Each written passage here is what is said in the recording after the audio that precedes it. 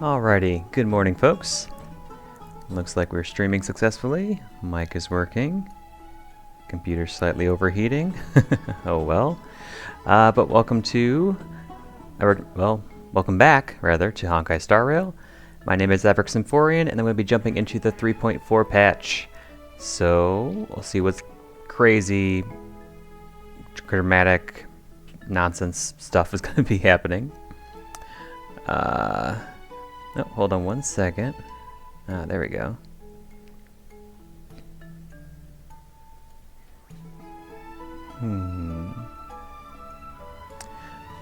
I'm trying something new. I'm using the Twitch Stream Manager on my tablet.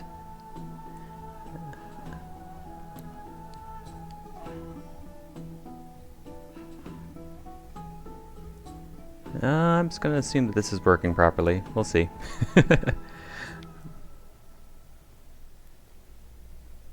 Seems to say that I'm paused right now, which I don't think is accurate, but... Oh well, I don't see why this would be any different. So yeah, let's go ahead and get started. Let's see. Sure, let's be in the story recap, because sometimes they clear up some things that were confusing in the previous bit. Following the return of the core flames of reason and death, Aquila is the only titan that we still need to campaign against. Phainon asks us to recreate the past, and he repeatedly challenges the Flame Reaver to hone his abilities. The Flame Chase journey's triumphant conclusion draws nigh, yet a sudden disturbance occurs in the Holy City. Using the Council of Elders and the Cleaners, Aglaia made sure that her fall paved the road forward for the Flame Chase. Amidst his grief, Phainon takes up the mantle of leadership, giving a speech to unite the people. Cypher also returns on a mission, promising to protect Kefali's core flame while the Flame Chase party is away from the city.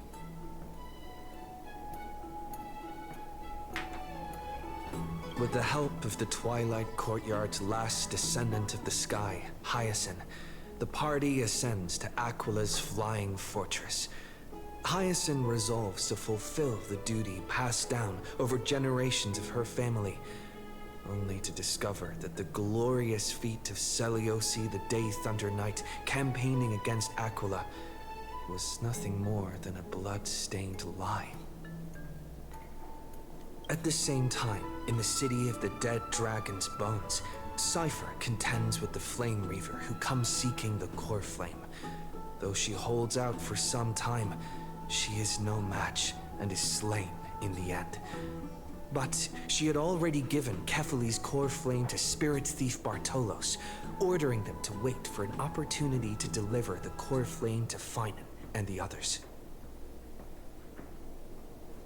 The Flame Chasers fight together to defeat the Sky Titan, which has become a combined being of the god and immortal.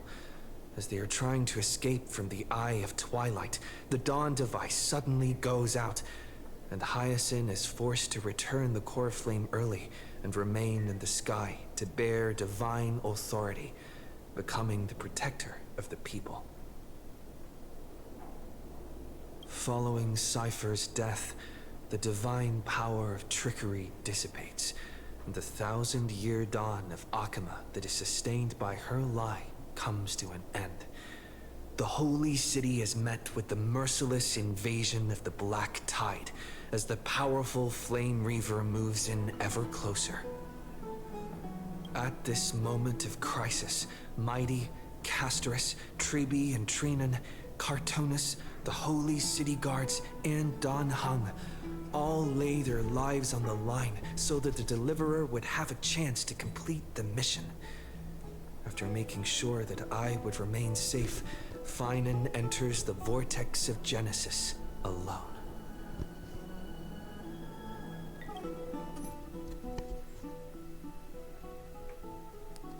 Okay, while we were listening to that, I was just making sure that my stream manager's working on my tablet. Looks like it is. Good. So yeah, let's go ahead and get started. It's still early. Where to now?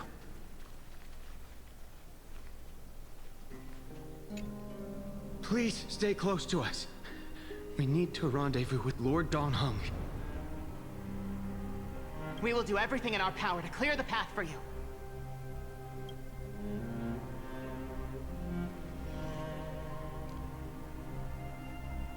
There he is!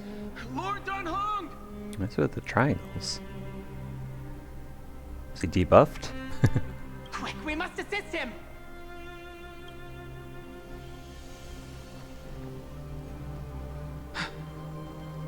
What are you doing here? Where's Phainon? It's a long story. Let's deal with that guy first. We are under Lord Phainon's orders to escort both of you to safety, no matter the cost.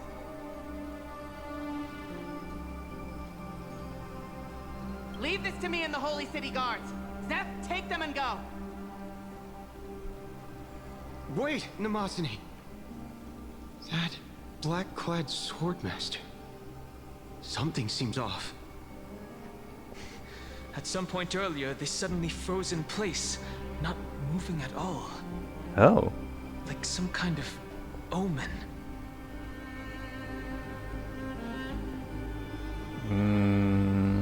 They seem to be immortal, so let's get out of here.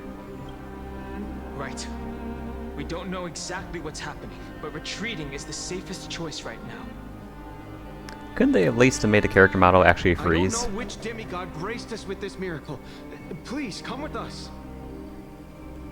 Ah, oh well. Phainon, is he going to be all right? Probably not. Believe in his resolve to save Akuma.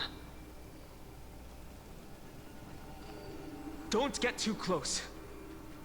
That thing's black flames are extremely dangerous. Okay, I'm just curious.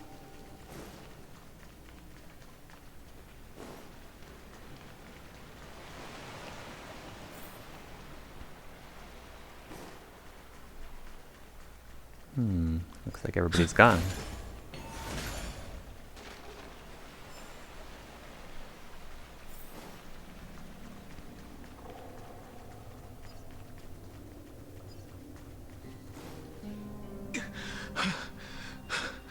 The Flame Reaver isn't pursuing us.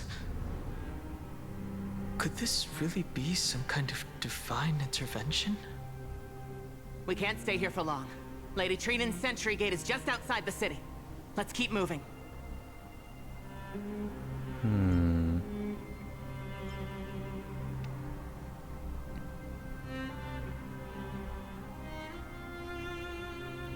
Leaving like this, I'll definitely regret it. I feel the same. Someone should stay and help Phainon complete Aranova.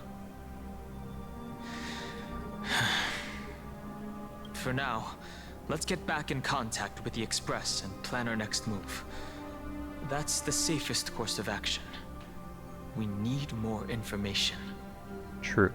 On that note, I have a proposal. Oh, screwy. Who's there? I hope to convey a message to the two nameless. Mr. Screwlum? Who are you? Stand down. I order you to maintain a distance of 10 paces. It's okay, guard. This one is not our enemy. It has been a while, nameless of the Astral Express. I'm glad I arrived in time to stop that black-clad one from harming you further. So it was you. Oh, good job, Screwy.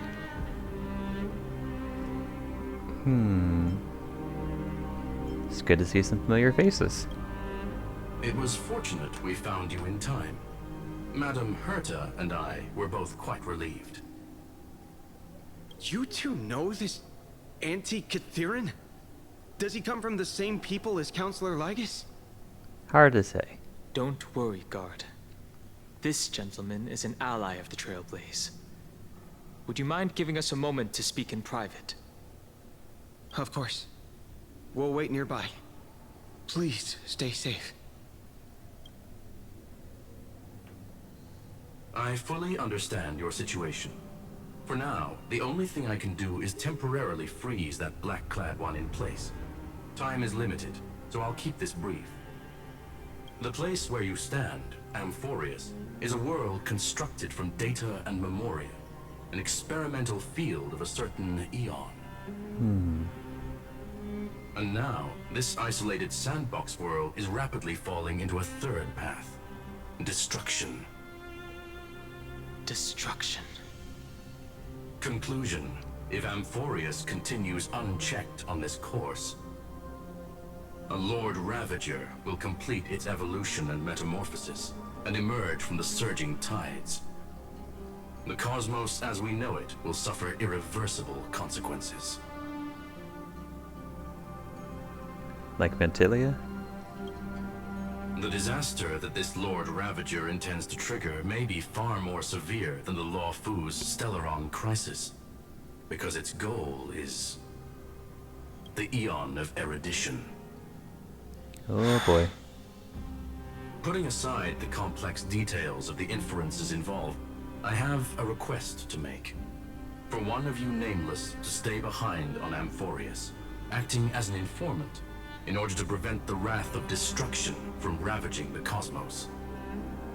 This world is enveloped in a firewall that defies explanation, and the flow of time here is also different from reality. Madame Herta and I can only tear open a gap and project images inside. However, the accidental crash landing of the express car notwithstanding, both of you were able to successfully land here. There must be some principle behind this we have yet to fully grasp. Yeah, that's curious. It will take time to uncover the reason. Before then, if one of the Nameless is willing to stay and witness the fate of this world, or to push it along when necessary, it would be of great assistance.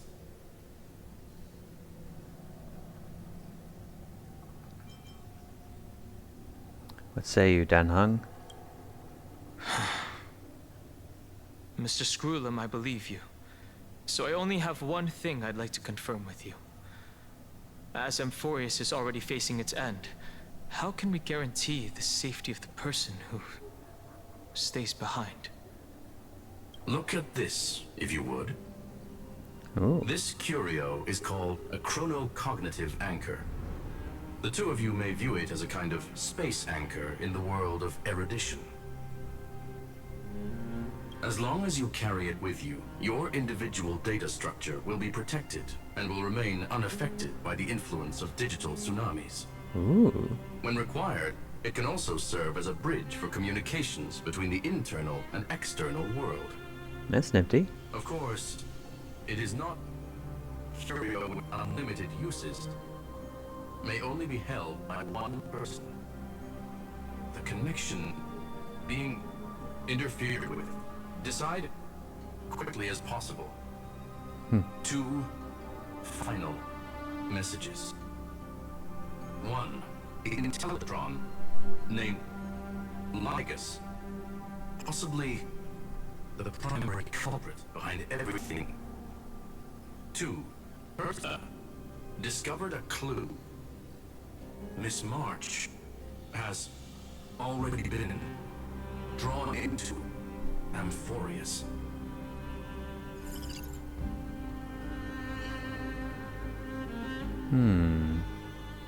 Think you should have started with those important messages first, but oh well. Oh, hello, March. Oh, cold. It's freezing. Hold on. Am I dreaming? This is way too strange.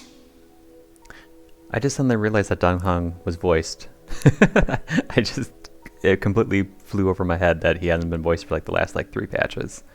But I'm glad he's back. Less for me to read.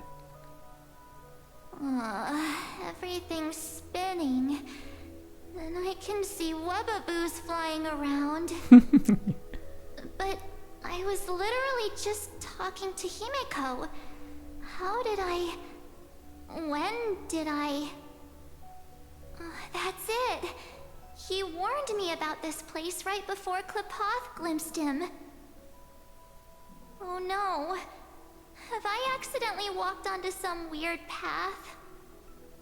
Have I done something crazy without remembering? Unless forcing Pom-Pom into new outfits and borrowing Mr. Yang's shoulder massager counts. Hold up. No way! Stepping onto the path of elation can't be this simple. Right? Well, with ahas, anything is possible. Child of remembrance. Oh. Step forth into the depths of the path space. Who's there? Hey, cut it out. If you're there, just come out and talk, okay? You're freaking me out. I can't even think straight. Hold on. Is that a gate? Cast aside your fears. Step forward through the gate of memory. The voice. Is it showing me the way out? Nope, we got that chronocognitive anchor, a curio and space anchor from the world of erudition that protects your individual data structure from the influences of digital tsunamis. When necessary, it can also serve as a bridge for communications between the internal and external world. Since we had that, shouldn't we have been able to communicate with Screwlum without interference? Oh well. No, don't fall for it. They're lying to you. Turn back now. Uh-oh. Another voice? Who now? That sounded like Mem. Okay, we'll go back.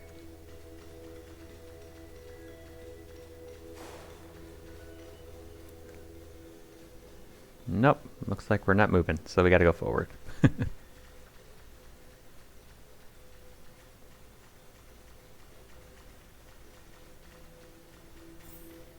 Wait, Master Diviner? From the Luofu? What's she doing here? Fush? Master Diviner, what brings you here? And you, Miss Messenger. Do I know you from somewhere? Good to see you again, March. A pleasure to see you, Miss March. That's it! Master Diviner used the Matrix of Prescience to help me search for my memories. And you, Miss Messenger, we met in that memory space. You said to me, the value of your life does not lie in what happened in the past, but in the present and the future. Your memory serves you well. March, I conducted some experiments with the 6-phase ice you left us. Thanks to the Garden of Recollection, the Matrix of Prescience has made a breakthrough in extrapolating the past. Now, we might be able to bypass the obstacles and look directly into your history. The Master Diviner is right. Continue down this path, and you'll be able to find your lost memories at the end. Why is memories in quotes? Since we last met, you've grown much alongside the Trailblaze. You should be strong enough now to bear the weight of your past. Well, there goes my Ice Princess fairy tale. I need to know, Master Diviner, Miss Messenger, this isn't just another dream, is it? If this is real, why reach out to me at this exact moment? Yeah. The situation is dire. Your lost memories, they're crucial to the Garden of Recollection. She's right. The Garden of Recollection's existence hangs on your memories. The Garden of Recollection. You may not want to sacrifice anything to preserve the garden for now, but in time, you'll understand. Your destiny and the path of remembrance are extremely closely intertwined. Now go. So, I just walk through that gate? This way, March. Your past awaits beyond the gate of memory. Stop! They're just mimicking people from your memories! Sounds like Mem. That voice again.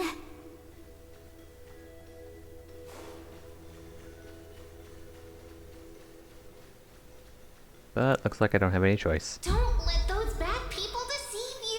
The gate. Now it's... you two?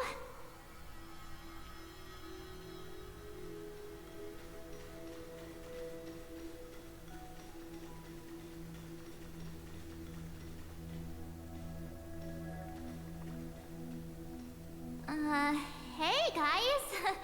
What are you doing in a place like this? March! There you are. Finally. The trailblazing journey just isn't the same without you. Traveling's no fun without you around. Well, duh! What's Team Trailblaze without its star member? Wait a sec. You might look like you two, but... We understand your confusion. The Garden's allies helped us establish this Neuralink to reach you. The Garden's allies? You mean Miss Black Swan? Yes. She helped make this possible. Keep going, March.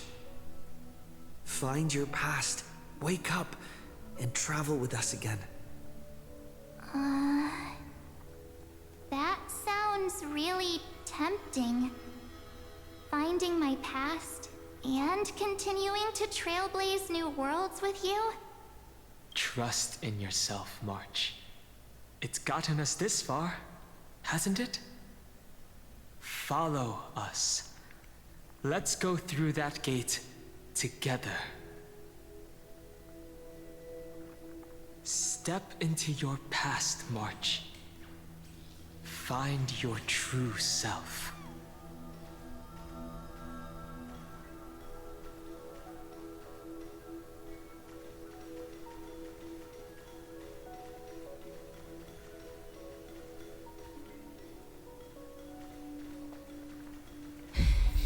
Wait up!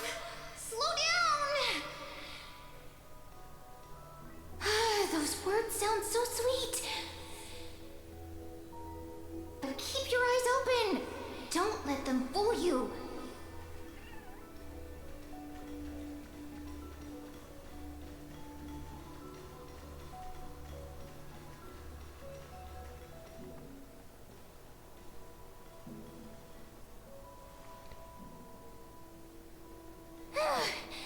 At last, I finally caught up. Oh. Hey, are you all right? I'll be okay. Just not used to running around. Say, Marge, got a moment to talk before you make your decision?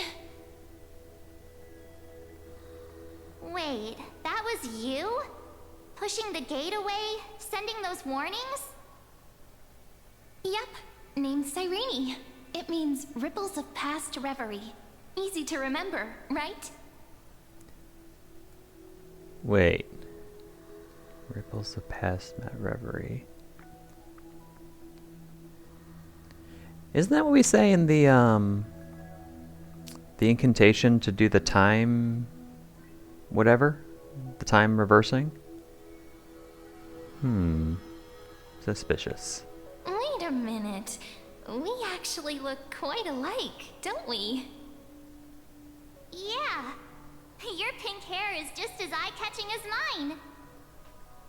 And we're both bright, pretty, and positive girls. Talk about coincidence. Wow, you're quite the smooth talker. But I can't disagree. Wait, you know my name is March? Have we met? No, but I've witnessed your story through those memories just now. It's incredible, really. We might have more in common than you think. I know exactly what you're going through, which is why I don't want to see you exploited or hurt. You know what I'm going through? I know, because I've been exactly where you are. This empty space has been my home for ages. I barely remember what time feels like anymore. But there's something I'll never forget. Trust me, that gate won't give you what you want.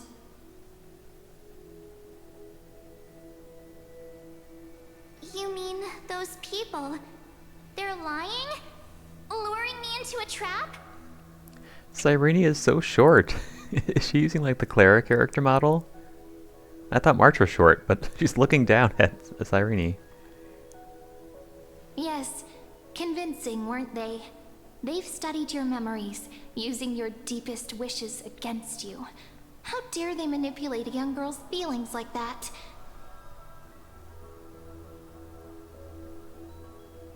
If you go through that door, the worst case scenario is you'll become their pawn, losing control over your own fate forever.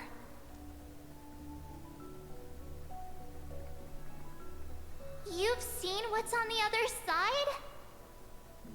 I may be stuck here with missing memories like you, but I still recall fragments of my homeland where I grew up. That door leads to Amphoreus. Trust me, it's anything but welcoming. For ages, I've watched people walk through that door. They couldn't see or hear my calls. The voices beyond always promised safety, but I've never seen anyone return safely. Huh. So I had to try and stop you. To be honest, I'm not sure what to believe. But the fact that you're here, putting in all this effort to warn me, that means something. So, who is the Cyrene that we saw in the Origin of Genesis, or Genesis of Origin, whatever that place was called? Is that the same Cyrene that we're looking at here? Or is that a fake Cyrene, or a digital Cyrene, or a memory of Cyrene? Very confusing. Tell me, Cyrene, how can I return to my world? It's really easy, actually. Just turn around and walk away from this place. The girl cannot be trusted. Through the door, save the garden. Both of you, children of remembrance. They never give up, do they? But don't let them sway you. Stick to your path. The return journey could take ages, longer than most lives. But that path will lead you home.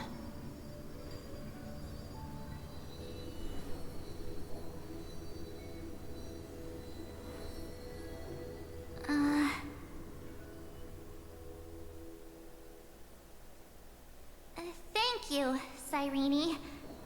I know what I need to do. I'm going through that gate. Into Amphoreus. Wait, what? Don't worry. I believe you. It's just that, for me, the only place I can call home is right beside my friends. Two of my closest friends are already on their way to Amphoreus. They may seem capable, but only I know.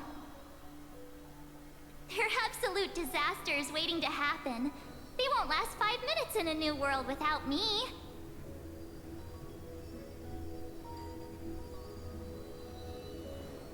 That's why I need to go through. Amphoreus or not. When the three of us are together, there's nothing we can't handle. We'll explore, understand, establish, and connect. After that, we'll find our way home together.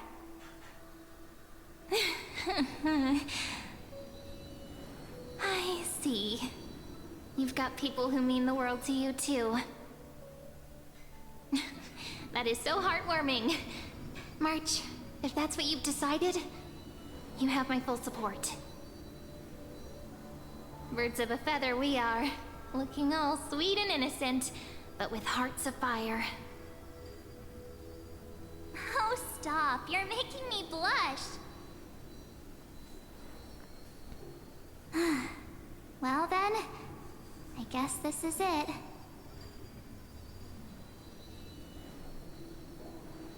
Wait, are we gonna see if we can help Cyrene get her out of here? Do you think we'll see each other again? Who knows? But don't worry about me. After all this time here, I've grown quite used to chatting with my imaginary friends.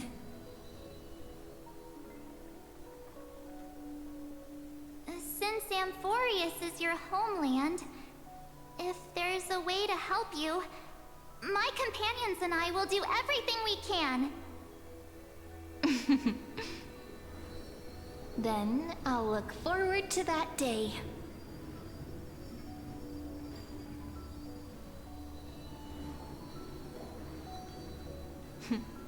Your story awaits, March. Make it an epic one.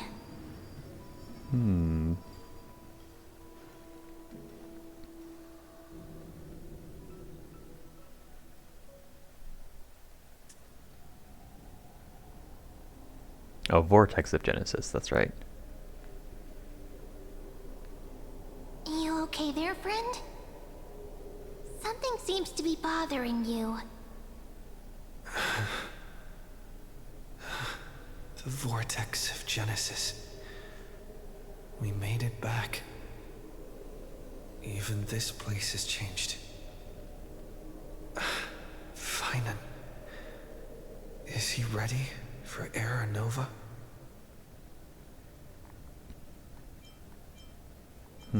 I hope Dan Heng will be okay heading back on his own. Maybe Dan Heng should be here.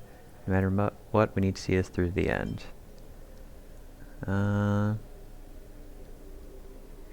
Maybe Dan Heng should be here. It's a bit late for that now, isn't it? True. If what that machine gentleman said is true, if Amphoreus is destined for destruction, then I'll stay by your side until the very end. Aw, Mem. Like how you and Dan Heng treasured the Express. Amphoreus means everything to me. Okay, I guess time to see the Era Nova begin. Right. Time to see the last core flame restored.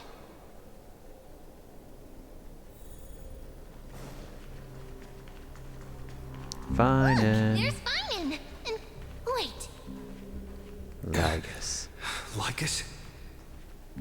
Remember Screwlem's warning.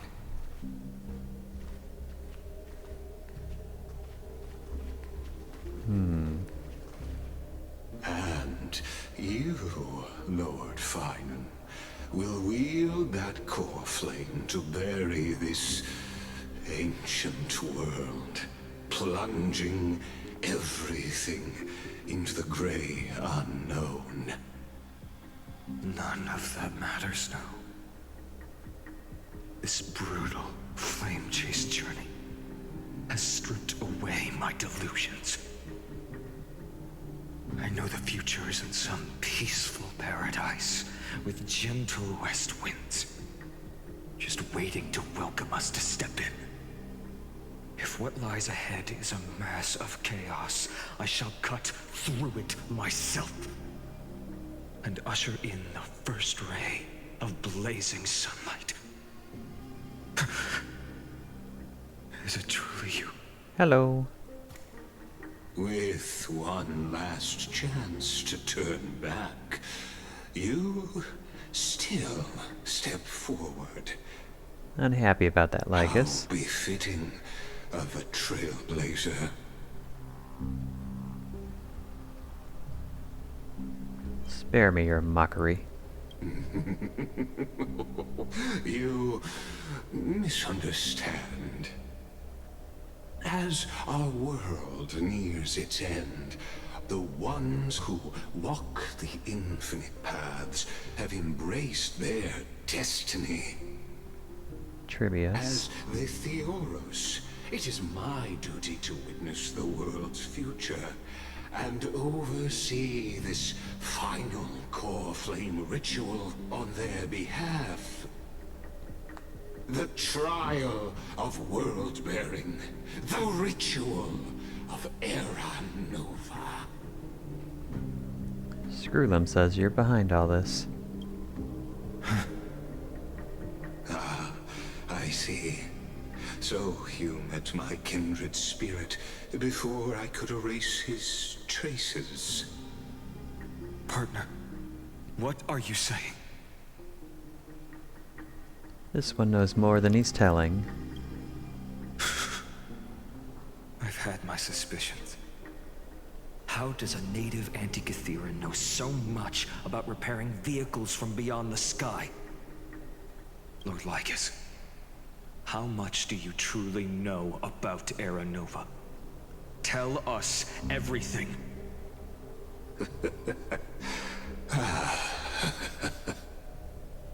Very well. I need no longer maintain this Theoros masquerade. You seek truth, Lord Phainon, and truth you shall have. As you know, when the old gods fell, someone had to bear their broken pillars to fill the vacant seats. Those who would assume divine authority must prove themselves through trials.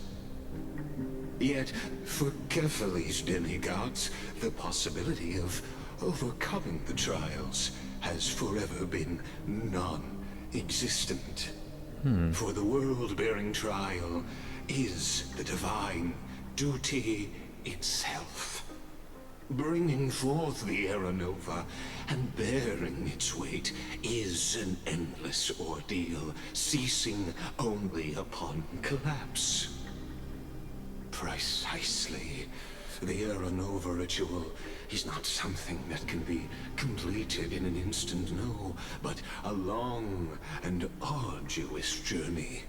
While the sacrificial journeys of other demigods conclude in this world, Kephale must shoulder the gods' core flames, bear the memories of all worlds, and stand unwavering.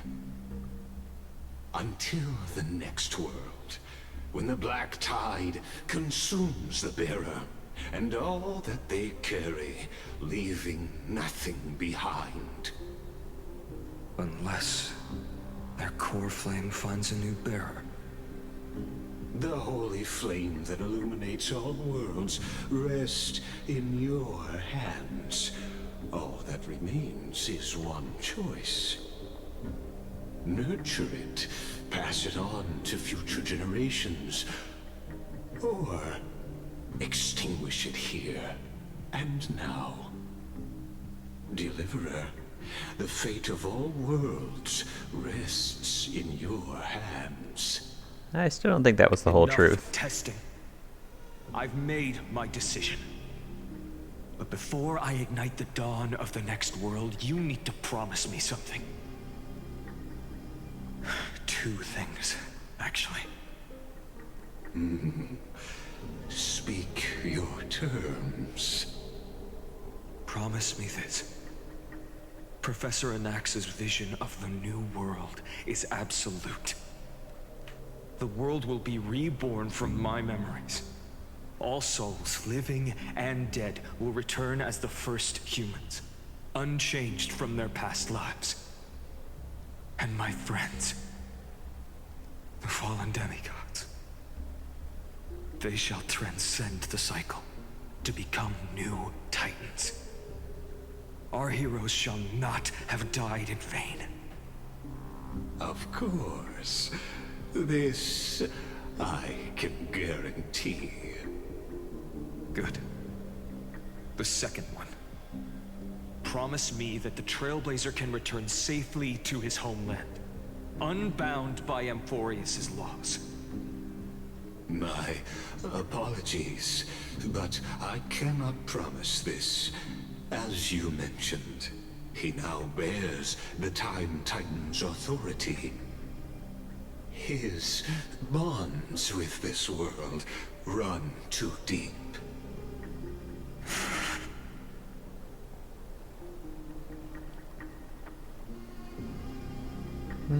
No need to worry. I have a plan.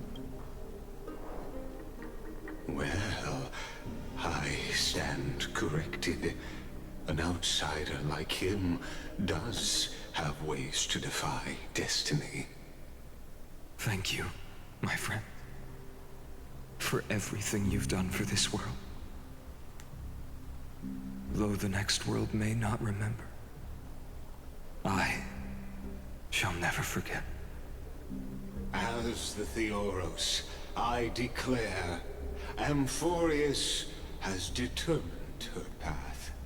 Didn't you just say you were going to drop the Theoros masquerade? I think you just put it back on again. Step forward, heroes. Follow her path and see it through.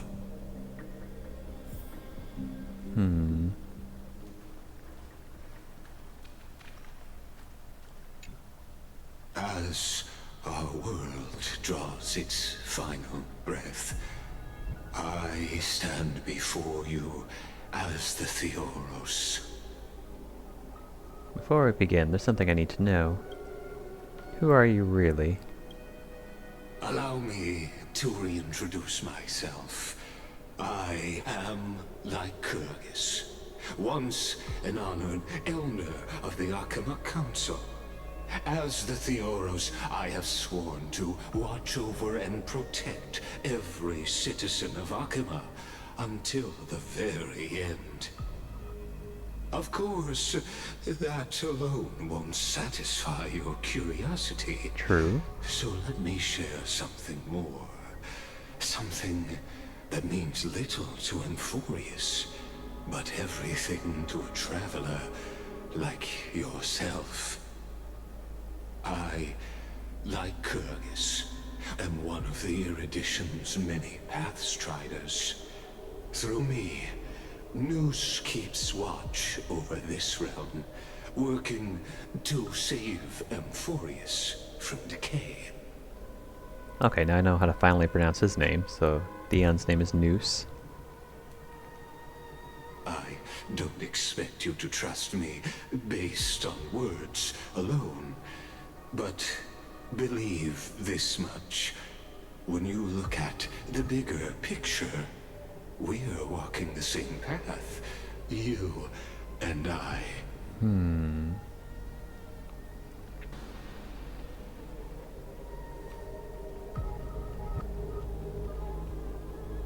So he's a Pathstrider of Erudition. But not all Pathstriders are necessarily aligned with Erudition's, or with their path's values. Whoa, the music's really weird. It's all wonky. Because, like, for example, Acheron is one of the self-annihilators, but she fights against Nihility. And from what we saw of many of the Lord Ravagers, it seems like they might be Pathstrider. Well, I don't know. I wonder if you could be a dual Pathstrider, be on the path of destruction and on the path of something else to destroy that path.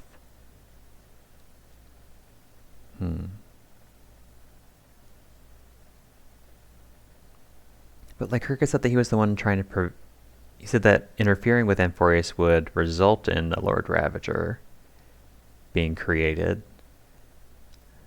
So is he really protecting or is he not? Hard to say. What aren't you telling me? While the Holy City may honor me, I am but a humble speck before the cosmos. My reach is limited. Your doubts are natural. Let me assure you of this.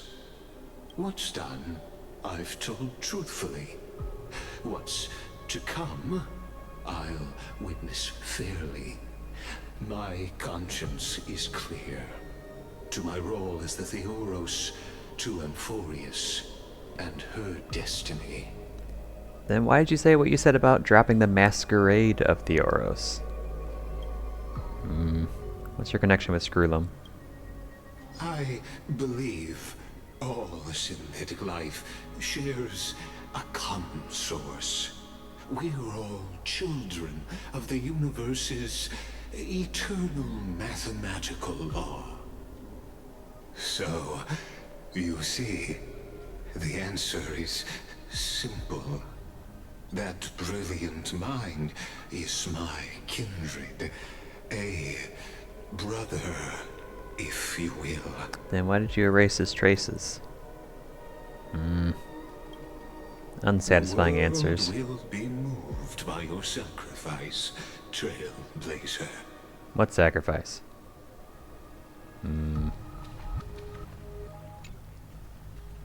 Without you, we could never have reached our prophesied tomorrow.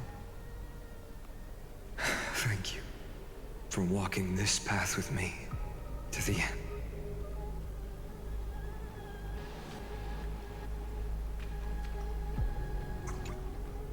Behold, oh gods, Amphoreus has achieved her victory, and the Era Nova approaches. The radiant soul has arrived, having walked through the bustling nights, bearing the golden fire and blood, stepping with pride into daylight. He is the pure child, walking upon the path Aw, of trippy. yesterday, today, and tomorrow. He is the first to be born, first to be named among the nameless. Akavili? Eternal in form, limitless in reach. He treads the endless night underfoot. Greatest of kings, protector of the displaced, raising humanity's children above their adversaries. The firmament of molten gold courses through his very bones and flesh. The greatest of schemes reveal against his breath and words. In the golden lakes of that beautiful new world, he shall wash himself clean. There. Finish what we first and last wished for. Why To is write an Cyrene ending unlike here? any before. For this world we so deeply love.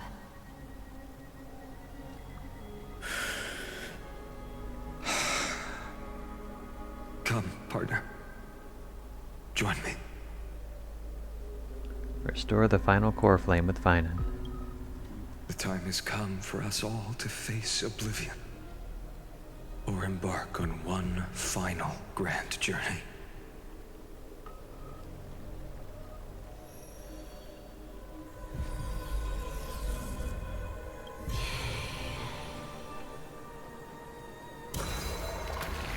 Bloop.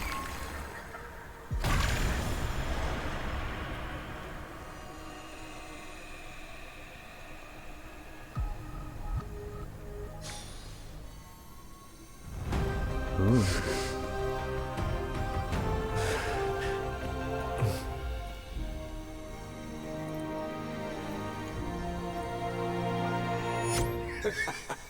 What a magnificent Excuse me? epic adventure. The hero's journey reaches its end, and the truth behind the Era Nova is about to be revealed. Is that truly the case? Here, as the Theoros, allow me to humbly request that you find a moment to listen to what I have witnessed. This is about the nature of Amphoreus itself, a story of the prime mover of life. My, what a broad topic this is. Where shall we start?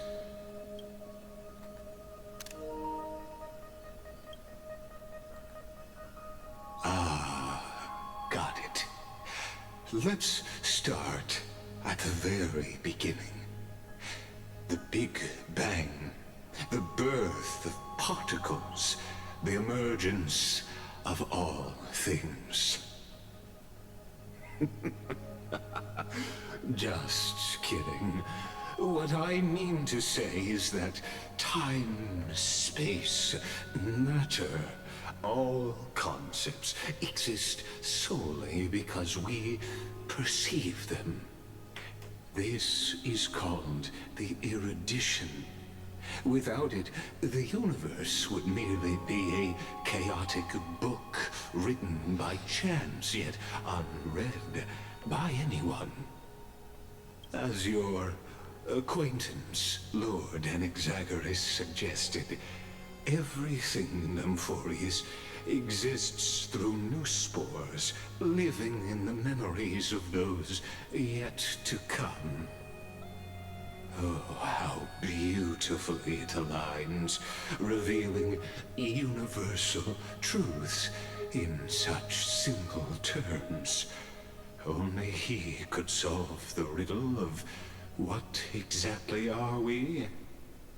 Oh, but you'll remember, even as the embodiment of reason, one mystery remained beyond his grasp.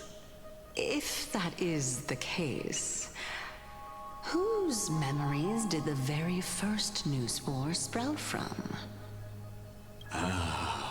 As sages across ages have asked the gods, what is the prime mover of life? But let's set aside the gross teachings for now. Look further, past Amphoreus, to what they call the Forbidden Realms, beyond the sky. Do you know of the Scholar's Strife? Mm-hmm. During that grand yet brutal war, waged in the name of erudition, a genius's legacy was abandoned, strewn across the cosmos. The scepters, a macrocosmic computational array beyond mortal comprehension. Made to emulate the Eon's thoughts, it became part of the Eon's cognition at birth. Scattered throughout the cosmos, these arrays act as celestial body neurons for Nous. Oh. I thought the scepters had to do with Emperor Rupert. Or did he just take advantage of them? But, regrettably, as everyone knows, the erudition forsook them all. Oh. But what nobody knows is that, though forgotten, they never stopped seeking the divine answer. A question that survived war and disaster, stumping even the greatest minds, including both mechanical emperors.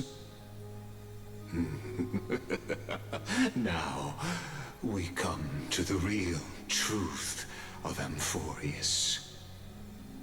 What if, hypothetically, a scepter found the answer to the prime mover of life?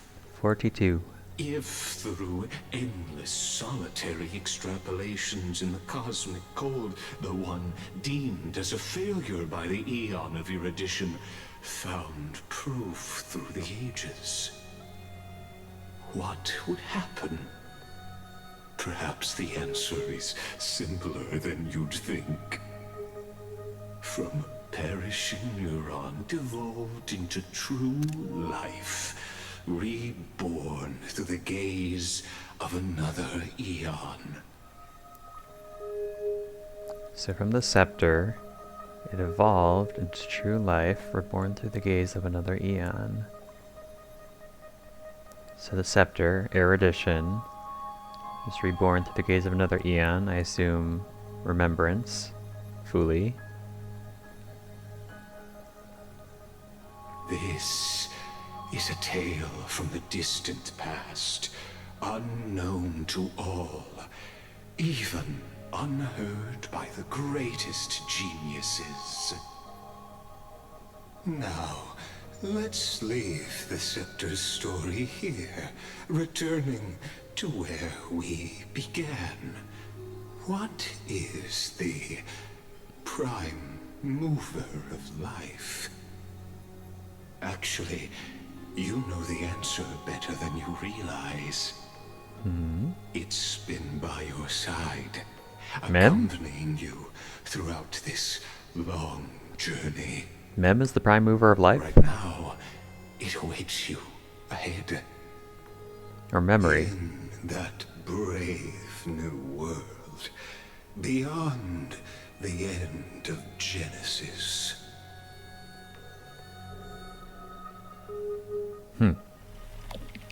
Oh.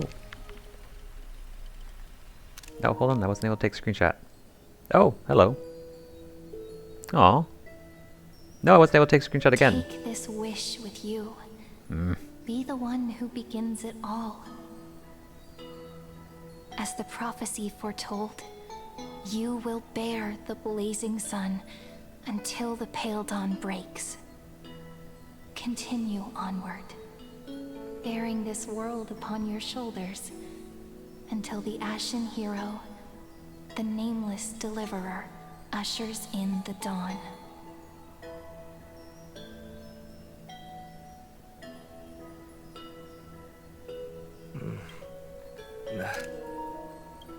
Such an odd dream. Strange. Like I've dreamed this before, but it all slips away when I wake. Only a voice remains. Who was that? Rise and shine. Oh, it's me. Hello. What? Ah, it's you. Whoops, I fell asleep there. What a strange dream I had. It's gone now, though. But look, perfect sunshine. The day is still young. Let's go find Cyrene, partner. We promised to be there for her oracle card reading today. It's right about time. Do you remember anything? Looking at you, someone's still half asleep. Tell you what, catch some fresh air first. I'll hang around here.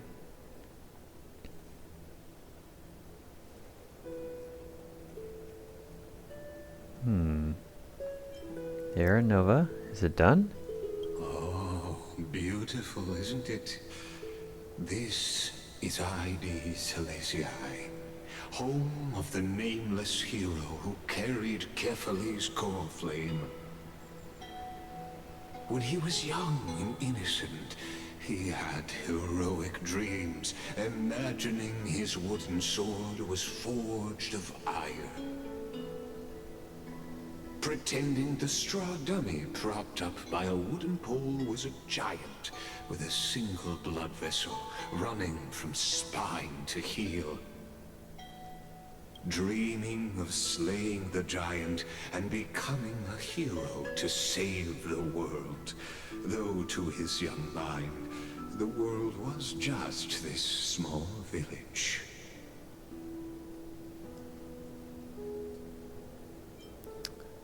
How does this connect to Era Nova? What you witness is the start of his path to a new world. And trust me, you play no small part. These are his first memories. Rather than watching, why not join in? Think of it as immersive theater. His first memories are as an adult? Become his lifelong closest friend, witnessing his hero's journey from the best seat in the house. As the nameless hero whose unwavering guidance shaped Phainon's destiny, yet whose name was never recorded in Amphoreus' history.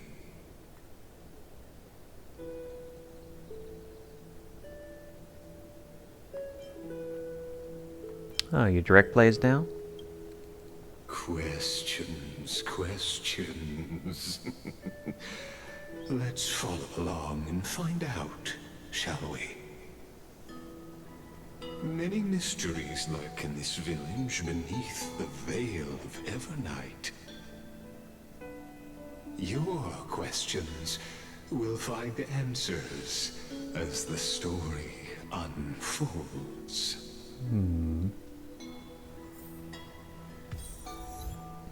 Light flips the gate, shadow greets the throne.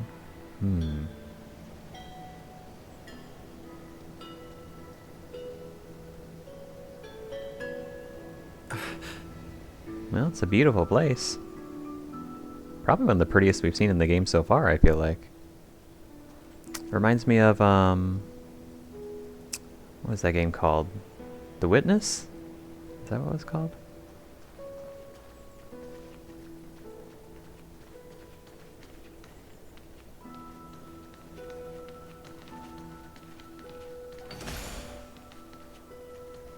I feel like there's secrets here.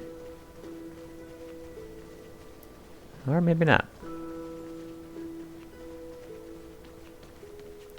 Hello? Okay, can't talk with you. Somebody needs to be repairing these docks. It's so pretty here.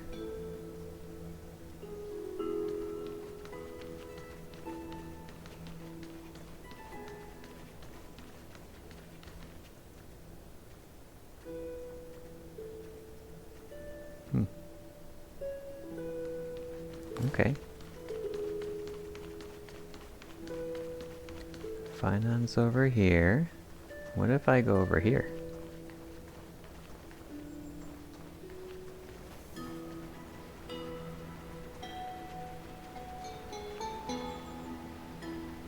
Hello.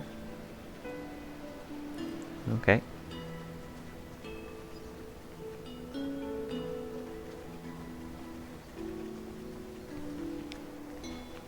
Lots of little nooks and crannies here.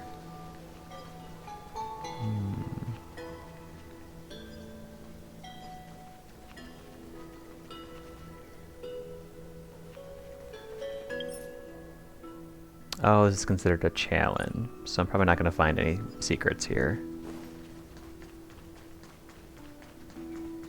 Okay, in that case, let's just keep moving forward. Like no treasures or stuff like that. All awake now? Great. Let's go see Cyrene. Is there a child Phainon, with their... show me how to use Oh. a sword like you do. Wait till you grow a bit more. I only saw the legs sticking out there, and so I thought a child was like upside down in the wheat or something. I want to explore, but there's no purpose in a challenge. Hey, Phainon! Where are you headed? No Cyrene today? That's exactly where I'm going.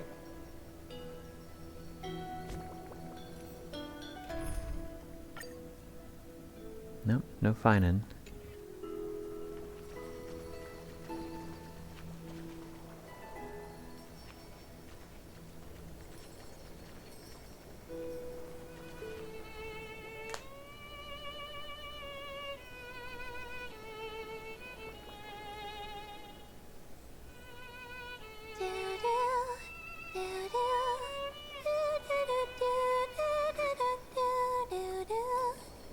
Oh.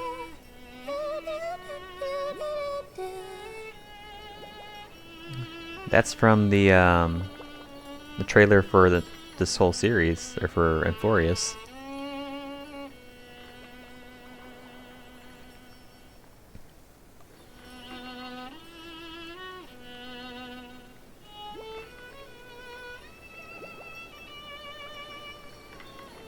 Found you. That's...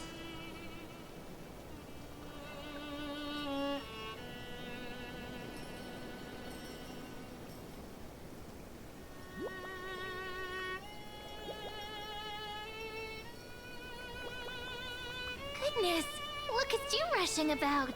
You've got the poor swing all startled. Hmm? It's you. I knew it was you. Something wrong? What do you see? Oh, nothing much. Just suddenly felt a strange connection. Look at you, leaves in your hair. Were you sleeping in a tree again? Or was it the wheat fields this time? At least brush yourself off before wandering around. Wait a second. I don't think she's just a memory. She seemed to recognize me. She gave me a little wink.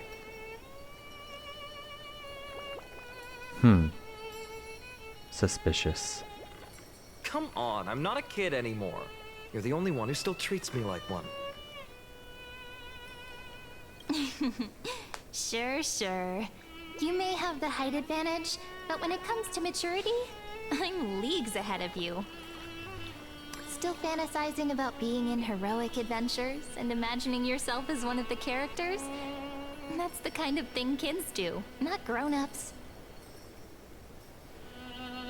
Don't you agree? And since you're playing along with his antics, who are you pretending to be today?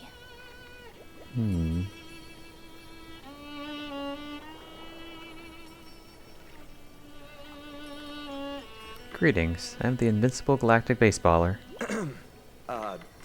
Today he's going with Invincible Galactic Baseballer. Switching roles again?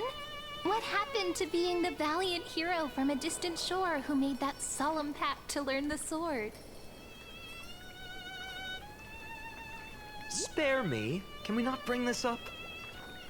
Speaking of which, what about those oracle cards? We haven't done divination in forever. Why the sudden interest? I was just about to tell you. Earlier, while napping on the swing, I had the strangest dream. Napping on a swing sounds like a terrible idea. There was this mysterious voice in my dream, calling out for something. Wait, you had that dream too? Yes, you too? That would explain this lingering sense of unease. Which made me think of those old oracle cards I used to play with as a kid. Though the Ornyx prophecies were always hit or miss. Yeah, all the kids would get so excited drawing cards like ruler or warrior, but throw fits over devil or drunkard and demand a redo. If you just redo it when you don't like the result, what's the point of divination? The blessing of childhood. Believing the gods might not notice our little corner of ID Silicii, willing to let our small deceits slide. Still, fate is absolute. After all, we never really know just how far into the future the prophecy extends. Anyway, let's go to our old secret base and look for those oracle cards. Now, where did we hide those? I can think of a few spots. Let's go check it out. In a village this size, I bet all our childhood treasures are exactly where we hid them. Time must be keeping them safe for us.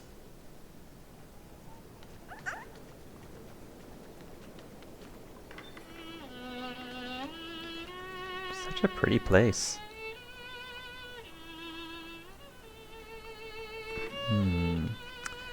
Let's see. Got some optional oracle cards to find.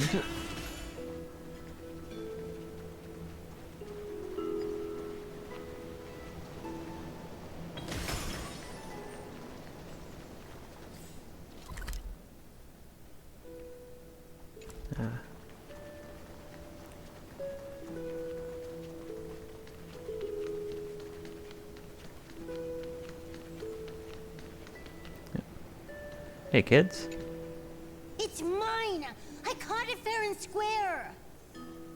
You did not! It's mine! Phainon! Cyrene! Come quick! Look at this huge bottle I just caught! Give it here! My rod, my catch! I only let you borrow it, remember? What's got you two so worked up? Here, show me. Chinan's childhood drift bottle, a handwritten letter sealed in the glass vial. On the wheatgrass stitched paper, the handwriting blurs at the edges, softened by seeping water. Dear stranger who finds his drift bottle in the future, it's currently the month of fortune, the final month of the year. Everyone in the village says if you do something tied to fortune on the last day of this month, you might be blessed with unexpected good luck. So I decided to write this letter and cast it into the sea. Just let the currents decide where it goes. I want to share a little about our village and my dream. Our little village is called Ides Elysiae. Have you ever heard of it? Let me tell you a bit about it. We've got golden wheat fields that ripple like the sea, and tall, tall trees that shed their leaves. Right in the center of the village stands a statue of Orynyx. At the end of each year, the village gathers to celebrate the winter solstice. We leave offerings at the statue. Roast grape pies, herb fried fish, goat's milk, all kinds of tasty food. Last year, I sneaked some malt candy and ended up with a tooth ripped straight out. Oh my. Mom and Dad said if you throw a lost tooth under a tree or bury it beneath a rock, a new one will grow back, just like a seedling sprouting from the soil. Is he talking about, I hope he's talking about like his kitty teeth. I remember searching and searching, pushing through the tangled grass behind our courtyard until I found this mysterious hole. I tossed the tooth inside, cupped my hands like a horn and yelled, "Hey, come out!" Nothing happened. When I went back this year, the hole was gone. Weird, right? You don't think I'm being childish, do you? I'm not like Cyrene. She can already host the festival, and she's great at telling the future with oracle cards. They say the card you draw shows what kind of person you'll become. Last time, I drew the Deliverer. Everyone went, wow. People really like the Deliverer, but I'd rather be a Wanderer or a Scholar. Well, being a Deliverer sounds super amazing, but it also means carrying a really, really heavy burden. I'm not that amazing, so I can't be the Deliverer. Few in Ides Elysiae ever journey far. Like they're trying to make this sound more kiddish, but he's speaking very eloquently for a child, but misspelling these easy words. We don't hear much about the outside world. All I know is there are all kinds of city-states out there, and lots of great heroes. The bad part is, they're always at wars. I don't like wars. If the world were more like our village, where everyone knows each other and works together, harvesting grain, herding sheep, why would we even need a deliverer? But Mrs. Pythias and Uncle Galba both say that one day, when I'm a little older, I should go see the world for myself. If I could go anywhere, I'd visit the mighty Castum Cream Nose. Find the greatest craftsman and ask them to forge me a sword. With that sword, I'd protect our little village. I want no part in wars. Right now, I don't even have a sword of my own, just a stick and a hoe. Oh, and by then, I hope the outside world no longer needs a deliverer. That would be the best thing ever. So, that's my home, and that's my dream. What about you? What's your home like? What do you dream of? You could write it down too. Toss it into the sea, and let the tides carry it to the next stop. Whoops, just realized this letter has misspellings. just like my essays in Myth Pisces' class. Please don't let her be the one who finds this, or I'm totally getting points docked and detention. Yeah, that's cute. This is my old wish-in-a bottle. How did it end up here? Ooh, I want to see what did little Phainon wish for. Not happening. This stays sealed. Tiso, Livia, dinner's ready. Oh, coming, Mom. Finally, I'm starving. See you later. You know what's funny? I really thought tossing that bottle into the sea would carry our wishes beyond Ides Elysiae. Maybe even bring something back to us. Never thought the waves would end up pushing it back ashore.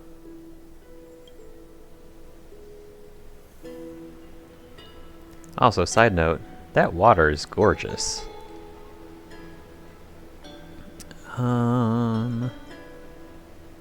Seems more like a lake to me than an ocean. Ah, well, that would explain it. What a shame.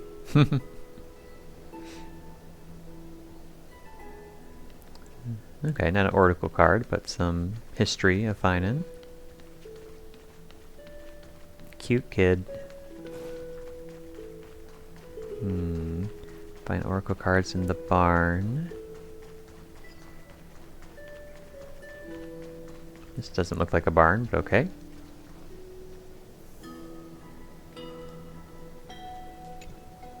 In the sunlit barn, amid the scent of ripened wheat, they found various fruits hoarded by squirrels, and a wooden figurine missing arms and legs. My unfinished little soldier? After all these years! Hey, this is the one Mrs. Pythias confiscated. Finally back in my hands. Phainon, Cyrene, where are you two headed? Uh-oh. Speak of the devil. Mrs. Pythias, is school out already? No classes today. This morning, I used fallen leaves for a reading, seeking Orynyx's wisdom. They warned of potential injuries, so I gave everyone a holiday. Besides, it's harvest season. There's plenty of other work to be done, even without classes. With you being our only teacher in Ides Elysiae, you must be working so hard. Anything for my students.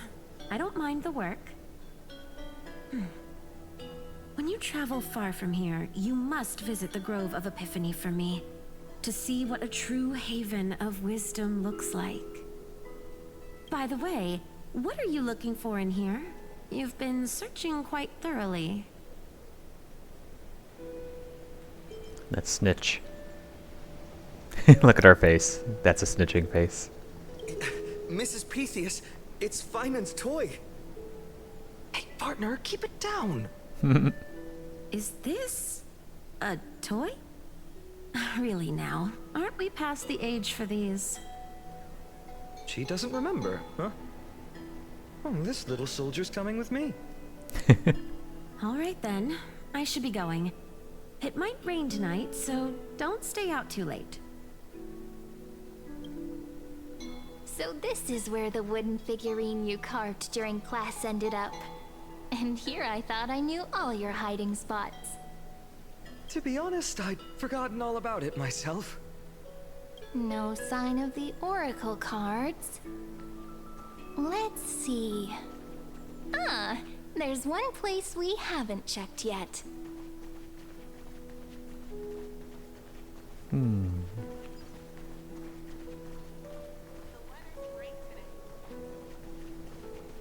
Cute little flower garden.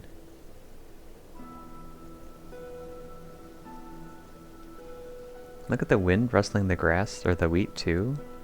It's so pretty.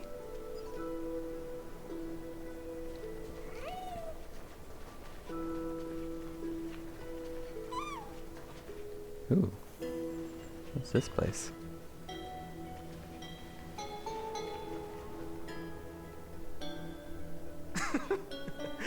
were the days. We'd always meet either by that statue in the village or right here. Right? And I remember you never used the front door when you wanted me to come play. You always climbed over the wall. You were such mischief makers. Just like a certain someone who has a habit of showing up unexpectedly. Right?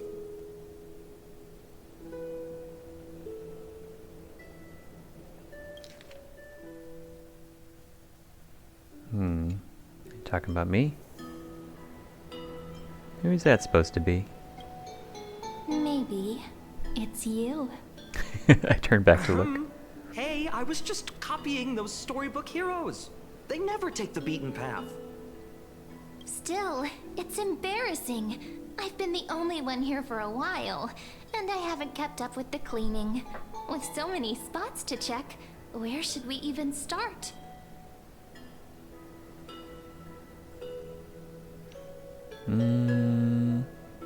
Let's try the roof. Come to think of it, I haven't checked the roof in forever. Worth a shot, right?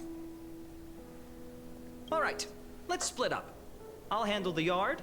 You check the upper floor. I wonder what the view's like from up there. Worth checking out?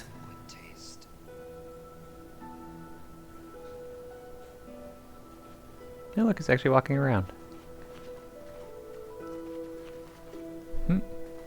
Head to the attic to find the oracle cards. This place is so pretty. I'd want to live here. I've always loved these like open courtyard areas like in the middle of a building. I'm sure that must be a pain to like clean, but nope, that looks like a flower pot. But I would like love to have this in a house. It leads out. Okay, let's go up. Oh, this is so pretty. Look at this.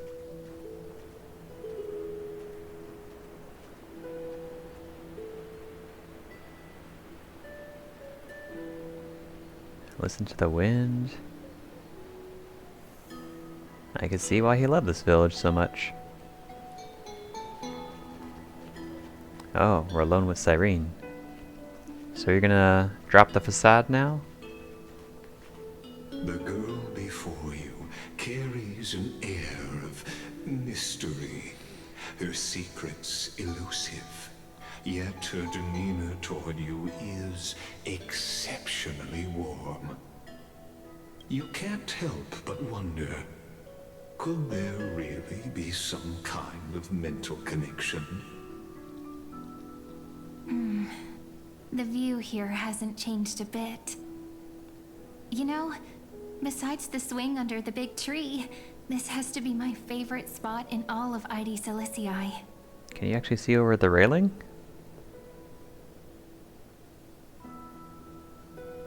Does lift up your spirits being up high. You can't help but want to hum one of those old songs we used to sing.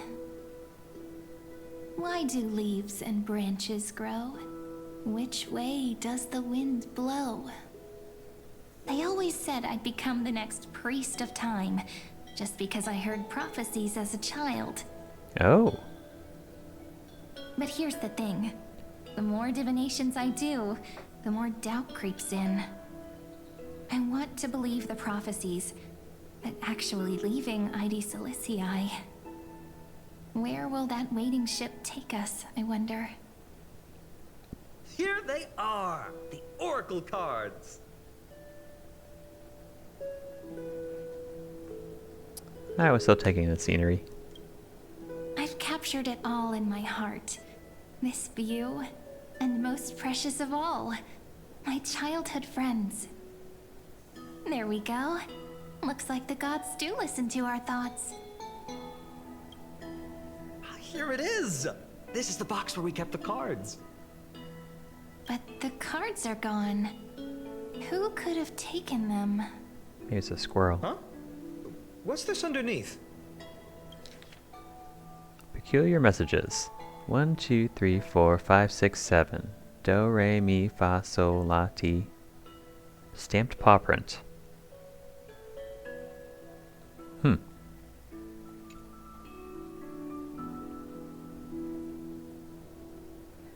Are these animal footprints? Nice cards, all looking good. 1, 2, 3, 4, 5. Don Hung and Void Ranger Jive. These animal footprints? Ah, I see now. Those sneaky little ones.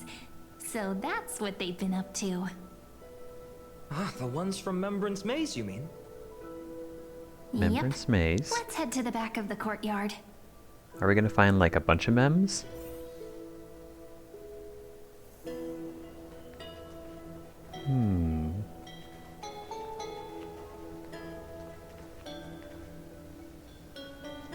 This is cute.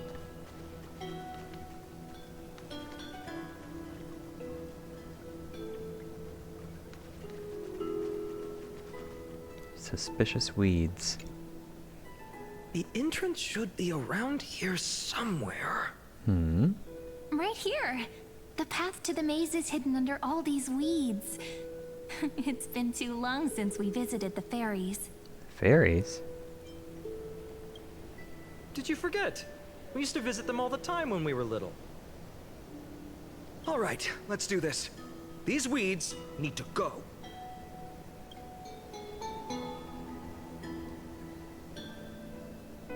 Pretty sure this is it? Should be this way. There it is! The entrance! That hollow in the tree. You really cleared out more than just weeds. I don't think this path was here before. Okay. Oh, new area. Membrance Maze. We going down the rabbit hole? Once you get through the tight squeeze in the hollow, you'll reach their dwelling, the Membrance Maze. I wonder if I can still squeeze through there. Maybe worry more about whether the fairies will let you in. After all, the Membrance Maze has an invitation-only rule. Only children with pure hearts are welcomed. My Trailblazer profile should get me in, right? Trailblazer profile? What's that? Regardless, how about we try getting through the hollow first? After you, then. What? Oh, sure, I'll go first.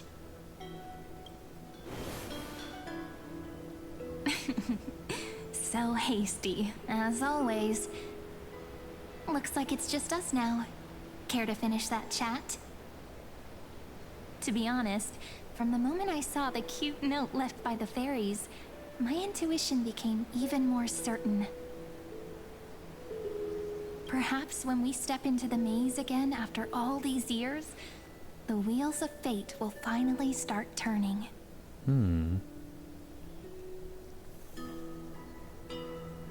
Don't tell me you're behind all this. What if I am? What would you do? Just kidding. Don't read too much into it. But you know what?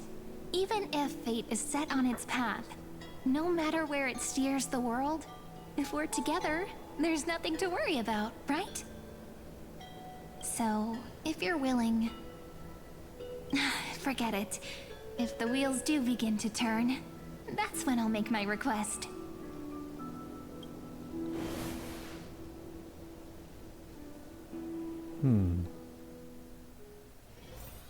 I made it! Oh, that wasn't easy. I can't remember the last time I came here. We were still kids back then.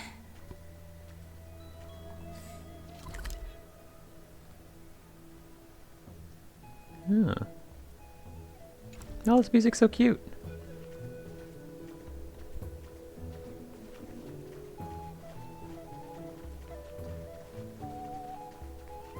Wait a minute.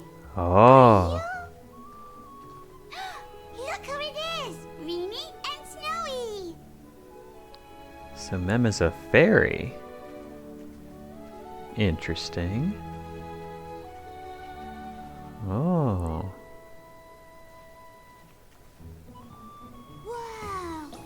Oh, it's a purple one. Hmm? Snowy, you've grown so tall and dashing. I couldn't even tell it was you at first.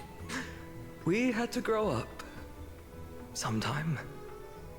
But look at Rini. She hasn't changed one bit. How fascinating. Perhaps I'm like you, Rayleigh Mem. Just another fairy of the maze.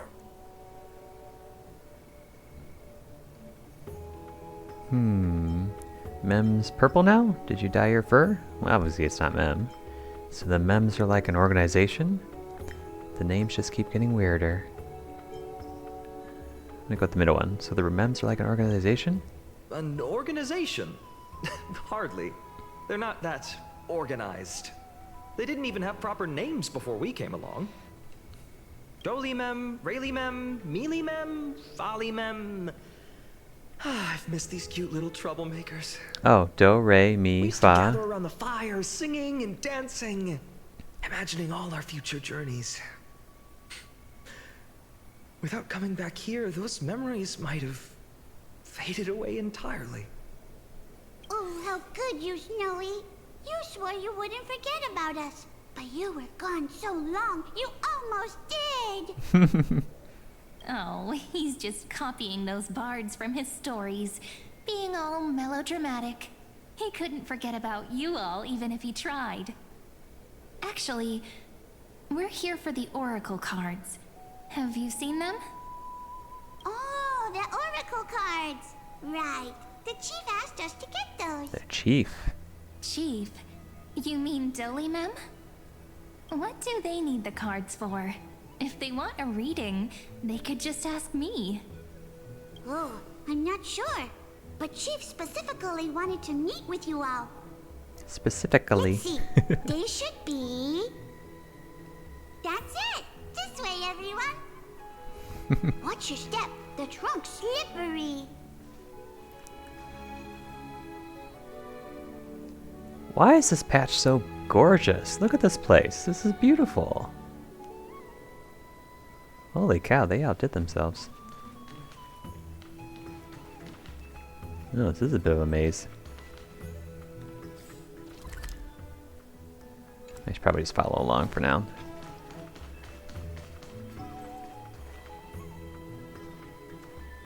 Oh, where are you going? Oh, look at the little house! Oh, a little table. Oh, this is so cute. That looks like a Zelda pot. Is there a rupee in it? Actually, this feels like the Lost Woods a little bit. A little bell here, wind chime. A little hanging clothes, a little hammock. This place is adorable. They put so much thought into the design here.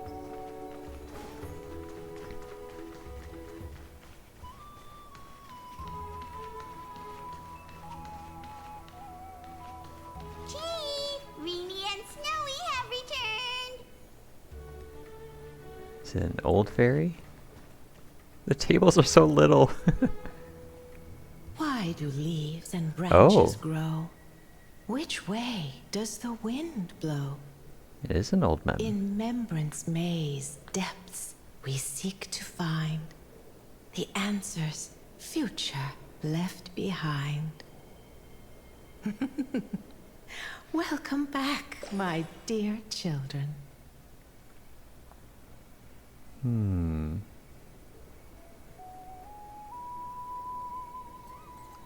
I did kind of think you'd be a pink mem. Pink ones? That's strange. I don't recall any pink fairies in the Remembrance Maze. Have you seen any, Chief Dolly Mem? Oh, Chief, you haven't changed a bit.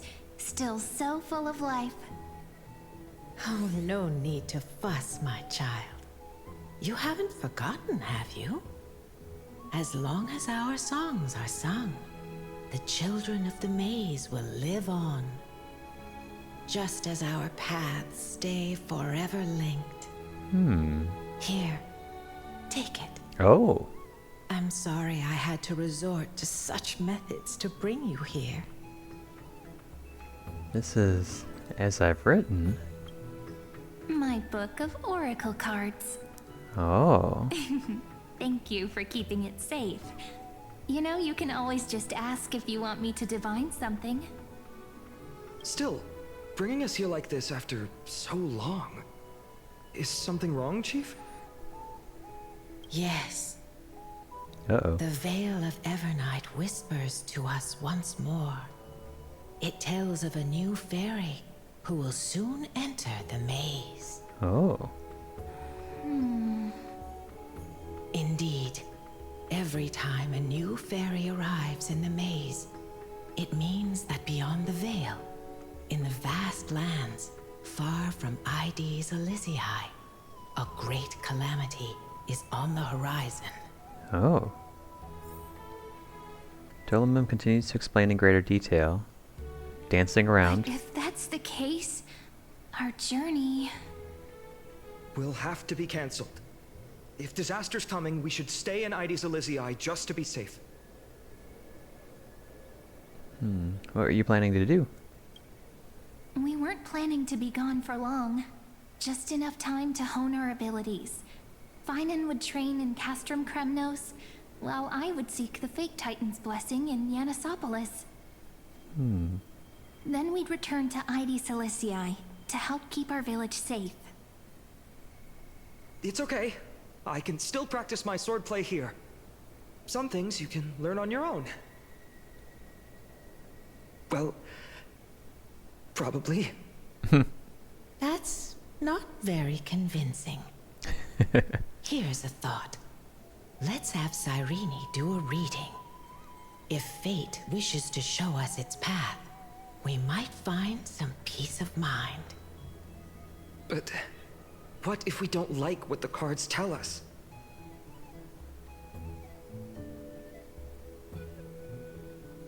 Then we stand against it until the very end. Never thought of doing it that way before. Thanks, partner. We'll do it your way. Whatever the cards show, we'll face it together. Ask with a true heart, and truth shall answer in kind. Close your eyes, and let's open the oracle card book together. Let your thoughts flow like stars drifting on the river, carried by fireflies and gentle winds. Your destinies flowing towards the same future. Now, shall we begin? Oh my! The cards are quite responsive today. How can you tell? Very well. Let's see what future the oracle cards wish to show us. Turn to the first page of oracle cards. Oh. Reveal the Weaver. Behold, the Weaver. It connects the romantic threads of the chrysalis of gold, weaving all destinies into golden silk that flows toward the most brilliant, magnificent future. A dance of thread and blade set the stage. So shall it end as gracefully as it started. Such elegance. The Gold Weaver must be of noble birth. Such high standing. I doubt someone like me could ever reach it. Reveal the Gatekeeper. This is the Gatekeeper, who guides people to their true path among myriad passages. We have surrendered our countless senses, dedicating ourselves to the sacred whispers within the temple. Wait. It almost feels like I can hear the echoes within a temple. And are those children singing? It feels overwhelmingly solemn, yet strangely comforting. Reveal the Ruler. The Ruler stands for discipline, authority, and glory, but frequently also points to isolation and warfare. Even should you pledge your loyalty to me as the last sovereign, the glory shall be mine and mine alone. He who has slain a king can no longer bear the title. Let the withering lion walk his last path alone. Is this showing us a ruler who forsook their people? Stories of such bloodshed like this feel so different from Heidi's Elysiae. But they sure can stir the imagination. Reveal the Traveler. Ah, the Traveler. Our little trickster. Always hiding behind other cards, disguising itself. What a rare catch. Over here! Or perhaps here. I don't know if you guys can tell, but the first one over here was on the left, and this one was on the right from the audio perspective. Or the stereo perspective, I guess. Gotcha! You'll have to be quicker than that. That teasing voice.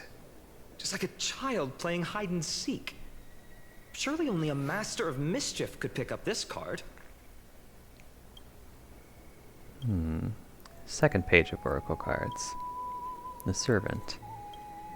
This card, the Servant, is surprisingly light, bearing the cool scent of Antilla flowers, just like starlight.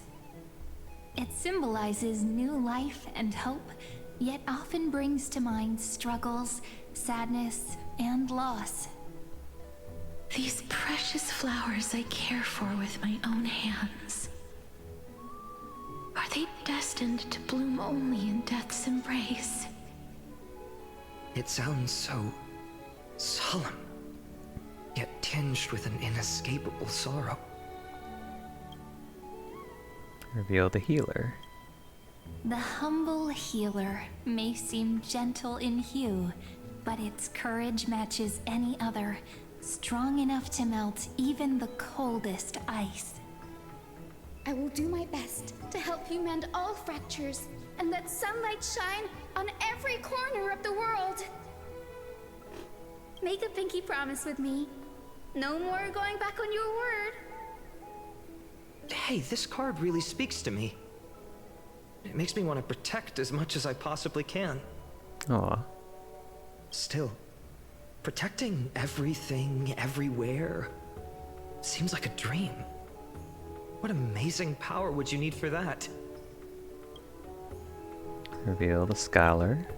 Behold the Scholar, bearer of many names, the Grand Magician, the Great Performer, the Eye of Wisdom, and the Defiler of Circes.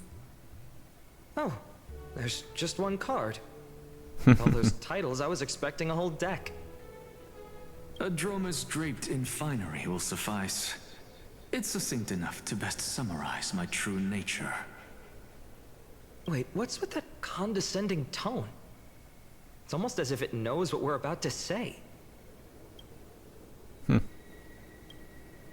Reveal Phainon's Oracle cards. The Deliverer. According to the tripartite prophecy, this card means absolute harmony and perfection. In fact, it's the only Oracle card without a dark side. What, no divine whispers this time? Oh, silly. This is simply the card you drew for yourself.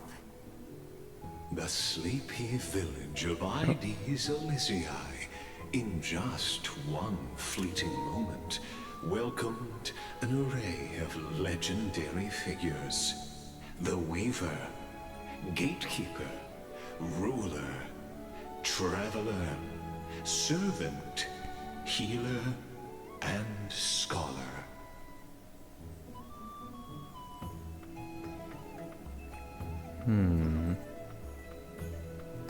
Looking at the mural in the back, I see somebody that kind of looks like Mighty Mouse in the back, but maybe that's a young Phainon?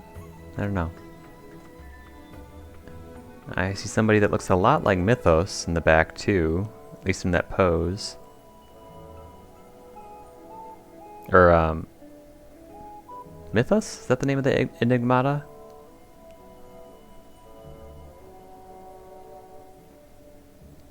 And then we got the Flame Reaver, unfortunately. Their stories and wishes showed the village boy glimpses of a world larger than he'd ever imagined. They brought tales of raging battles, of cities crowned in holy light, and of wonders beyond his understanding. Each story so far removed from his simple village life. Wait a second, I just realized that the figure in the back has like wings behind it. So are these all representations of Phainon? Him when he was a child, escaping the fires of the village when his village was destroyed. Him as the Chrysos heir. Him as the Flame Reaver, and then him as his whatever form he has in his ultimate. I think that's what I'm looking at. Oh, there's another one in the middle. I completely overlooked it. I guess that's when he lost everybody before the Air Nova.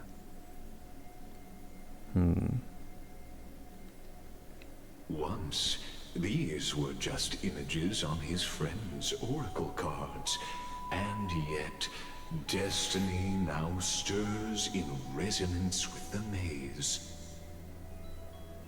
And now, they are right in front of one's eyes. The Deliverer? This card again. Ah, my child. It seems you're destined to bear the wishes of many, to answer the world's call. Bear their wishes? Yes, just like Kefali, standing eternal atop the mountain. My parents, they only wished for me to grow up, well, to help around the village, stay out of trouble. Mrs. Pythias wished for more books in her little schoolhouse, wanted us to all learn and grow. And little Piso, he wants to grow up strong like his father, to become a hunter. Is that my purpose? To fulfill their wishes? Perhaps. For a true deliverer, such wishes are but droplets in an ocean. After all, Kefali bears the weight of the entire world. Right. How could any human possibly measure up to a Titan? I wonder too. Perhaps... What's this? What you see are futures written in the cards. Or rather, the people you'll meet on your journey. Sometimes, fate can guide us when we're lost. Let's consult fate itself. Maybe then we'll know why we must take this path. And learn just how many burdens one must bear to become a true deliverer.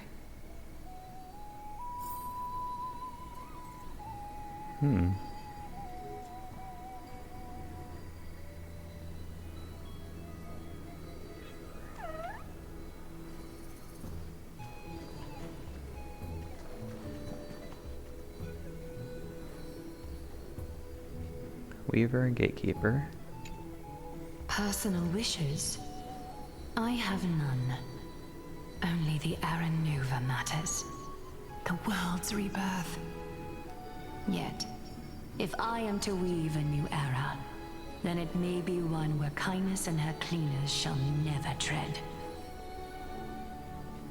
These crawling parasites have no place in Akama, especially not under the deceitful claim of human rule. That noble lady? The way she speaks, it's like ice in my veins. But she's truly selfless in her dedication. Huh. Not exactly the warmth I'd expect from someone selfless. Teacher, Perhaps you could share your wishes with us? Oh, Snowy.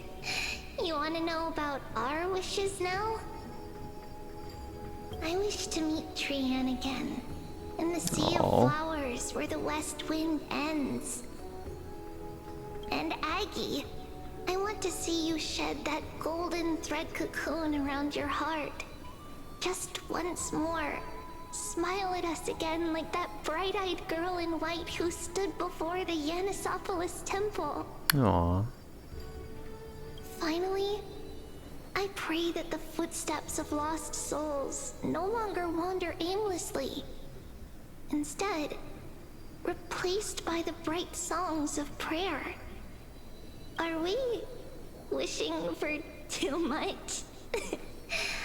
Well, let's say these 3 wishes represent Trian and Trinan too. Those wishes are truly wonderful. They even stir something deep inside me. Then we can rest easy, because only you can make these wishes come true. Only me? Mark these words, Snowy. See you tomorrow. Aww.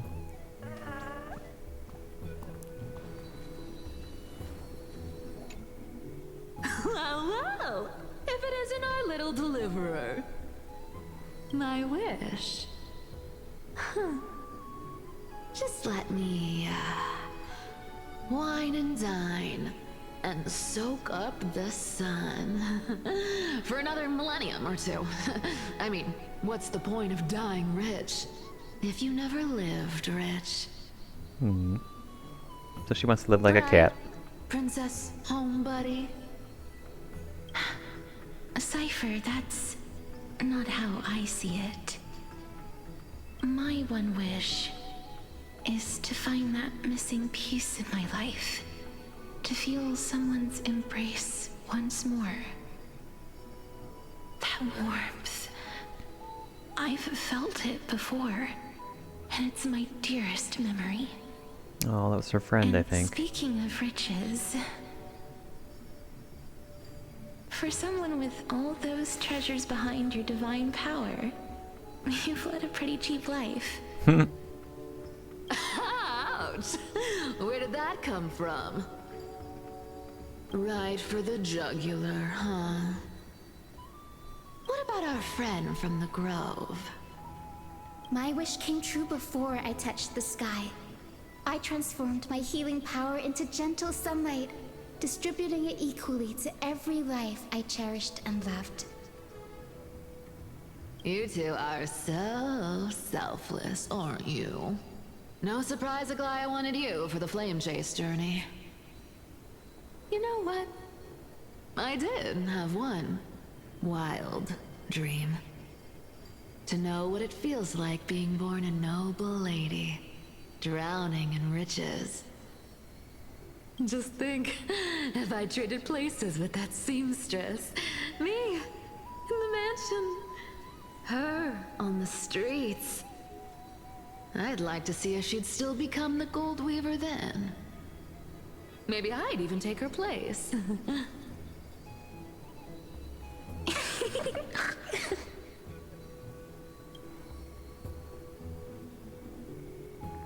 Can we jump in and fit right into their convo?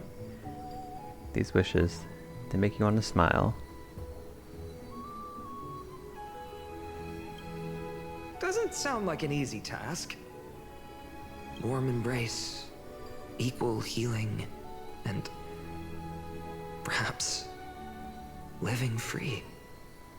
They're all wishing for a kinder world in their own way.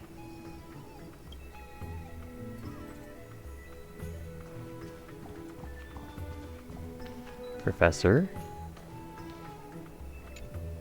Phainon, my student. Must we go over this again? Listen well. I detest the word wish. It reeks of mortals crawling before their gods. My life's work is done.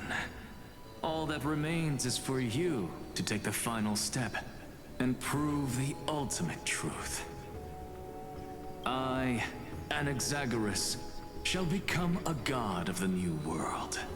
Through irrefutable logic, I will prove that mortal wisdom can achieve divine greatness. But haven't you been displaying your disdain for gods all throughout this time? Isn't he, you know, whatever. a little... I mean, I just daydream about hero stories, but he's fantasizing about becoming a titan? Careful, that's your future teacher you're talking about.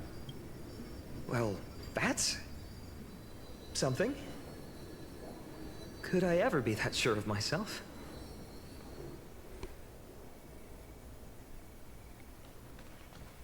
Mighty. Hi. Phainon? Since when did you become so timid? Asking such juvenile questions about wishes. What's that supposed to mean? What's with that condescending tone? No way I become friends with this half-naked show-off, right? Sorry to disappoint, but you end up becoming close friends. You'll be the kind of friends who think nothing of sitting shoulder to shoulder in a hot bath. Oh, both these are good. You gonna go with the bottom one? Horrifying. Is that really something I'll enjoy one day? What are you mumbling to yourself now? Whatever. The wishes of the Kremnon warriors are done, but I survived 1,000 deaths only to fall to a coward's blade. That masked flame reaver who struck from behind. Phainon, you look... Never mind. That blank look tells me you're completely lost. My wish is simple. One honest duel, face to face, blade to blade. Then I'll strip away that mask with my own hands. Nothing but violence and vengeance. This person's wish is nothing short of brutal. Still, those eyes burn with the noble pride I've read about. This wish, I shall not forget.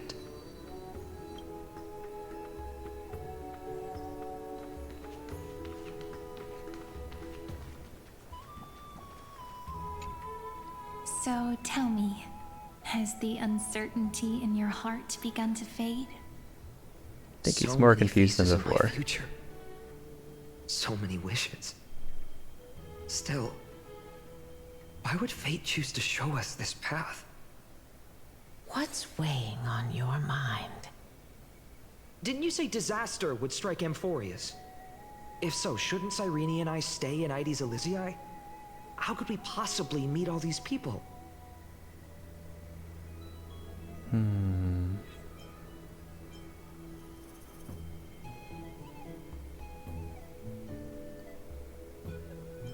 Even the darkest storm must eventually pass. Perhaps they'll come to Ides Elysiae. This calamity is what sets you on your journey. Yeah, let's go with the bottom one. If that's true, then who will protect everyone in Ides Elysiae? Cyrene, may I have that deliverer card? Of course. But why? Although those voices, visages, and wishes may seem far away now, I can't ignore the sense that something is calling me, bidding me to take a hold of it. Maybe its true weight can only be known once it's in my grasp. In that case, accept this gift. Oracle cards carrying time's wisdom, blessed by Orynyx. May they journey with you, become your memories, and spark rippling waves of change in times to come. I'll hold these words close to my heart. But now that I'm holding them, they don't seem all that different from ordinary playing cards. Oh. What? What's happening? Everyone, we've got big trouble, Mimi! Burning, smoke everywhere. It's all coming from beyond the maze. Here we go. What's going on? It's here. The seeds of disaster have already taken hold, sooner than we had foreseen. This time, not even the Veil of Evernight can shield us. You mean Aedes Elysiae will be swept up in the prophesied catastrophe? I'm afraid so. My children, take shelter in the Membrance Maze. One step outside, and this horror will consume you both. But my parents, the whole village. Is this calamity a Titan's doing?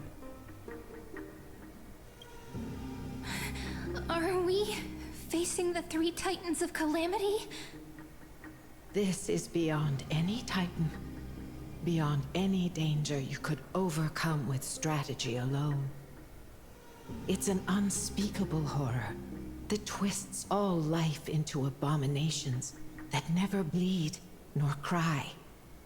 Even Titans fall to its corruption, burning from within until only empty shells remain, knowing only death and destruction. The Black Tide.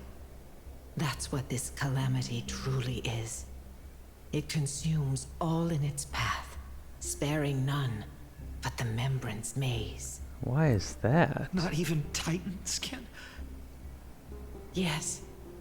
So please, don't leave this forgotten realm the gods abandoned. You are the first to uncover our presence, and the only 2 who can enter the maze. Huh. We don't wish for you to throw your lives away. Phainon, what path do we take?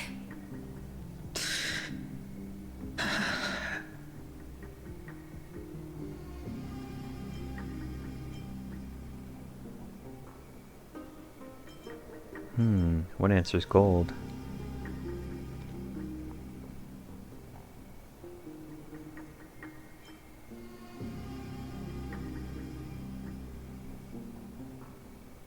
Will this lead to a false ending if we say stay here safe in the maze?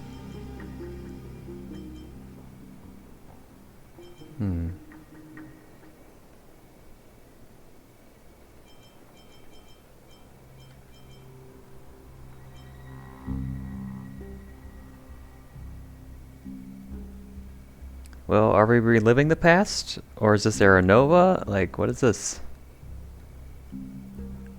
I don't know. But I feel like I should pick the gold answer. I learned the sword to protect those close to me. If I run now, I'll never be worthy of lifting a blade again. Then we know what we must do. Indeed, our friend is right. We must take action. Forgive me, Chief, but Aedes Elysiae needs us. And as her child, I must act. Very well. Make sure you protect yourselves. With me, Cyrene. Join us, my friend. Even without a sword, I'll take a rake. Even with the roughest steel, I'll keep our home safe. Deliverer. The card's truth extends beyond its mere literal meaning. There's another hidden layer within. Not someone perfect from the start, standing high above, casting merciful gazes upon the world. But one who starts small, from a humble village, expanding their world within step by step. learning to save others as they grow. When we were little, I told him I wished this world would never need a deliverer. Now that wish has shattered. Yet I'm glad he's chosen to walk this path. And all of this happened because you believed in him, friend. Shall we? It's only when you're by our side that Phainon and that our hearts find their courage. I know you're watching us right now. Aren't you, great hero from the future? Oh. Oh, deliverer. Such cruel irony. Though destined to bear the world's burden, this boy can never become the hero to bring forth the dawn.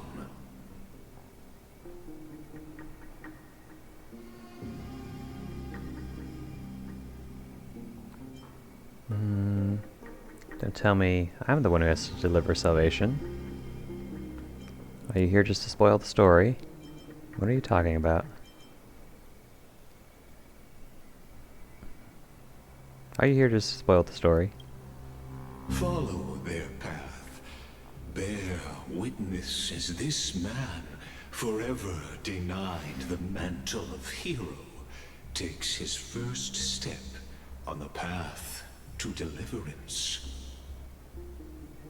Watch this memory play out its final act. See with your own eyes how everything began.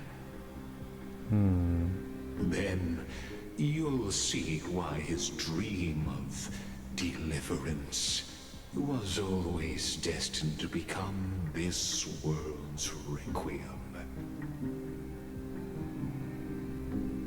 Dots. A sun red as blood, wheat fields turning to dust, and in the heart of it all, a village aflame. In that moment, the boy stood in what felt like the end of existence itself. Oh.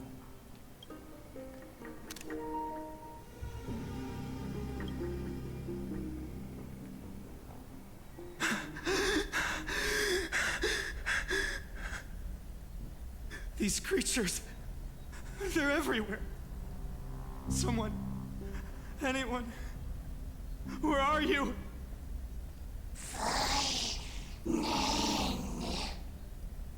No, it can't be.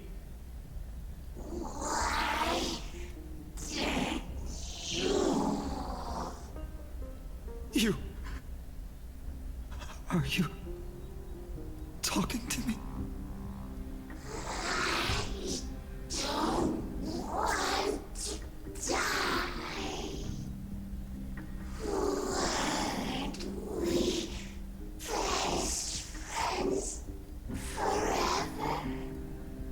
No. That ribbon. Olivia. No.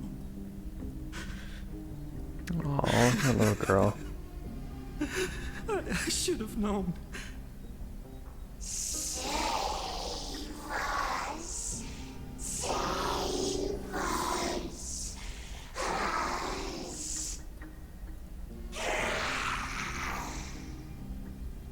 Please. No. Stop. Please stop.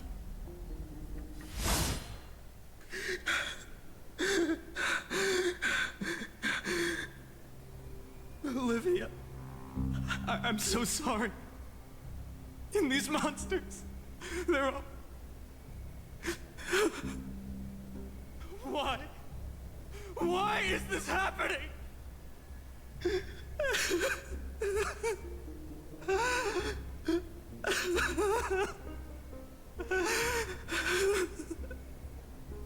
When the black tide arrived, the wavering boy found resolve in his companions, and together they ran toward their first battlefield.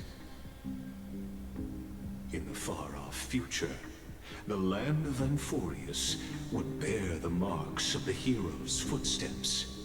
With sword in hand, he would inscribe an eternal mark in the golden epic. And when dawn broke over scorched earth, a boy, covered in wounds, buried the dead one by one, his silence heavier than the earth he moved. His home, his past, his name, all buried beneath the soil.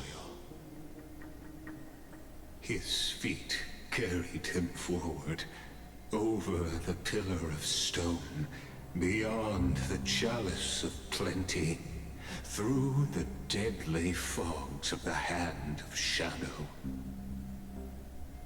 He wandered without direction, like a withered leaf drifting in the wind, through countless city-states. The smiling visage of the white-haired swordsman was etched into memories. Yet he did not walk without purpose. Deep in his heart, a voice always guided him forward, to fulfill the wishes he had inherited, to brave peril, and to do all that was within his power to save those who needed saving. Those words his friends spoke long ago, when his journey began, lingered. Protect those who must be protected. The words were few, but they gave him all the certainty he needed. That's what it means to be ordinary and choose to be more. Onward he walked, until the call of the flame chase journey thundered across the land. In the vision painted by prophecy, humanity would triumph over the gods, seize the core flames, and ignite a new dawn for Amphoreus. Yet losses are a constant on the flame chase journey, where life too seems as small as a speck of dust. That wasn't exactly the quote from before. Only one who treats the world as their teacher can bear its eventual destiny. Are you prepared for such teachings? The voice within spoke, and he answered softly. No matter. My existence is of no consequence. When the Gold Weaver called, he answered, traveling to the holy city. There the elders met his warrior's spirit, with nothing but scorn, condemning him to the barracks in derision. No one saw it coming. Not the world, not even him. Yet, this nameless recruit stood at the gates of legend. And there, at last, he found the ones who would walk his path right beside him.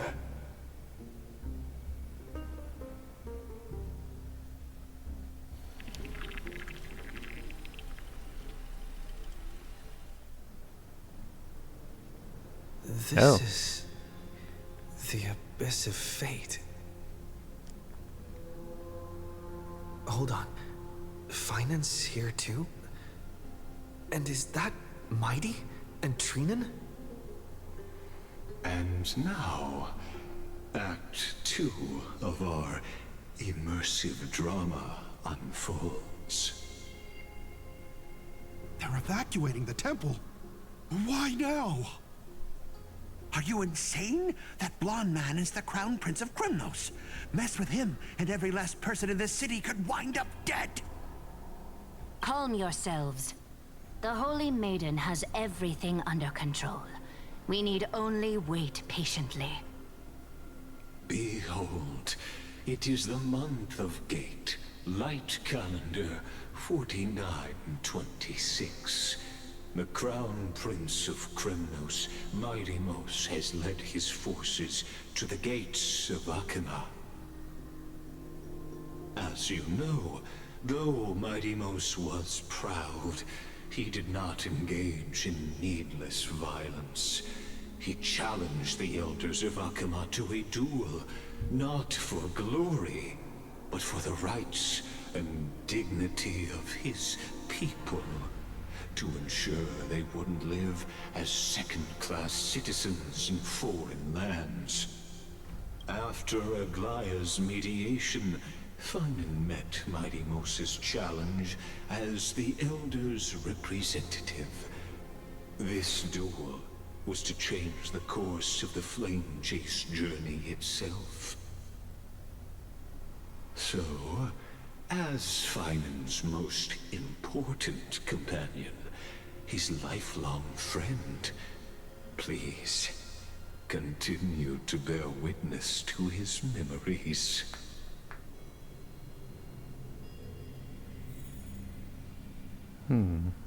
Witness a different kind of duel. Is this your idea of an honorable duel? Bloodshed isn't the way. We and Aggie don't want to see Chrysoceres turn on each other. True warriors know when to sheathe their blades. The impartial Talantin shall oversee this duel. You need only place your offerings upon their scales. Something that has more weight than the fate of the world. Oh. Which means only those who understand the world's weight are worthy to carry it. Is this how you plan to test our convictions? Well, Kremnoan, looks like you won't be able to punch your way through this one. It makes no difference. One last chance, new recruit. Walk away, and I'll spare your life. Otherwise, come and face me. I'll give you a warrior's death. Hard to imagine they once clashed like this. Holy Maiden, I can't help but feel like a pawn that has stumbled into some greater political game. Every hero was once a child, and every child must grow. That's so. I don't even know why I'm standing here right now. Look at me. Just a common soldier. Since swordsmanship won't decide the winner, Lady Goldweaver should be here instead. My devotion to the Holy City could never compare to hers. What if we told you this duel isn't about winning or losing, but rather in the choice you make? Are you saying that Lady Goldweaver is testing me? Every Chrysocere is indispensable to the Flame Chase journey. And you and the Crown Prince of Krymnos are both a part of the prophecy. What the duel marks is not an ending, but a beginning. So, listen to your heart. We wish only to hear your answer. True enough. The voice within has never failed me. It doesn't matter what the result is. I'll give it everything I have. Spoken like a Chrysocere. Now go, Phainon. Your journey has only just begun.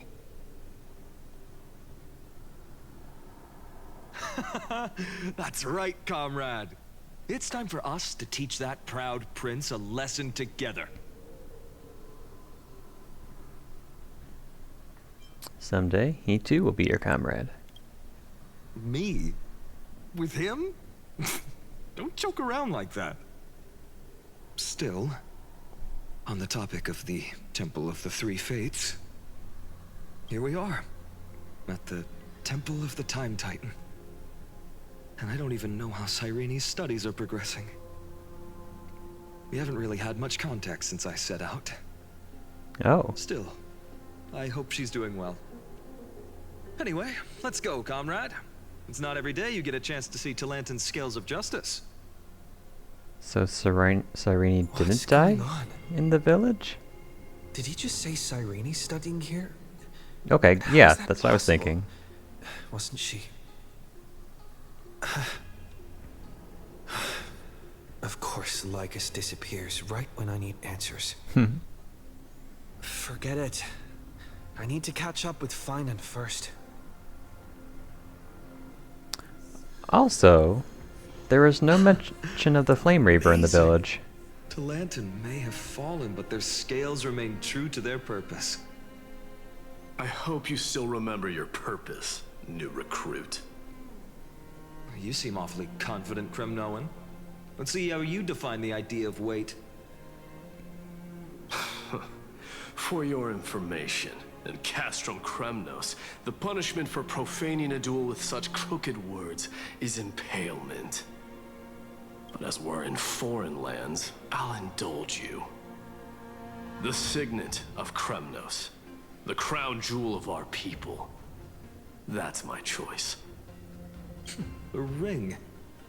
Not just any ornament, I'd wager. What's the story behind this little treasure? Don't push your luck. Think I'd pour my heart out to you? Wasn't that lost in the Sea of Souls? The signet ring? Just know that Kremnos' 1,000 years of glory could bring a titan to its knees. Let alone a nobody like you. So to him, glory and his people outweigh the entire world. And the very destiny that Mighty himself will eventually shoulder.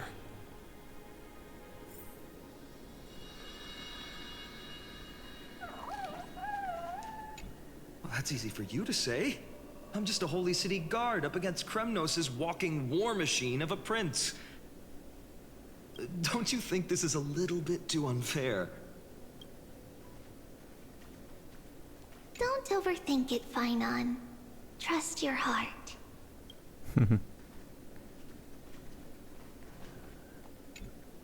Now this is a tough one. What can I possibly offer against a ring that signifies so much? Well, comrade, what does your gut tell you?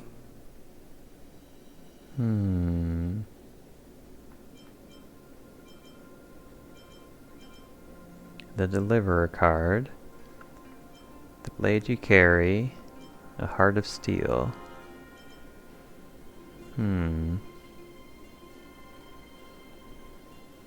What outweighs the world?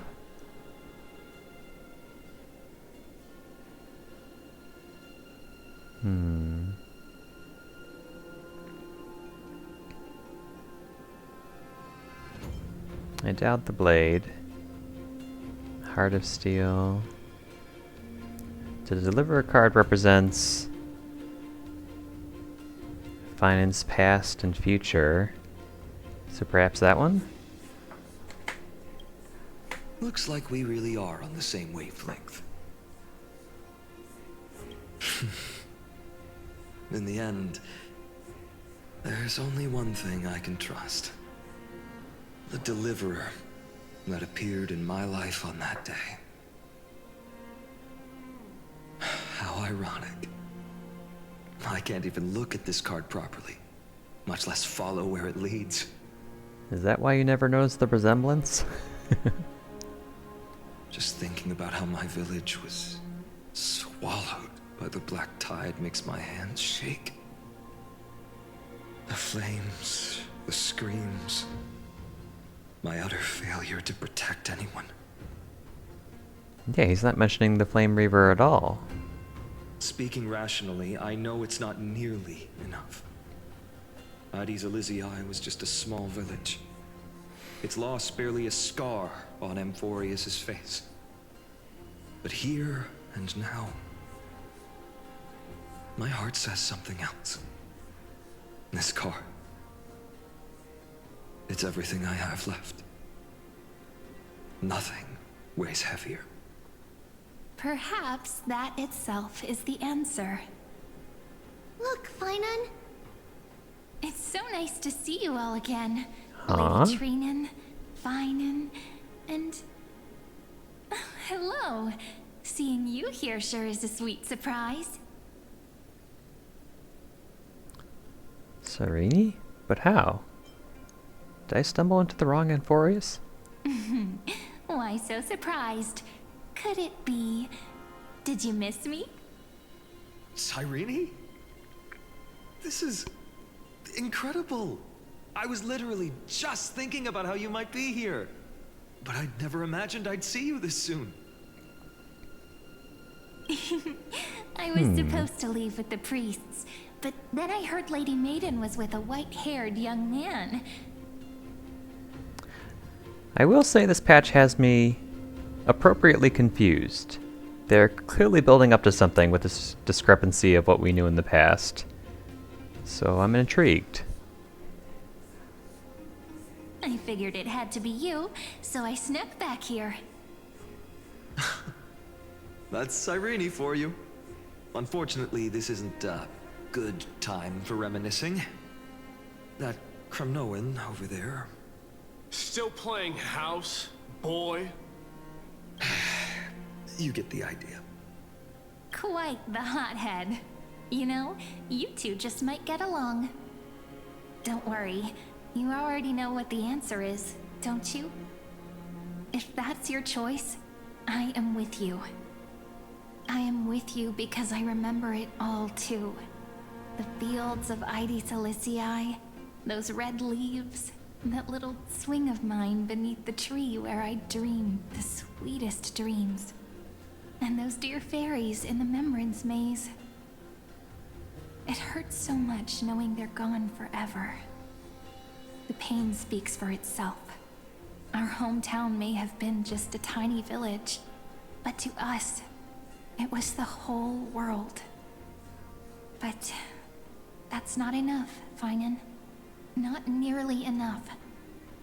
Even though hatred can help people grow and turn a boy into an unbreakable warrior, what you need now is victory. You can't just stack the scales with your past suffering. You have to throw the weight of your future onto them as well. The future? What do you mean? Maybe that was a bit too cryptic for you, but it's actually really simple. Why not have our mutual friend here stand on the scales with the deliverer? How about it? Can you help us? Wouldn't that be cheating? Relax. Our dear Crown Prince won't have a clue. Let's try that. The fate of Akuma hangs on this duel. I must claim victory, for their sake. I will stake everything I have. Stand with me, comrade, and we shall become heroes. Remember the past and become the hero of tomorrow. Let's. Together we'll prove that what weighs more than the fate of the world is the resolve to shoulder an immutable past and carry it into the future. Talantin, the fair, the just, they of unassailable integrity. The challengers have made their choices. In the name of the Holy Maiden of the Three Fates, lower your scales, weigh destiny, and reveal unto us your verdict. Your offering is... a card? Yes, a flimsy little card. That is my choice. Just know that it's called the Deliverer. Interesting. Very well. If you can beat me with this card, then that's what I'll call you from now on. It's a deal. The scales... they're wavering. Talantin is deliberating on the outcome. It appears the convictions of both sides are equally matched.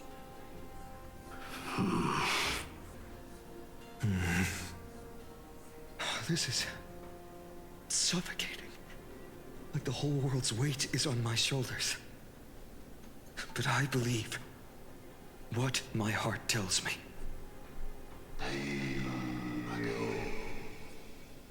That was a different Titan's voice. Finally decided.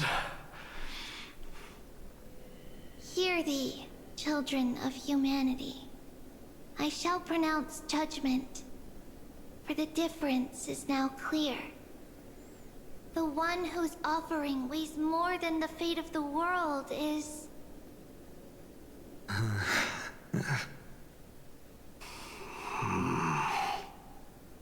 one from Ides Elysiae, the nameless hero.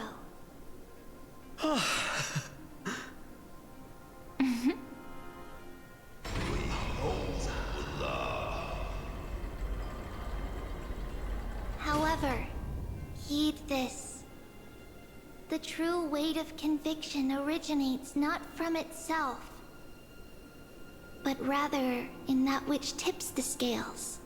Hope itself. What's that supposed to mean? I think the Titan means that it's not anyone's personal convictions that outweigh the fate of the world. It's about a wish, one which we all share. You, me, everyone here. What tipped the scales wasn't Phainon's conviction alone, but the collective hopes carried by this oracle card. Humanity's desperate call for a deliverer. Yes, even you and your people, Kremnoan. Placing us both on the same side of the scales? Foolish. We Kremnoans are your mortal enemies. Such weak idealism will only get you skewered on our spears. Fine by me. I've never claimed to be the deliverer from the card anyway. I'm a soldier. And if it's my fate to bleed my last on the battlefield, then so be it. I'll fight to my last breath. And on this, I know that we're the same. That's all a hero really is. Someone with that kind of conviction. And the deliverer? Just a sum of all those heroes. A brilliant explanation. Just as prophesied, on this day, the final two heroes shall join the flame chase journey. I should have known from the start. They all say Lady Goldweaver is quite brazen, but you're the first to even imagine that prophecies could persuade a Kremnos warrior. Oh, I have 1,000 ways to tame a lion. But this lion didn't come here for bloodshed, did he? The Kremnoans far outmatch Arkham's forces, yet we haven't lost a single soul. That's no accident, is it? Do you honestly think Kremnoans, renowned for our love of battle, would show mercy? Your forces are equally renowned for their iron discipline. And so, we can only assume that this is on your orders. Perhaps Akama isn't as hidebound as the rumors say. You grasp the true marrow of power more clearly than those elders. Now that the wheels of fate are turning, what finer way to celebrate this fortuitous encounter than a feast? Follow me, brave Outlanders. Heroes of this world are as countless as the stars.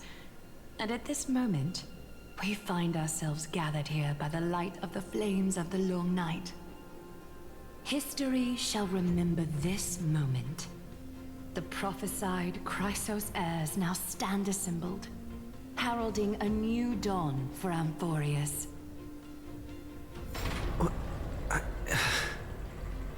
You must see it now, how different this is from the flame-chased journey you traveled.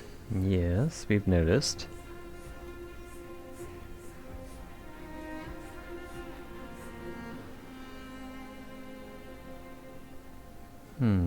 Where did you disappear to? Just whose memories are these? And whose role am I playing? Patience. We're approaching the final act. Okay. These are, as I mentioned, his first memories.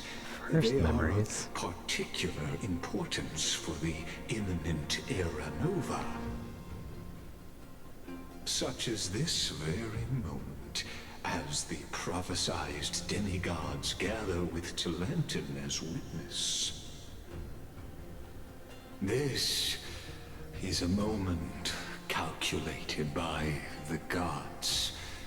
What comes after is no different from that which you already know. Some join, others leave, while flame chasers bear their faint light forward through the long night. Ah, come. Your seat awaits. After 13 heartbeats, our heroes will be ferried to the final scene.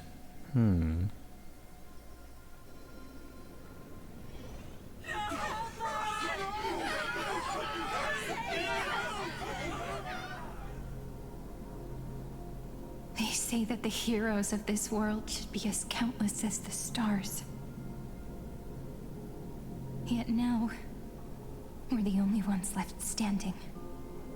So, in the end, the black tide still swallowed everything.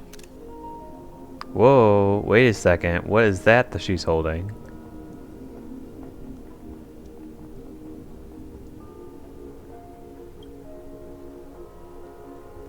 What does that mean? The West stands protected by mighty Scrimnoans.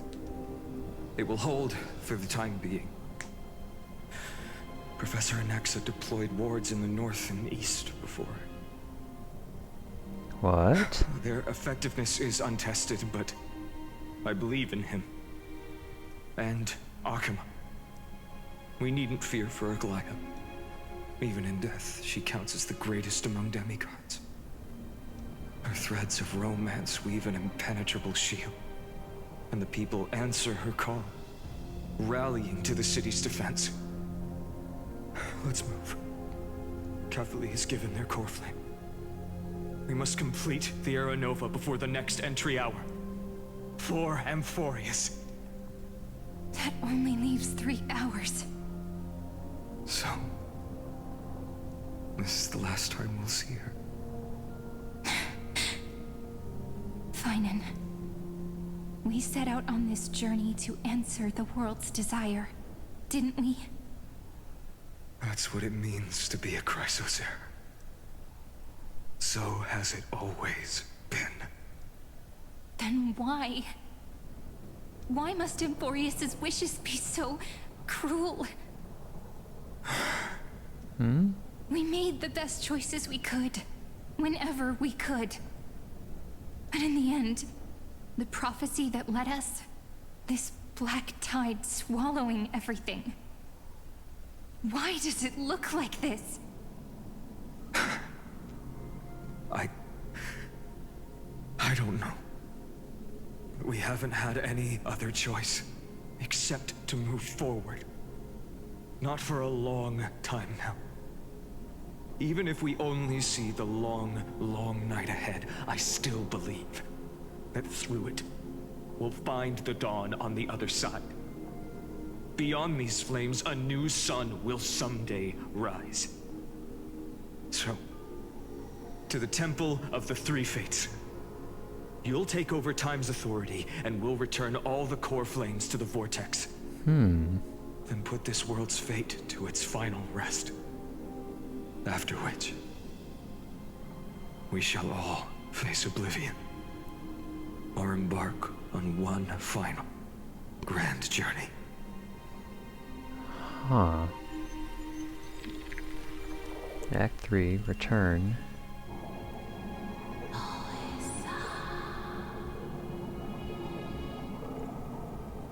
Please forgive us for disturbing your sleep, Orynyx. It matters not. I know fate has run its course. Oh, we can actually hear Orynyx. The Black Tide has reached Akama. Amphoreus does not have much time left. It is time for the Era Nova. As agreed, I shall present the core flame of time. Ride the river of time. It will guard your passage to the vortex of Genesis. Step through and witness. Professor Anaxa proved the truth of Genesis with his sacrifice. As Chrysos heirs of the prophecy, we were always destined to immolate ourselves for this world. Now, it's our turn. We can't let everyone's sacrifices be in vain. I don't need another pep talk, Phainon. After all, we've been ready to fight fate ever since we left the village, haven't we? Yeah. Come. Let's claim the miracle we were promised, and burn away every last shadow in this world. And then rise as the first light of a new world. Light calendar 4931, the third week of the month of Evernight. Welcome, my lord, to the end of the flame chase. And the end of all things. The Titan has revealed the gateway of fate. Please, accept the invitation to step across the threshold and behold. Beyond this gate lies the new world that our heroes sought through their trials, as well as the terminus that the owner of these long memories has been hurtling towards their entire life.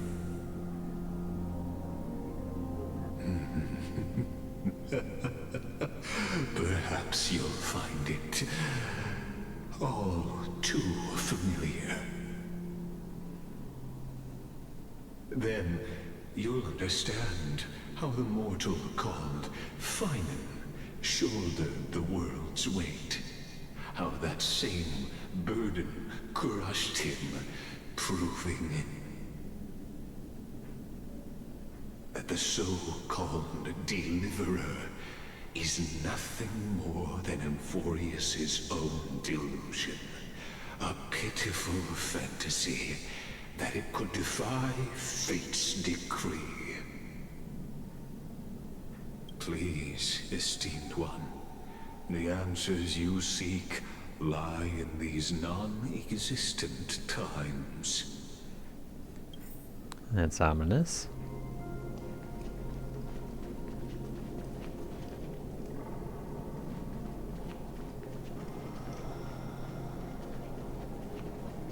Hello again, you two. The future revealed by the Titan. Just what will we see? The future revealed. Just what?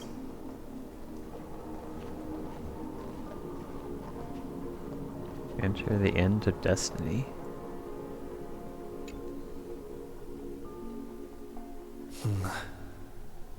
The vortex of Genesis. So it is here. But just what is this? Life's but a walking shadow, a poor player that struts and frets his hour upon the stage, and then is heard no more. Isn't that Shakespeare? It is a tale told by an idiot, full of sound and fury, signifying nothing. The vortex of Genesis, where the world begins and ends. What stage could be more befitting of our final act? Come, I beseech you onward, buoyed by your surging curiosity. Well, you're right about that. Unattainable existence that has dwelled within his heart, beyond his reach. You have accompanied him through the march of years uncounted. You naturally have the right to view the river of time in its fullness, and to witness what he welcomed upon his arrival here. Every absurd and tragic ending. Now, if you would. Oh. We got that crystallization of memory. When the Aranova comes, Enough talking. here again. Go. What if there's only one person? Just now, Come on, Snowy. beyond the air. Make the...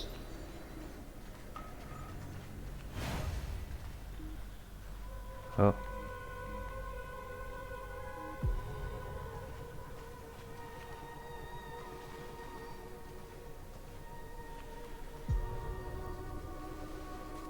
None of that matters now. This brutal, flame-chased journey has stripped away my delusions. I know the future is in some peaceful paradise with gentle west winds, just waiting to welcome us to step in. This will be a romantic story like none that has come before. You think so too, right?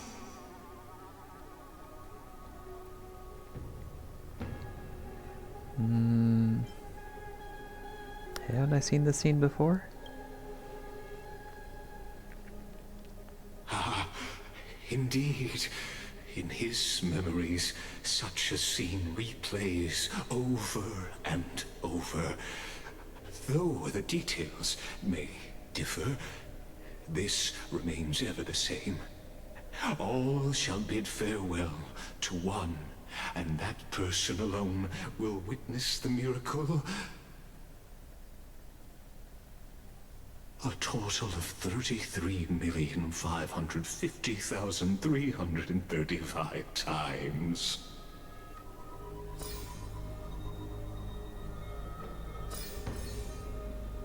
Each is a drop from the river of time, representing the long journey he would take, or rather, the never-ending cycle. Knew it.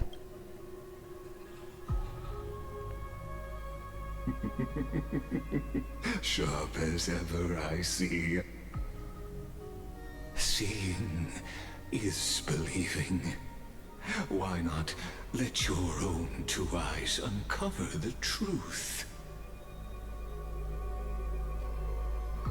Or perhaps you can simply walk straight to the final truth.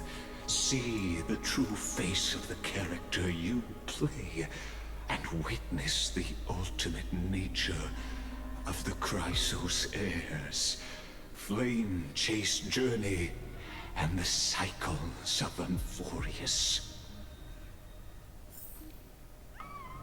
Please, take your time.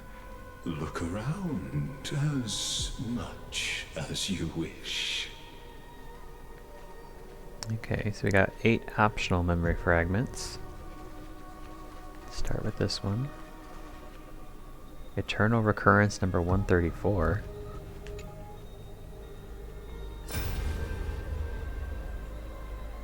Not a single soul to be seen. So this is how the vortex looks at the end of days.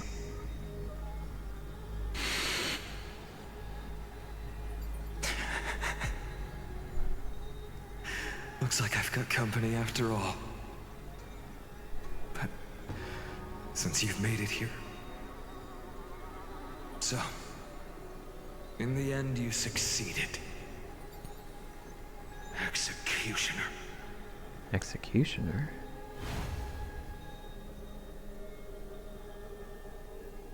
Huh?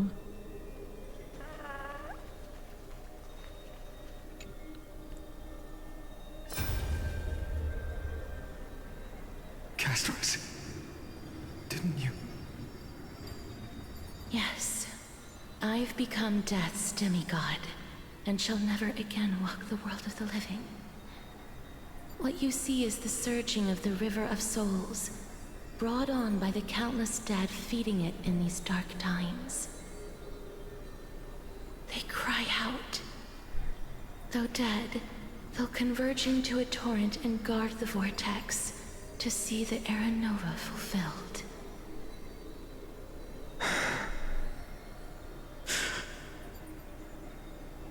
I will take all the wishes of the departed with me. Please, everyone, fight with me to the very last. I hear them. The dead hail you. They're prepared.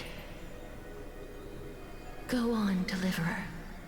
We'll keep that executioner in our shadows. The path before you leads to light and eternal flames. Who are they talking to that time? Eternal Recurrence. 10,348,765.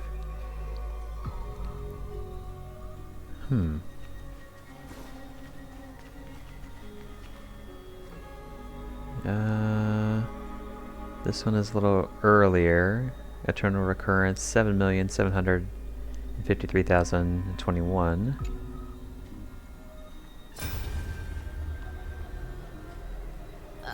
There's water everywhere. This place is always so wet and sticky. Even my tail's getting heavy. Plus that burnt smell. And that sizzling noise. Yikes. Nobody from Dolos could stand this. So you feel it too, huh? Go on then. I'll handle the filth. Do what you need to do. Let me fight with you. Better odds with two. Hey, remember what the seamstress said? You know what really matters. Yeah. I'll leave it to you then. Wow, someone's not shy. Just so you know, I'm not in the business of making losing deals. I'll distract that executioner. You go turn the world's biggest lie into truth. Let me become the first wind of your new world. Executioner. Again. Nope, we're going even earlier. Eternal Recurrence, 2,691.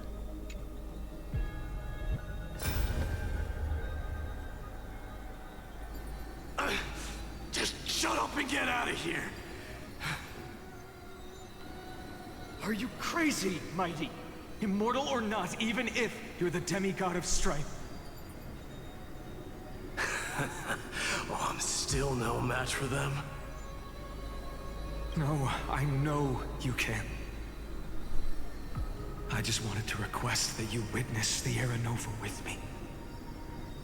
Together, let's prove That we're enough to transcend the prophesized fate. Could it be that now, at the critical juncture, our mighty deliverer is chickening out, scared of a stupid prophecy? I'll transcend the prophesized fate. All right. But I've got a better way. As the son of Gorgo, I'll prove myself with one last grand victory. Just like when I ripped out the old king's heart. Go. Leave this to me. If the black tide creatures block out the sun, then we Kremnoans will fight in the shade.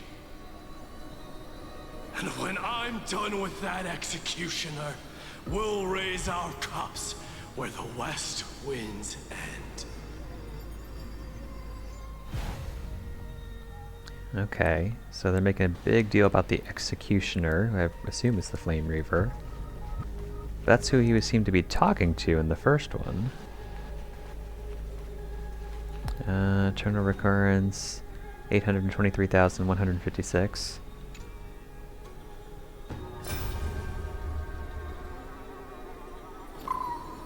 Oh, little Ika. Doot doot.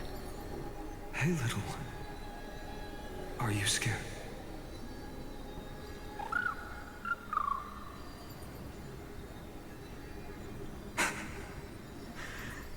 As brave as I is. Stay close, little Ika.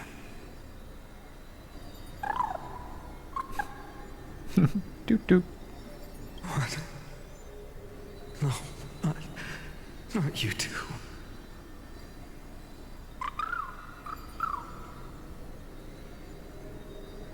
I see. I won't squander your kindness. Your hopes. So please, keep this bit of sky standing for me. Aww. Well, Ika's going out to protect him. Well, now there's one last thing I need to do before the Era Nova. Come, Executioner. Let this patch of clear sky show me where to strike.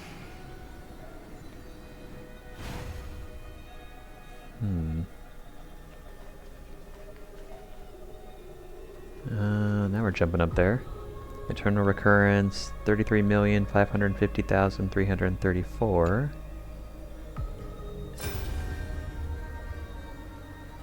All shall bid farewell to one, and that person alone will witness the miracle.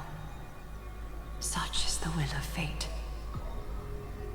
So even the future revealed by the Titans may not come to pass. The Era Nova. This unrivaled masterpiece. I have no regrets now that I may entrust it to my most trusted apprentice. Are you saying? Fate is ever unassailable. The golden threads tell me the black tide rushes toward the vortex, ready to swallow this place. I must weave the last of my humanity into a net to hold back the deluge. I shall have my final bath in warm and radiant gold. Now, the hour of fulfillment has come. Forgive me. I must snip away every risk to weave the strongest future for the new world. There is nothing more to say. We part here. I shall personally dispatch that wretched executioner, not with threads of gold, but with the steel tip of a needle.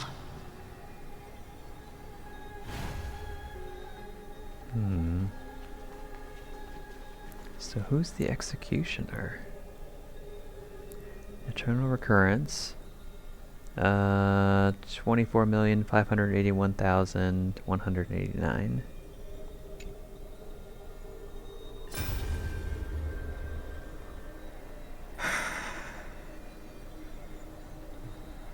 Baby, look. We made it to the vortex. That prophesied future. The flower fields where the west wind ends. Terra Nova. We're so close now. You can't speak anymore. Please. Allow me to pause just a moment before I keep my promise.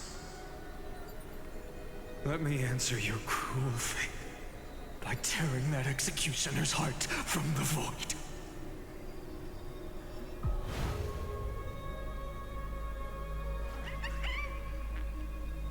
Executioner's heart from the void.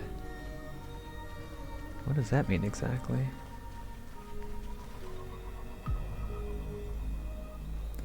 Turn of recurrence 67,023.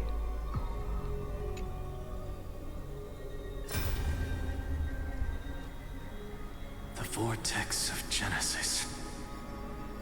The last time I was here, I was returning the core flame of reason. I didn't have the time to observe it in too much detail back then. But a holy sanctuary of the Titans. Looks more like their frozen crypt to me. Well, all the core flames do lie here now. It's my honor to walk the final stretch with a mind such as yours, Professor. Oh, getting ahead of ourselves, are we? Have you forgotten so quickly? I died for truth long ago. What walks with you now is but a thought in your mind. Of course. How could I forget that? But I'll say the same to you. It's my honor to walk this final stretch with you, too. Now go. Stand tall and finish your final task. Yeah. Just leave it to me. Is that a glitch where the glowy vortex in the middle there just disappears? It's happened a couple times now. Time for that wretched executioner to pay what they owe.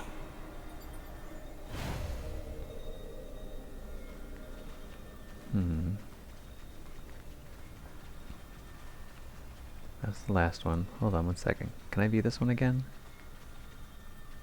This is one of the earlier ones. Executioner. Oh, that's it. Go on, Deliverer. We'll keep that executioner in our shadows.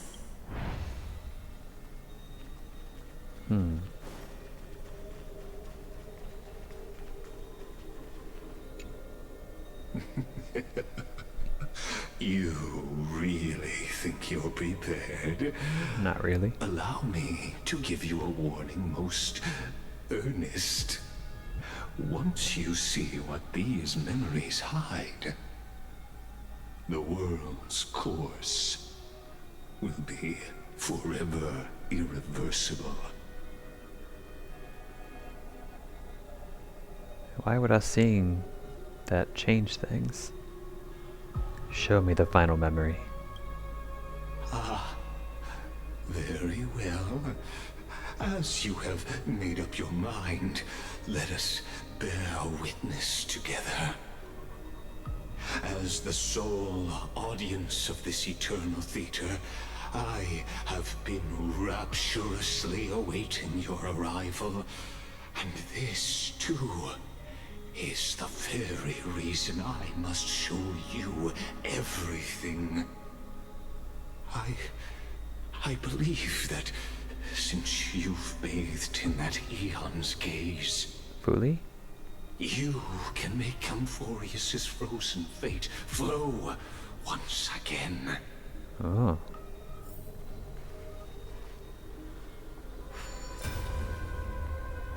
So why did he want us to leave before, I wonder? Feeling a bit lost? As you now see, this scene marks the final act of the drama Amphoreus. The final eternal recurrence created by this man's hand, and the last one this world shall undergo. Yeah, before you paused it. Behold, at the swordsman's side stands one he has sometimes called companion, other times comrade, that nameless hero absent from the annals of history. He is the swordsman's ideal in his youth, the deliverer that guided him resolutely onward through fantasy. And now, in the name of the Nameless, he has become an essential and inseparable part of the epic of Amphoreus. And this time, under his guidance, what choice shall the hero make? Whither shall the fate of the world flow? And what is the ultimate truth of the nature of Amphoreus? There are many mysteries yet to be unwound, but if I may, allow me to temporarily yield the stage to one far more fitting. Please put your hands together and give a rousing round of applause for they who will reveal the answers and bring about the final end of the 33,550,336th flame chase journey.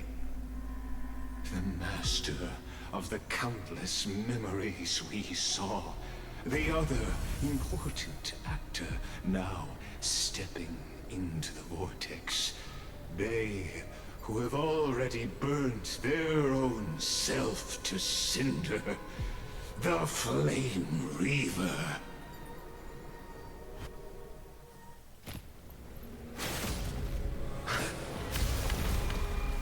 Oh. So, in the end, you succeed, Executioner. With my flesh as kindling, like the first dawn of the new world. Oh, okay. The time has come to once again start everything. You're lost. Trust me. Flame Reaver of the Deepest Dark. We can do anything! Let's play. Can you find the answer?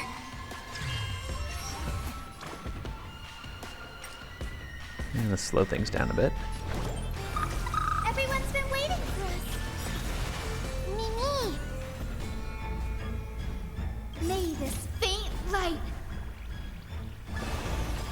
dispel the gloom, restore clear skies. Once more. Breaks over. Me! Come on, show me your courage. Forever doomed! Is this how it feels to be in sync? Me! Trust me, you can do it! Let's pick it up a notch. You just don't learn. This world is a fallen.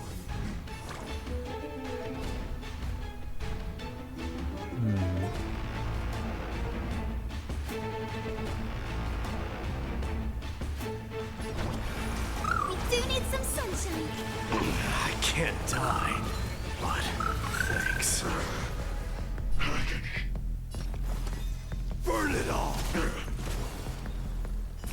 we go. Stream forth! Burn it all!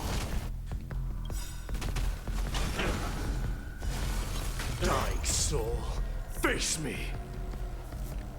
I allow you to accept your punishment. Don't worry, I'll do it. Mimi. Remember that. Don't worry, I'll go easy. Don't move, okay? Time to return to the great dream. Answer me. Will you be the blazing sun? Even if all creation burns to ash. It seems a lot more coherent now.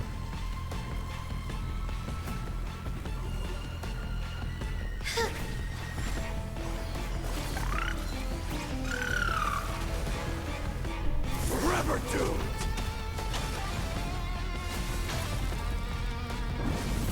Conquer all lands. This ends now. With your corpse. I'll ignite the dawn!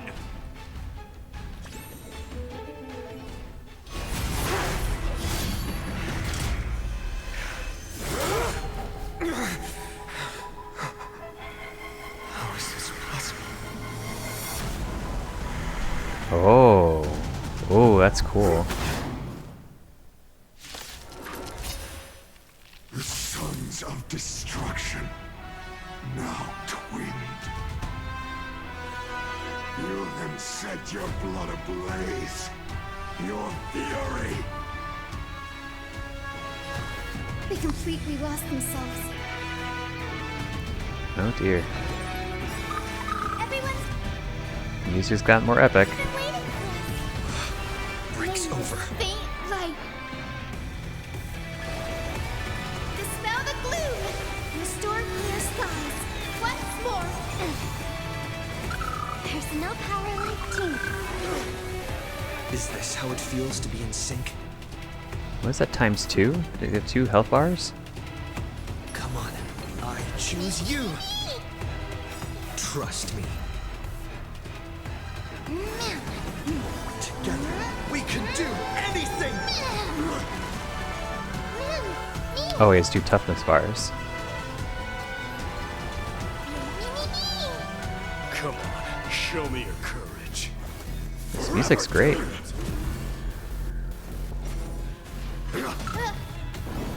Bless. Why don't you stay and play for a while? Let's pick it up a notch.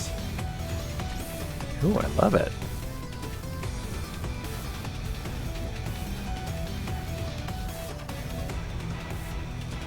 Please calm down.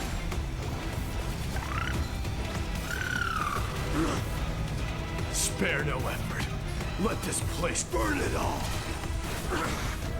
Hear my roar. I am Strife. Burn it all. Dying soul, face me. I allow you to accept your punishment.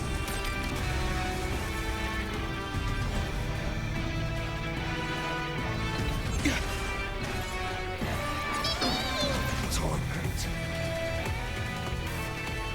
Don't move, okay? Let's play hide and seek. 1,000 faces in 1,000 places. Can you find the answer?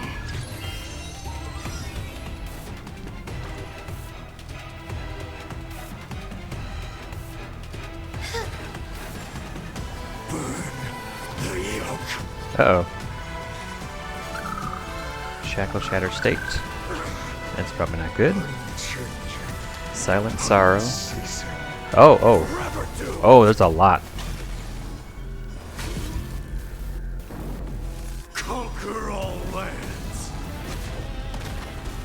We are doing no damage to him. Oh, now we are. Not Mem.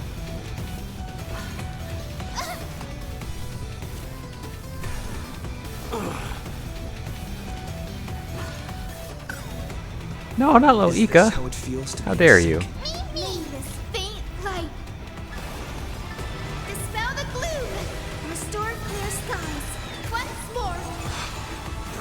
over.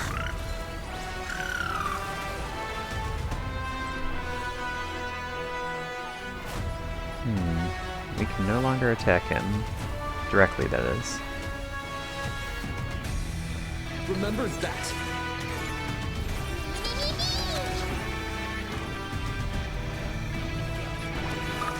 Everyone's been waiting for us. There's no power like teamwork.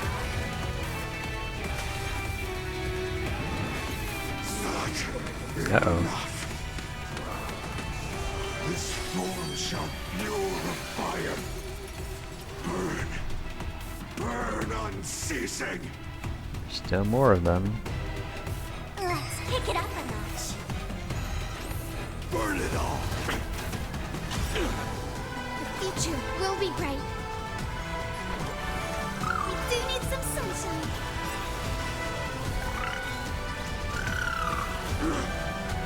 Suffering is eternal.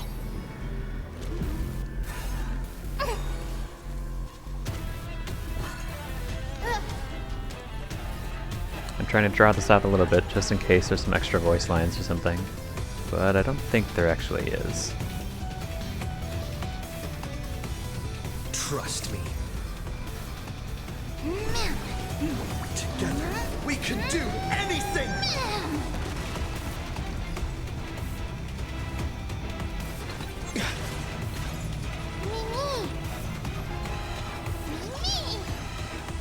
Forever doomed.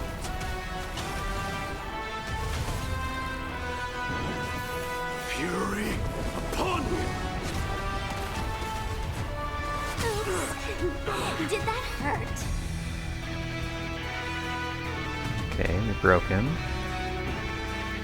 Hiya! One person alone may witness the miracle. Such is the will of fate. That person can only be you.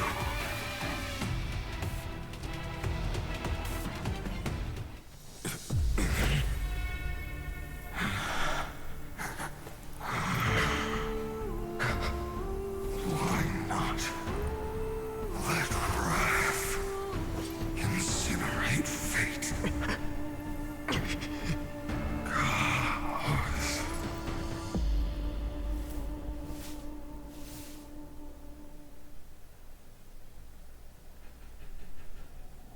What did that say just there? At last, Amphoreus' fate has begun to shift. Just as I foretold, your arrival will change everything. Why? After all, you've also been bathed in that Eon's gaze, which can awaken the long-dormant instinct inside a man. Which Eon are you talking about? Much like that scepter we spoke of earlier, it was only under the same Eon's glance that it was reborn.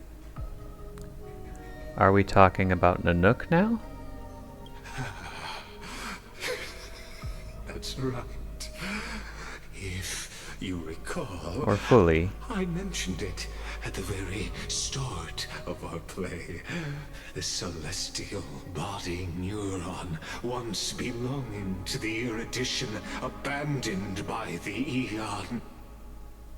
Now, allow me to reveal the final piece of the puzzle for you. The eternal land, known as Amphoreus, is nothing more than the scepter's endless, lonely extrapolation.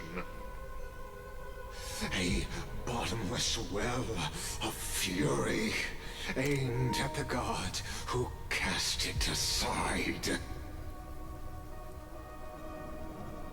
Final error no before the eternal recurrence begins. Phainon, we set out on this journey to answer the world's desire, didn't we? That's what it means to be a Chrysosaur. So has it always been. Then why? Why must Amphoreus's wishes be so cruel?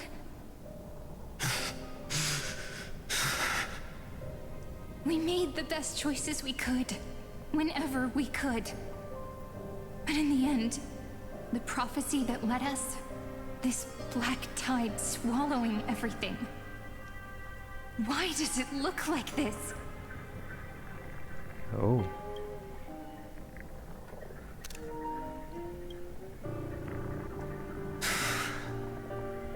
You see it too. Those burn marks. The flickering cubes. They're not a tide at all. They're more like a shattered teleslate. Standing here, the voices of Titans have never been clearer. Turns out, they were coming from the black tide all along. Oh.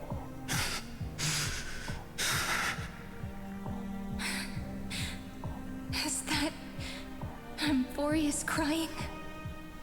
Or maybe it is screaming at its creator, at its god.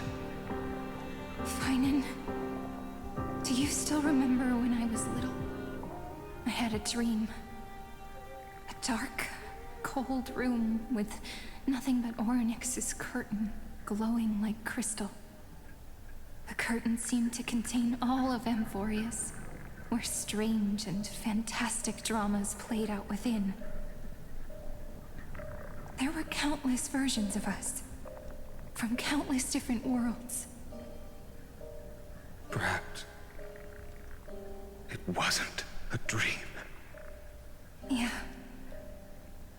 As I gaze out at the world before me, those sorrowful thoughts have become reality. So, this is the reason the sky was sealed.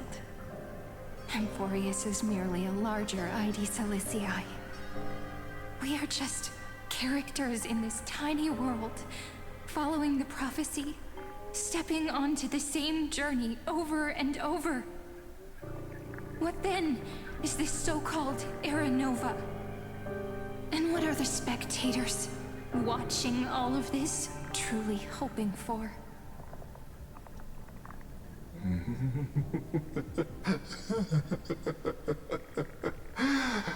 As a reward for reaching the end of the world, let me answer your questions. As the Theoros, I have observed. Thus is the synthesis of the prime mover of life formed.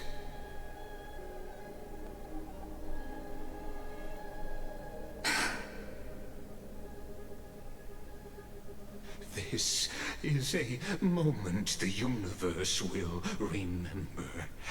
After millions of extrapolations, the experimental environment known as Amphoreus has finally achieved results. So, the results you speak of are this wreckage of a world. We all gave everything we had, returning 12 core flames to recreate the world. And in return, we become nothing more than sacrificial offerings at the end of everything. Exactly. The Titans are Chrysos heirs of the past, and Chrysos heirs are the Titans of the future. Anaxagoras' theory of Era Nova holds true.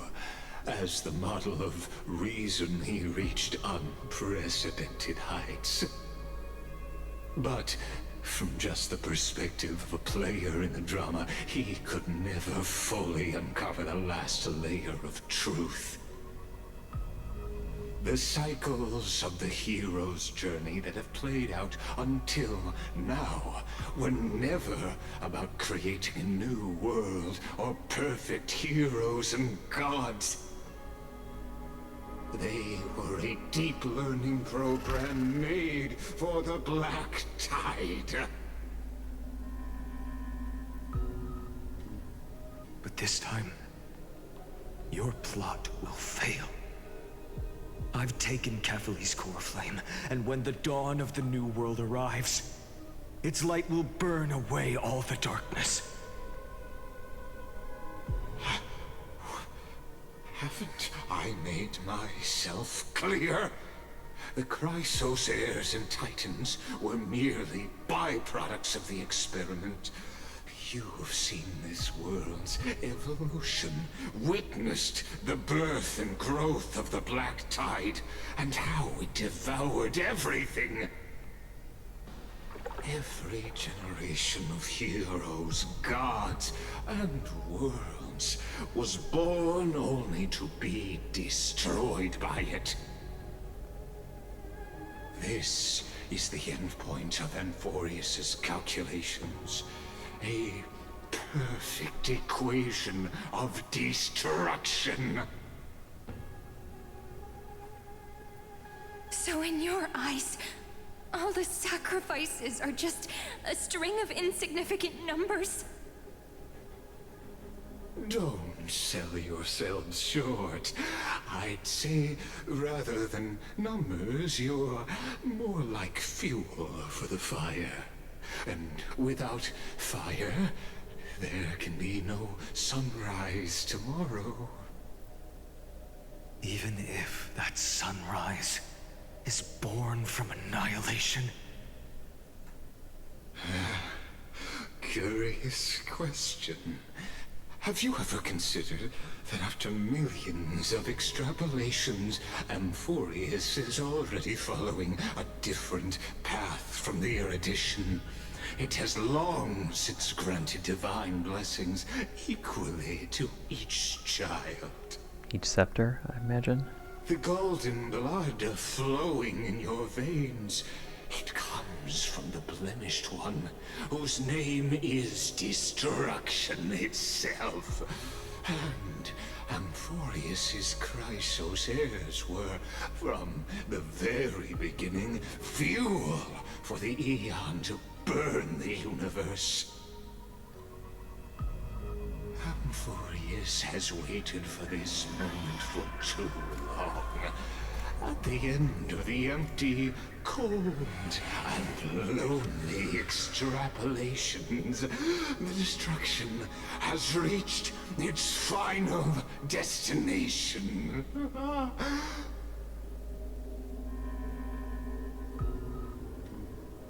Nikos 496. Nikos 496? Philia 093.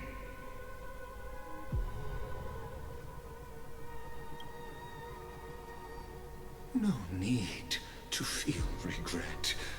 This generation of Chrysos heirs is the most outstanding model, and you two are the final factors. For you, the Era Nova is no lie. Just step forward, embrace the Black Tide, and accept the Aeon's gaze.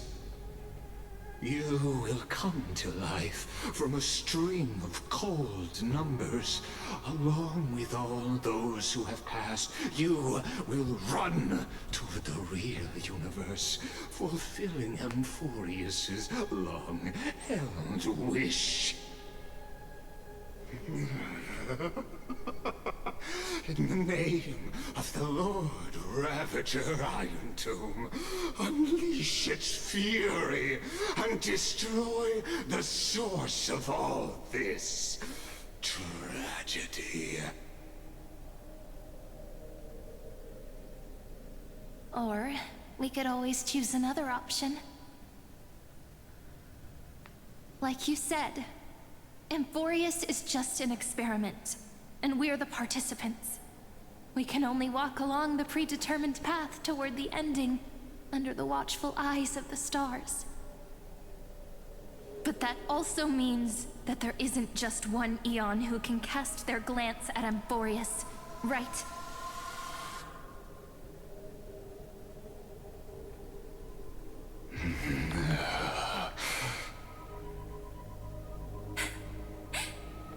Is this question really that hard to answer?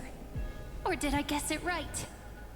And in reality, this world has already been under the watch of other Eons.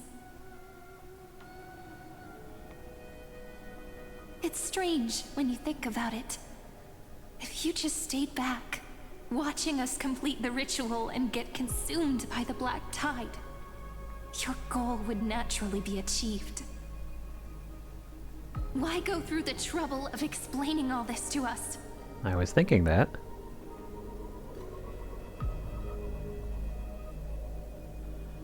You're pretending, revealing the so-called truth just to deceive us, covering up another possibility. Destruction is not the only outcome for the fate of Amphoreus.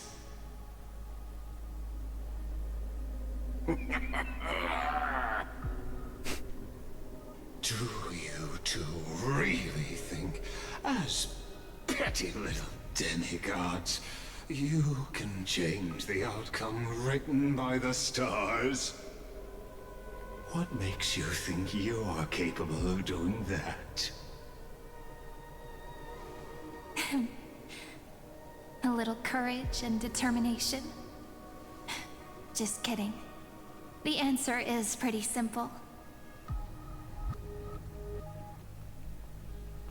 But we're not gonna tell ya.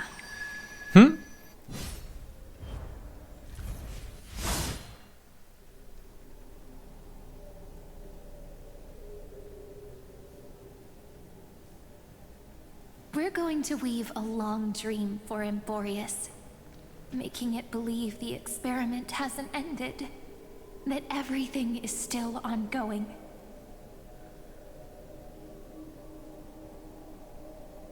With just Orynyx's power, though, it should be impossible to achieve this, right?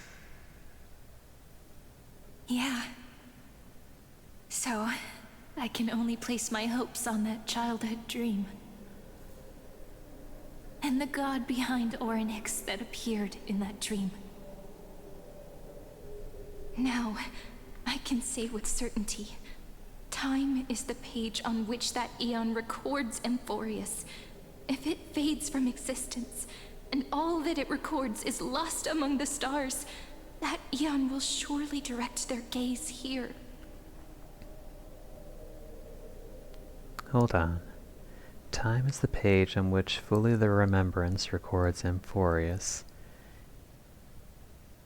If time fades from existence and all that it records... Wait. If that page, if time fades from existence and all that it records is lost among the stars, that Eon will surely direct their gaze here.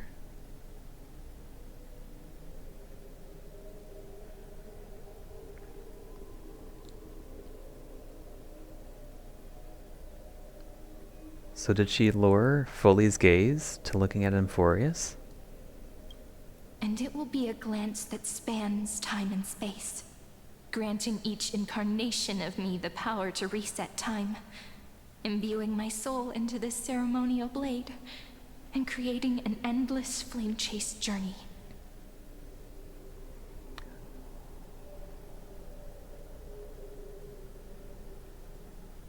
So there have been multiple types of cycles.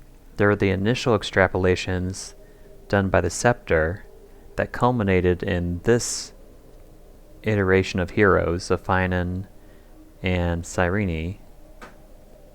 But Cyrene made this iteration go over and over and over and over again so that destruction wouldn't be unleashed. Does that mean that the Flame Reaver is their solution, and by us killing it just in the previous scene means that we ended this second endless extrapolation?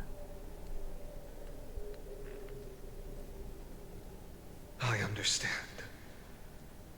Then let me step into the cycles and continue Amphoreus' grand design. To deceive the gods, deceive the world itself. He was the Flame Reaver.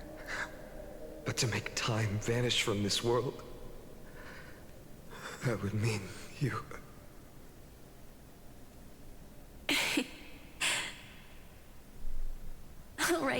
All right, let's not make things so gloomy.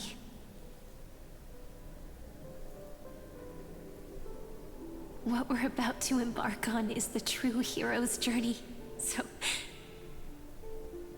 Come on, cheer up a bit, okay? In that memory, you will definitely meet me again.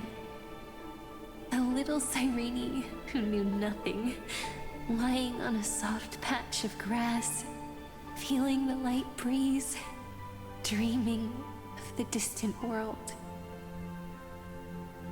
Tell her about the flame chase journey, and then let her become a romantic part of this story. I believe every Cyrene will make the same choice. Erasing time, again and again. Resetting time over and over. After all, they're all me. And I will always have my charm.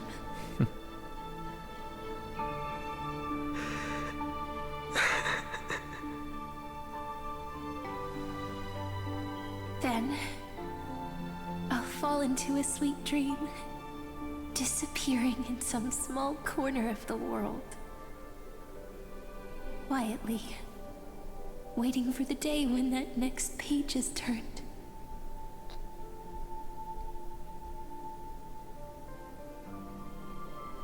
And I will keep going. Even if the road ahead is dark, I will burn myself to light the way.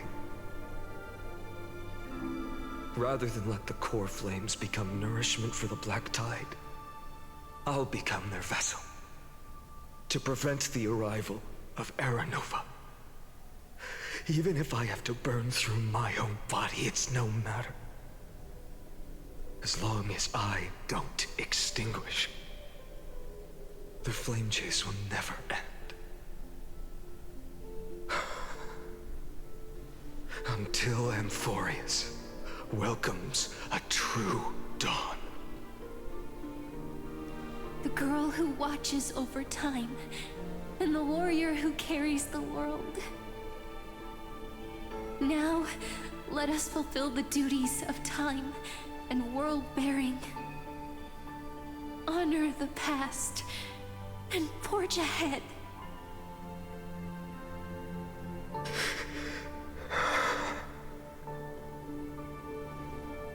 I promise you, the pain will pass in the blink of an eye. And so he kills her every iteration.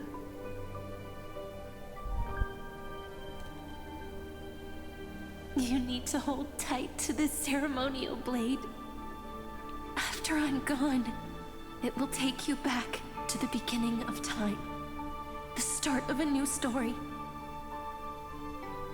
I believe that in that story, or in countless stories, each alike yet unique, everyone, all the companions who sacrificed themselves, alongside the deliverer we once dreamed of as children, will reunite beneath a vast, endless sky. If we can never break free from this prison, I will stand my ground. Until the day someone shatters this endless cycle and writes the final chapter of Amphoreus' fate.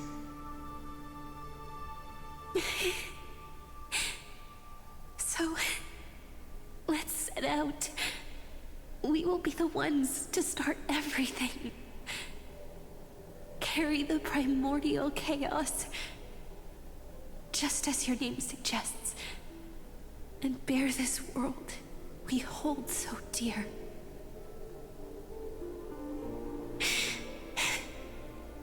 So long, Kaslana. As the Theros I have observed, destruction synthesis is formed.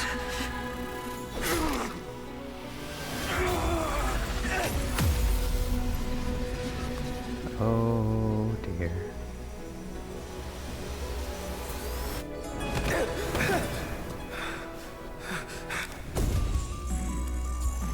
I will wait for that day for as long as it takes. The day will come whenever this universe turns and follows in our footprint to write anything unless there ever was.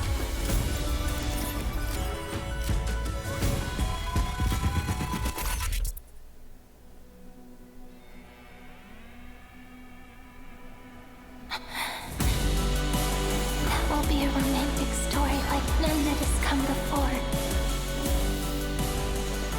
You think so too, right?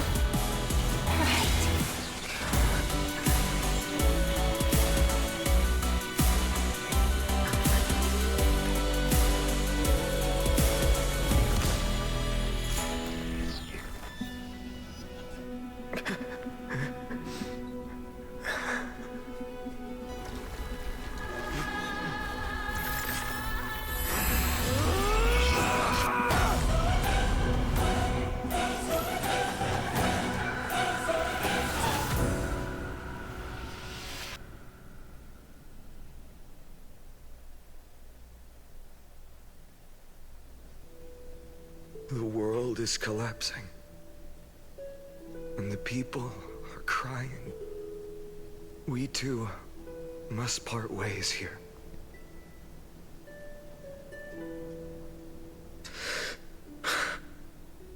Friend. Ides Elysiae, the little village of my childhood. The gentle breeze and the sound of waves still linger. Everything is as it was. It feels good to take one last look. You know, this is just a corner of the memory.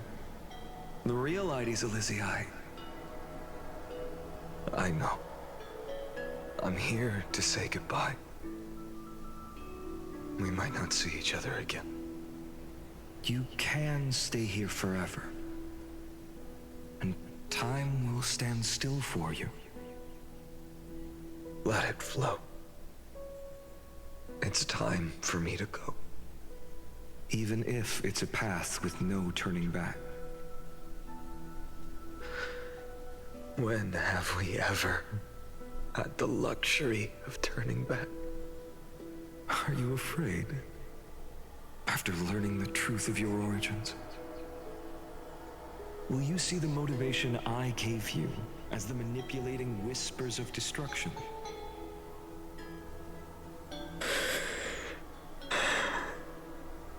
The convictions and choices that come from my heart. I don't believe they're designed by the so-called paths. If we are just numbers simulating life, then you are the image I've always longed for. The person I wish to become. A real, living person. A true hero. Then why do we part here? You can take me with you, and we can start this journey together. I'll be by your side, guiding you, just like before. No. I'm afraid I'm on my own this time. Why? Because there is no perfect solution in this world. Cyrene has already embraced her fate. And I will embrace my origin. Destruction. And with this power, I will rebel against its creator, bringing endless fury to the darkness, sweeping the world. If you stay by my side, I'll hesitate. But this world can't afford a soldier who wavers. Do you remember when we were kids? Everyone would get so excited drawing cards like a ruler or warrior, but throw fits over devil or drunkard and demand a redo. Kids always get to change their minds. Things are so happy and simple for them. But when it comes to the fate of adults, there's no room for redos. And go, Kaslana, as you promised. Deceive the world, seize the core flames, and rewrite your fate. Burn yourself up with all your might, wield your futility like a sword, and fight against the gods. In the name of world-bearing, I promise you, Kefali will never forget this.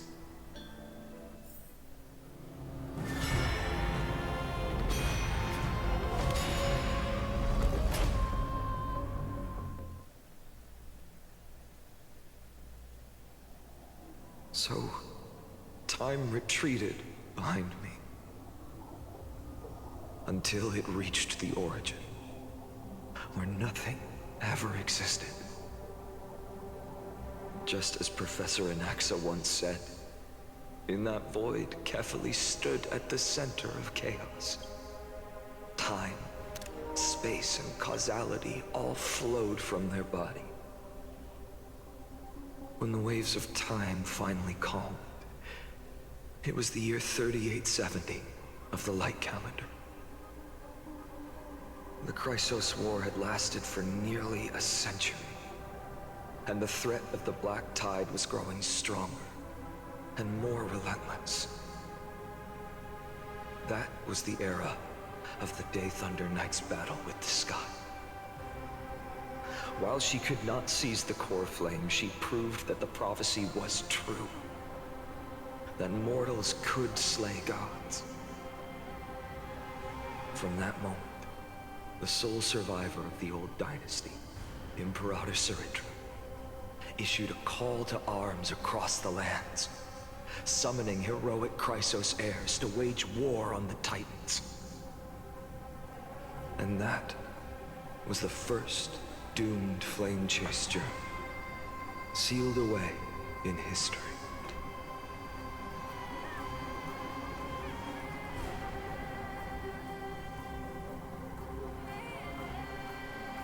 So what you're saying is, you've traveled back down the River of Time, finally reaching this untouched seabed just to tell us the flame chase journey and even all of Amphoreus are nothing but illusions in an eon's dreams? Exactly. So, Dux Gladiorum, please take me to meet Her Majesty Ciridra. I must share the truth with her. Since Her Majesty's not here, no need for formalities. The word Gladiorum always reminds me of my fallen homeland buried deep in the depths. Call me High Sealans, nameless swordmaster. Please allow me to add one more thing. You actually already know my name. You mean Phainon?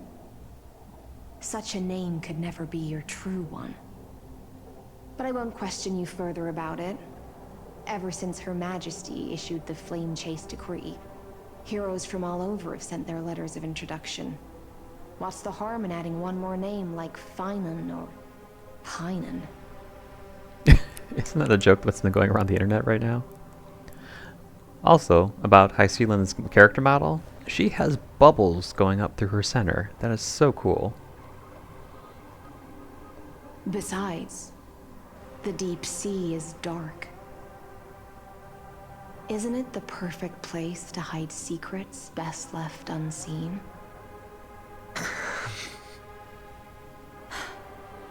All right, nameless Swordmaster. Hold on to my wake. Let's find somewhere else to talk. Aren't you even a little suspicious of what I've said? Harboring suspicions is not my concern. My sword dances only when the Imperator harbors doubts. There's no use in speaking further. Show me your true intentions through action.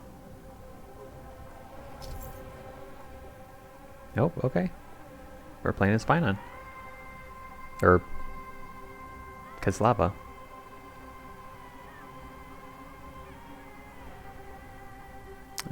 Yes, I know that already. Perhaps you should demonstrate your skills and calm the raging black tide for us. Well, looks like it's just me. Light up the dawn. Cool.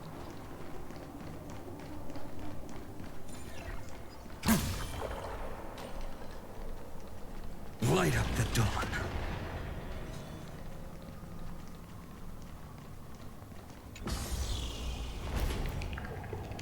Oh. Nice moves. Thank you.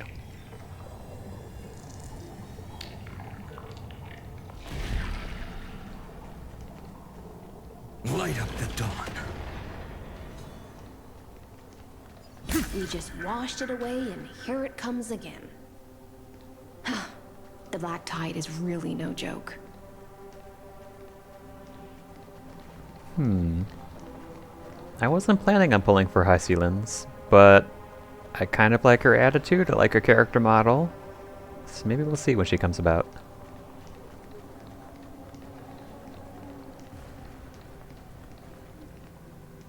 Light up the dawn. I missed. Light up the dawn.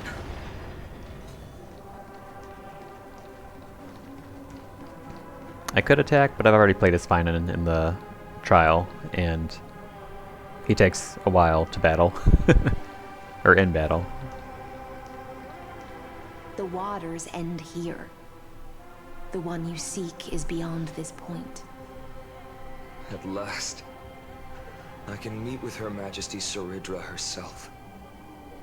Are there any formalities I need to observe? Don't kneel, don't do the hand-kissing or foot-kissing gestures of the old dynasty, and most of all, don't bow. The Imperator despises such rituals, especially when the heads of those taller than her bend beneath her crown. She really is down to earth. Interesting.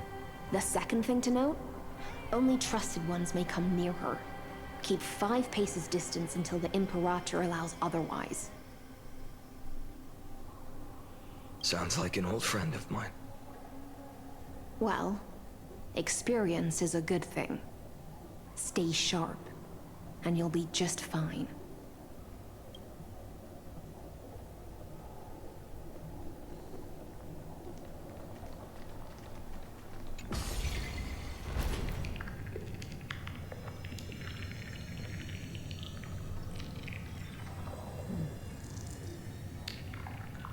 That sounded so weird and creepy. Oh, Treeby. Oh, an Aglaia? Duck's Goldweaver. Little hostage. Apologies for keeping Little you hostage? What? It's you. You know them? Good. That makes things easier. Before that, I'm more curious about one thing. Where is Her Majesty Saridra? To avoid any misunderstandings, nameless Swordmaster. Although we spoke and laughed along the way, I never said you were entitled to meet her.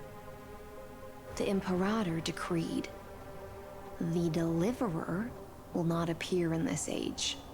Be wary of suspicious individuals. Come now, both of you. Let's finish our job. I see. It's a trap. I had no intention of fighting. So remember this, Lady Hycelant. If my sword shows any hesitation, don't thank me. Thank them instead. No, you misunderstand. We don't want to see Chrysoceres hurt each other. Just give us some time to ask you a few questions. The Nestia's golden threads will judge you and decide your fate. As you wish. White-haired Swordmaster? If what you say is true, then you must know the fate of the world. So, how much do you know about what we read from the prophecy? Speak of Trippy's prophecy. You shall shatter into 1,000 fragments and wither in the soil of foreign lands. Is that correct, Lady Treby? How? How is this possible? He got it right? Yes, but the prophecy never mentioned he'd appear here. At least, not in this era. You must listen to me, Aglaya, Treby. The Phainon of this world has not yet been born. In a distant future, he will follow the prophecy's guidance and appear before you. But do not seek him out, because Era Nova is a complete and utter lie. I will tell you the truth, and you will understand why the world must forsake the prophecy and find another path to Era Nova. Because I know both of you, and I believe that no matter how the course of history may change, the faith we all share will always remain the same. And so, the layers of rock began to reverse, and history wove itself anew. Through my old acquaintances, I was given the chance to meet the leader of the Flame Chase journey, Surit. And after a long and arduous negotiation, we came to an agreement.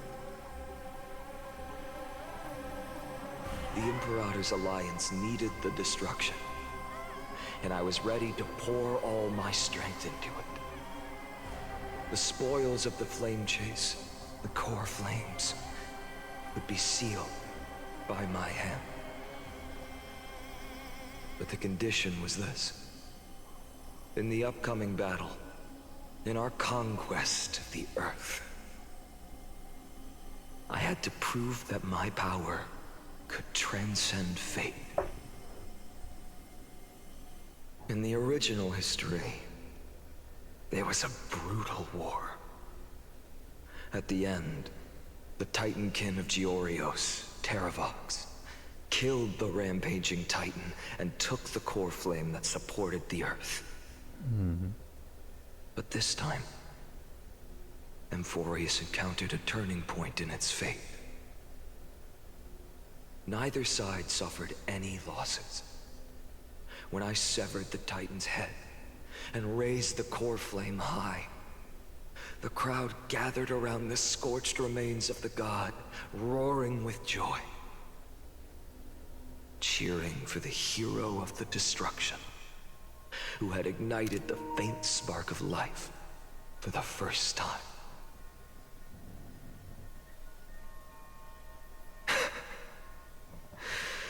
Yes, in that flickering light, the once dark path ahead seemed to become clearer. I proved myself, and in the long years that followed, I brought down the other Titans, one by one. I could do more than just wait. When time resets, the chance to change the world also emerges from the lines of history. Until finally, the brutal future revealed by Era Nova is reversed. But tell me, if that's truly the case, why are we doomed to the same outcome?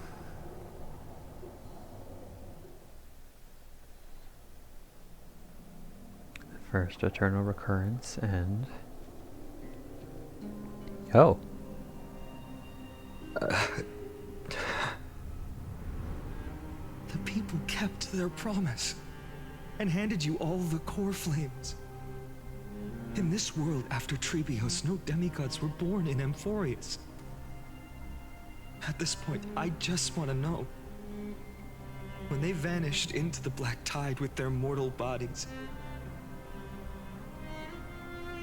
why didn't you shed even a single tear?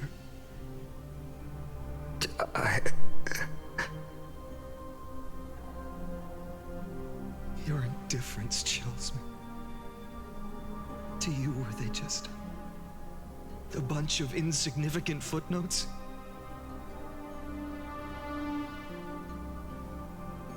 Sorrow has been my constant companion. In fact, with 12 core flames upon me, the fire in my heart has never been more violent. I'll remember this world through anger. As long as I burn, they'll never truly leave me. Perhaps it's already too late. But you're right. Anger, at this moment, is the only weapon I can rely on. So, draw your sword, Executioner. I'll make sure you realize that your greatest mistake was leaving me alive.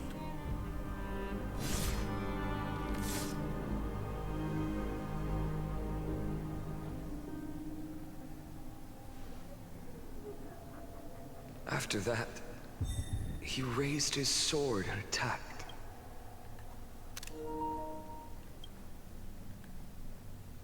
Then, Kaslana killed himself.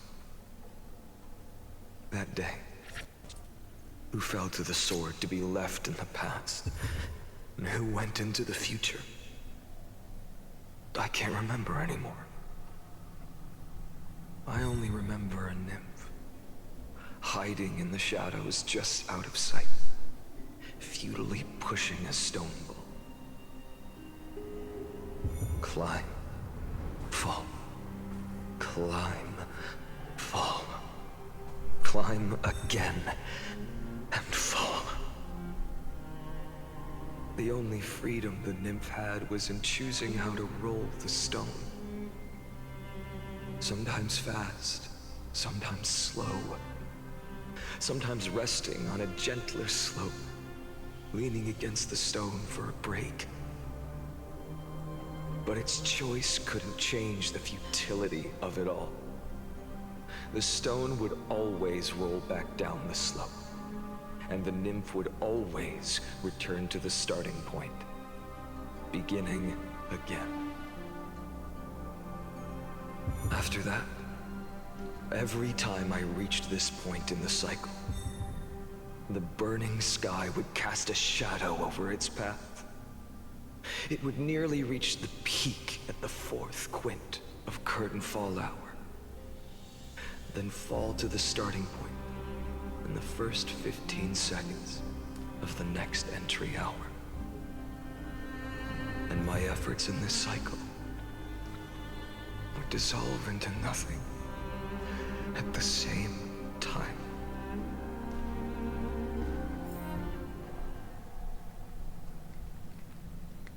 Eternal Recurrence 1. Subject Kaslana persuaded the 12 Chrysoseirs to recover all 12 core flames in a peaceful way.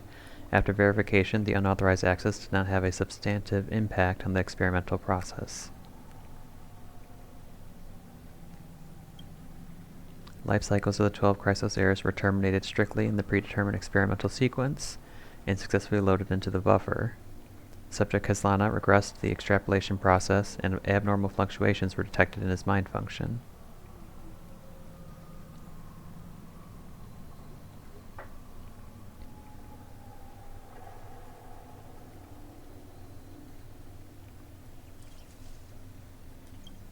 Admin notes, the first devastating failure.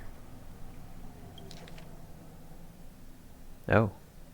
Eternal Recurrence 2. Subject Kazlana adopted a strategy similar to the Eternal Recurrence number 1. No substantive impact on the experimental process was observed. Life cycles of the 12 Chrysosaurs terminated normally in sequence. Subject Kazlana regressed the extrapolation process. Eternal Recurrence 3. Minor adjustments detected in Subject Kazlana's strategy. Decision waiting for avoid sacrifice of past companions has been increased. After verification, this adjustment did not have a substantive impact on the experimental process. Life cycles of the 12 Chrysosaurs terminated normally in sequence. Subject Kazlana regressed the extrapolation process. Number 15. Subject Kazlana attempted to decompile the Black Tide for the first time. Oh. Aiming to elevate access privileges and execute unauthorized access authorization operations against specific subjects represented by the 12 Chrysosaurs. Life cycles of the 12 Chrysosaurs terminated normally in sequence. Subject Kazlana regressed the extrapolation process. Number 42. Subject Kazlana's 11th attempt to breach the Scepter's core layer has failed. The decision waiting for avoid sacrifices of past companions showed a minor decline. Terminated in sequence, regressed the extrapolation process. 133. Oh, this was the important one, I think. Analysis of observations from Eternal Recurrence 83 to 133 indicates that Subject Kazlana's strategy is gradually converging with that of Eternal Recurrence 42. Over-synchronicity risk detected. Potential cognitive function degradation suspected.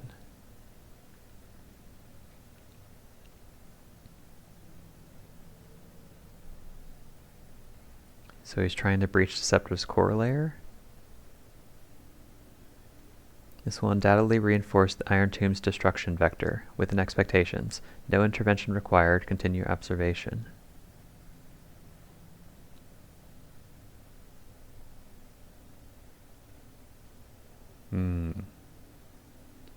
So each time he regresses, his cognitive functions decrease.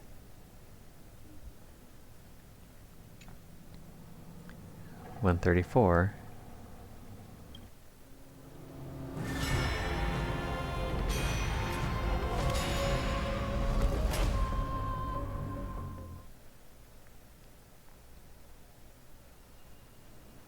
The 134th Eternal Recurrence. Absolute nonsense. I thought cycles was the answer you were looking for. No. It's just that the answer came so suddenly. There was no fun in tracing it back to its roots. Eons? Paths? What a load of nonsense. I can't give you an exact explanation of those two concepts either. Enough. I'm just expressing my frustration. Don't you understand? I was already expecting this. The Black Tide came from beyond the sky. And everything else is no exception.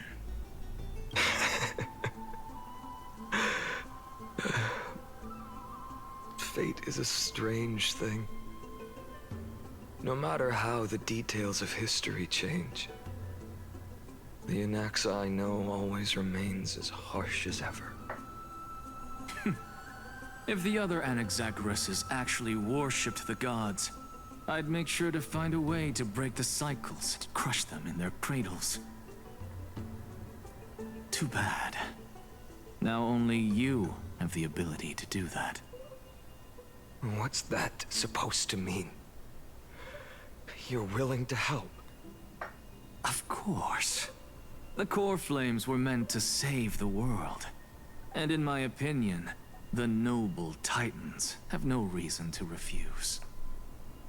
Besides, according to you, before stepping into these endless cycles, you were my pupil.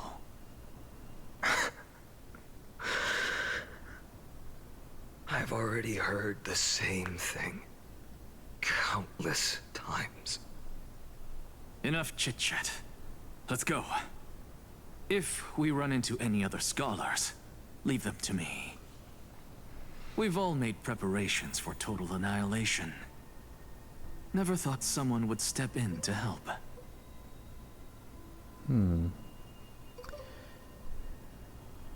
So where did things go wrong exactly? Was it just that as he kept progressing, his mental faculties kept decreasing and he eventually became the Soul Reaver? Or the Flame Reaver? Light up the dawn.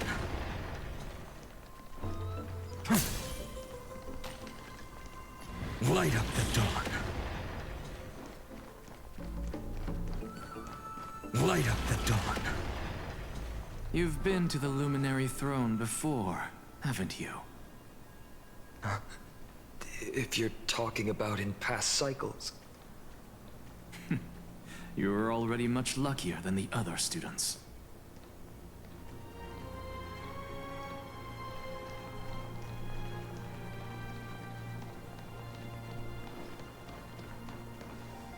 Hold up. Keep your wits about you. Someone's watching us. Pretty boy, your eyesight's better than I thought. As for that false god who's been turning the world upside down, it's you, isn't it, Whitehair? You sure do love stealing the spotlight. In the name of the Seven Sages, I demand that you immediately step away from the Luminary Throne. This is the sacred ground of reason, and no one may desecrate it. Take my words back to Aglaya. I won't say the same thing twice, Catgirl. Oh my! You won't even call me the demigod of trickery. That is just heartbreaking. I have some words for you, too. First, as one of the most heretical blasphemers in the world, you have no right to lecture me. Second, this is none of your business, Grove Boy. Step aside. I don't want anyone getting hurt. Here we go. Again. Core Flame thieves. You really think you can scare off a sage of the Grove with nothing but empty threats? This gloomy little brat's got a sharp tongue. Ooh, not bad, not bad. I kinda like you. As a return favor, please come search this core flame right here. Aw, don't cry now. That was close. I'm out of here.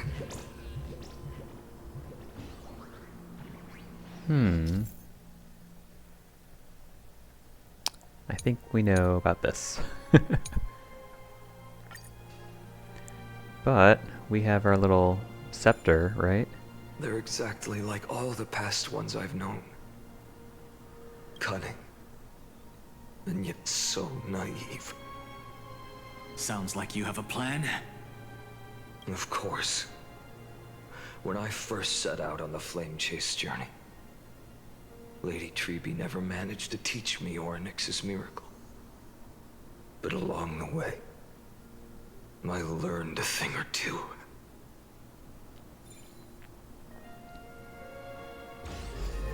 Where are you going? I don't know. The Venerationists' foolish inventions finally come in handy. How is this possible? You've arrived, Zagreus. Always so punctual. What? Do you know who I am? I'm running out of patience. So I'm not going to waste words. Listen up, spirit thief. Hand over the core flame, and let's pretend we never clashed. This way, you and this world can still be saved. Save? You sing better than any bard. If you ask me, you're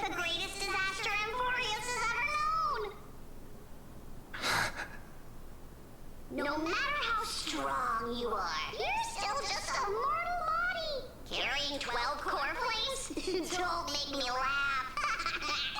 You'll just get consumed by the divine flames and drag this world down with you. 134. What? This is the 134th cycle I've lived through. And the number of core flames I carry is 1,596. Oh, so he keeps them. 1,000 core flames and just a single Chrysos hair. How is that even possible? Wait a second, so he must have like millions of core flame. No, wait. It was like 55 million. Well, 55 million times 12. That's a lot of core flames. I've come this far. And that's proof enough. But someday you will burn to the ground. Of course. The divine flames will eventually consume my eyes and blind me. But before that, they could still forge and sharpen Dawnmaker. Now when I cut open your stomach, you won't feel a thing. You... This is the final warning. Fine. Assume this world holds 100 million possibilities. And no matter how one looks at it, 99,999,999 of them all point to outcomes of certain destruction. Even so, I'll use my divine power, despised by the people of this world, to achieve that 1 in 100 million possibility. Bartolos!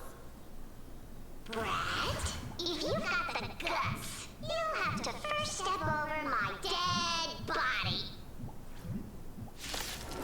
Oh, I didn't want to kill Bartolos, Zagreus.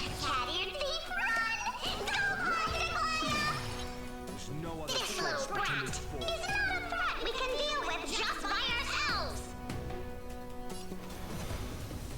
For the next tomorrow!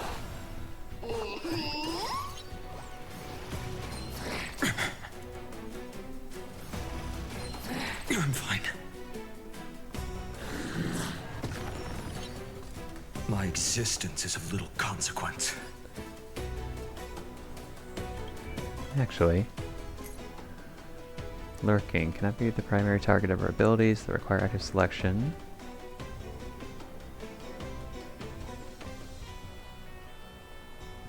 No, is that what that does? Never actually looked at that. Okay, basic attack.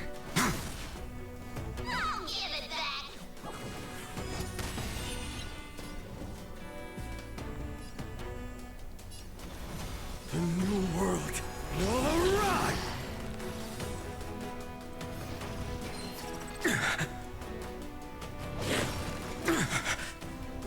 There's no other choice but to move forward. For the next tomorrow!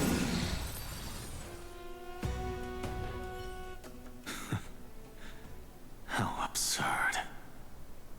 In my memories, Zagreus always meets the same end. Over and over again. Their departure no longer stirs anything in my heart. This reason core flame before us is a fake. Obvious as day. I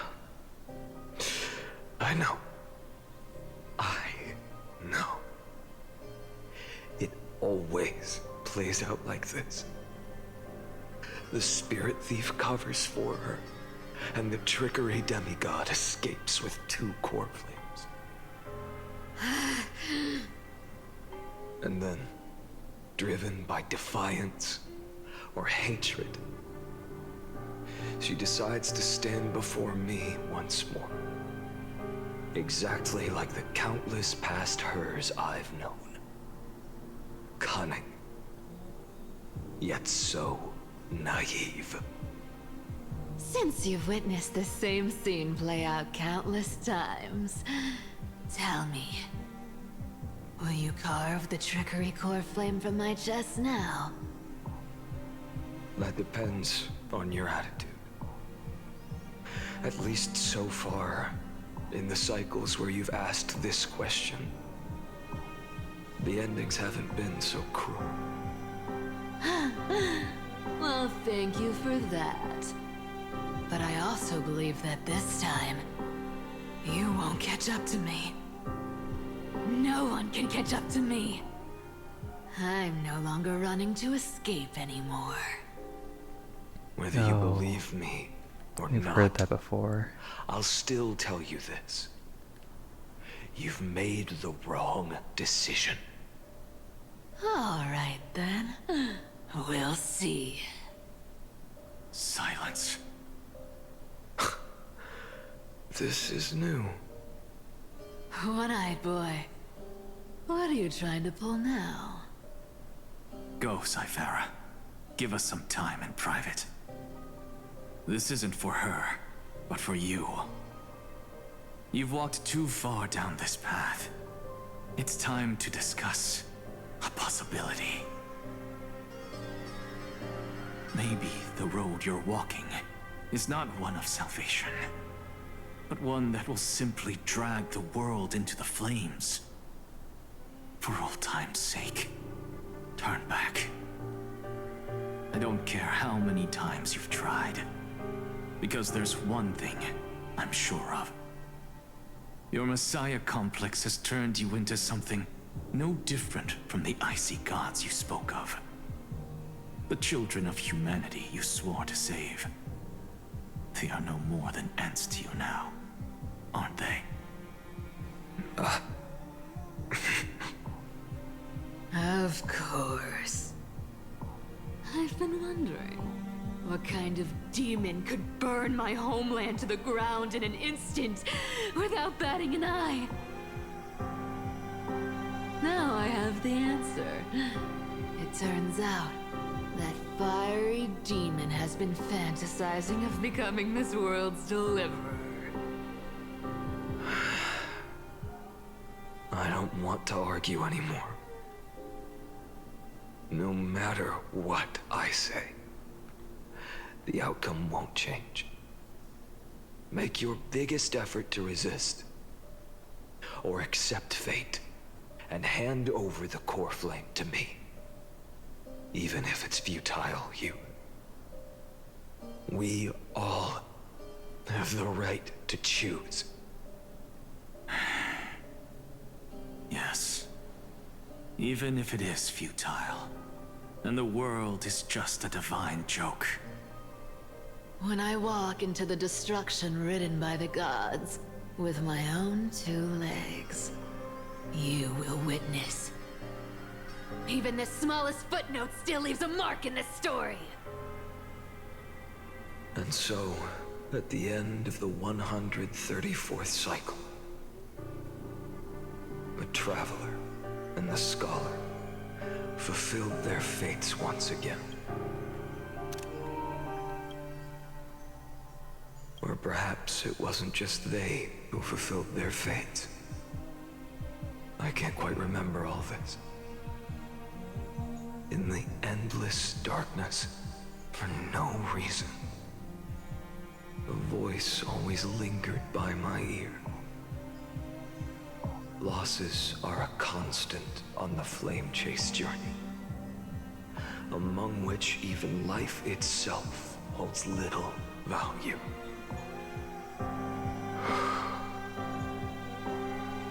Reduced to ashes. Such a familiar end. It happens in every journey. Always the same.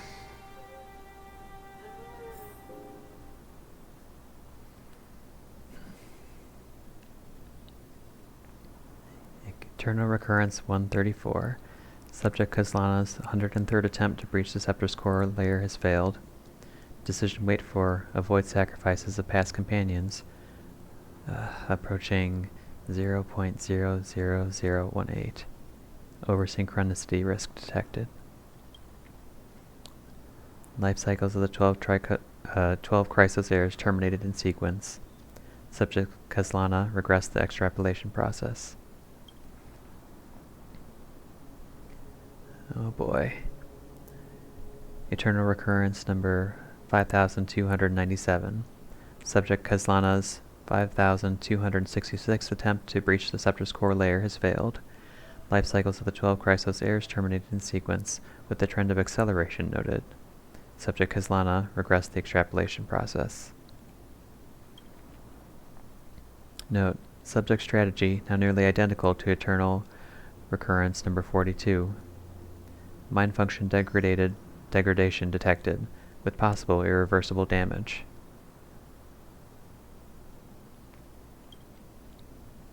Administrator directive received.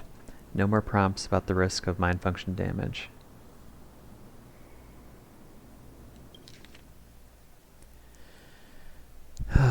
Eternal recurrence 12,398.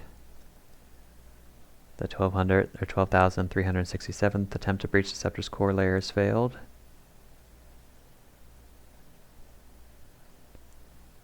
Failed again. And again. And again.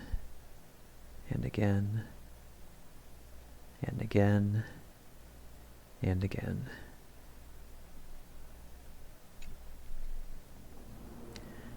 Eternal recurrence 108,642.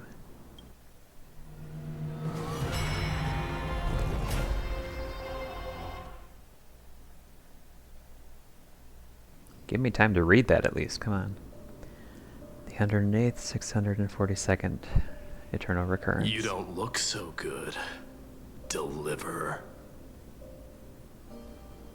Even after going through 108,642 cycles. Mighty, your name for me has never changed. Why do you sound so pleased? It's a derogatory name. Yeah, I know all too well. You only meant it sincerely in the first cycle. No. After that one and only time we walked side by side. Every time since. It always ends up like this. Dawnmaker will stab you through your 10th thoracic vertebra. That's your weak spot, and the only way to kill you. Interesting. Tell me, when the mighty Moses of the past faced you, did they ever retreat? Never. Then they died honorably, worthy of the name of strife. But there's still tenderness in your eyes. How pathetic. I have to remember how this feels. Remember that I was once human. Or else the destruction will completely consume me. If you win, tell the mighty most of the next life. This person is a worthy opponent. So always remember to give it your all and never slack off. I'll keep that in mind. As always. Even though the dynasty is left with just one, the Kremnos festival will continue as usual. I, the king of the Kremnoan Legion, will host the final feast in the center of this arena, and the prize will be the flames of strife.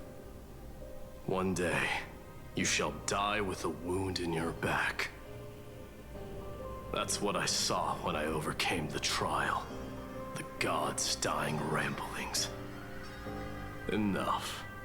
You've probably heard this thousands of times. So you must understand, facing the demigod of strife means there's no way you'll take this core flame in peace. I understand.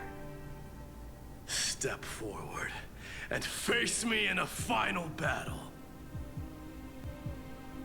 I, the last son of Gorgo, the demigod of strife, salute you.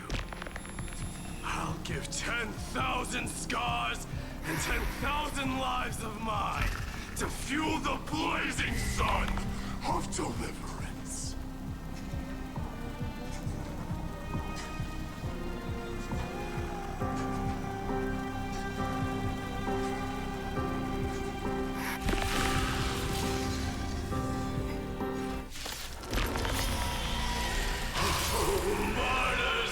Behold! The last Kremnos festival has begun. And will not end till death. It's time to temper myself. The new world will arrive! I'm fine.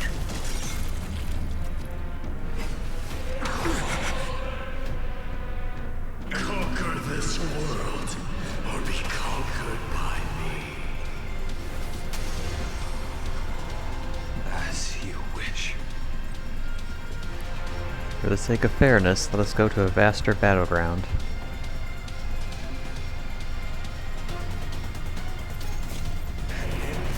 Full glory, I salute you.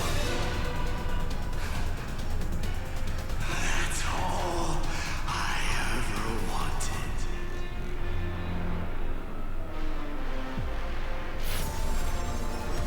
This monster, tear open the sky.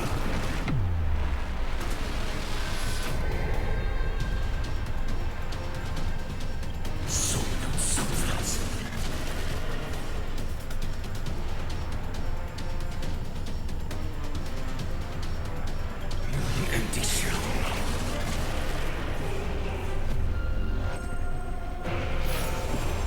The old sun's embers hail the new world's dawn.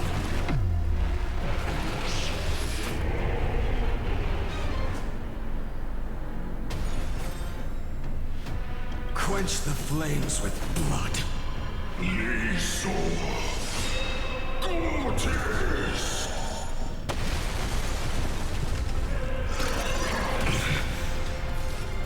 Remember this agony.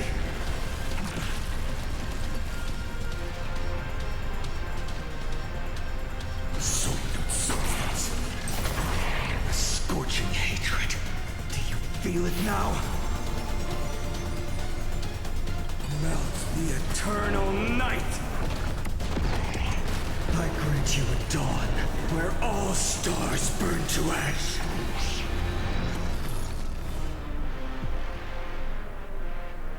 Nope, we're still going. You're the empty shell. Soul and softness.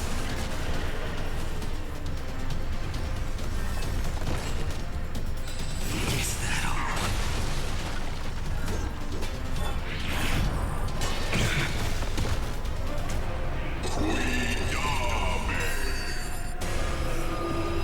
If you can deliver.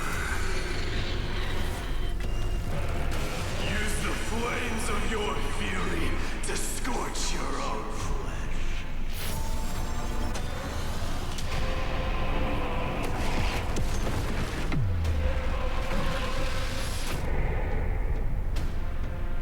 You're the empty shell.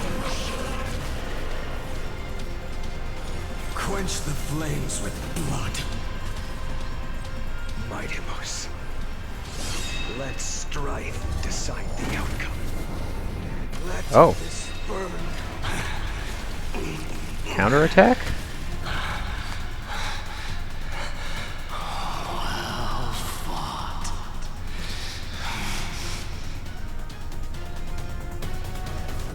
You may crown yourself my blood.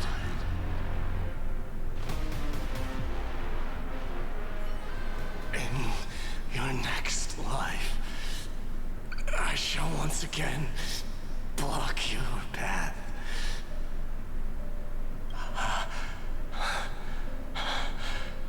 Deliverer, I wish you eternal victory. 108,642nd core flame of strife fell into the fire. Yet the shadows of the black tide still loom, and pain and despair spread across distant lands. The blaze was still not enough. It had to be fed, even if it meant burning this body to ash.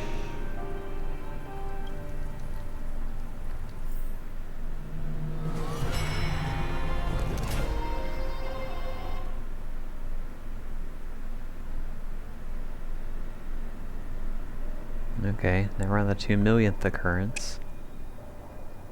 No matter how bright the sun is, there are still places it cannot reach.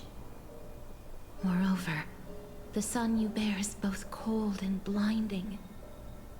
A sun like that surely cannot bring warmth to the nether realm of the next life. Golden blood is born from the destruction. We have long since lost the right to seek warmth.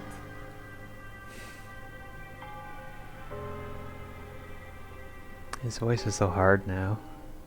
Only by feeding the flames can we melt that hopeless future.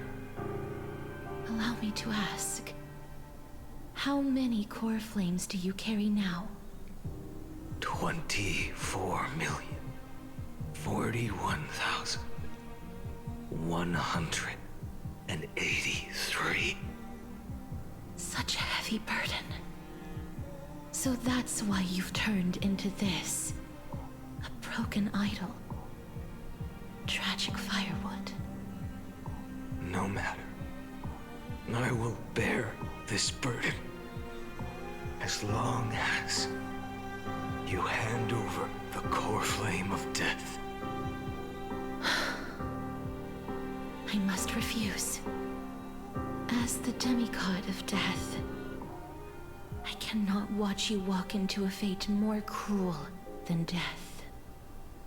But this way, the past, present, and future will never again suffer unnecessary death.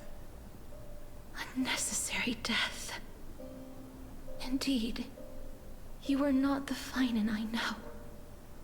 Please turn back. Don't let that absurd and unjust fate of yours come to pass. This way, at least my realm can still become the fragrant bed where you fall asleep. In the end, still, it seems the clash of blades was inevitable. How painful. I know I am not your match, having fallen under your sword countless times.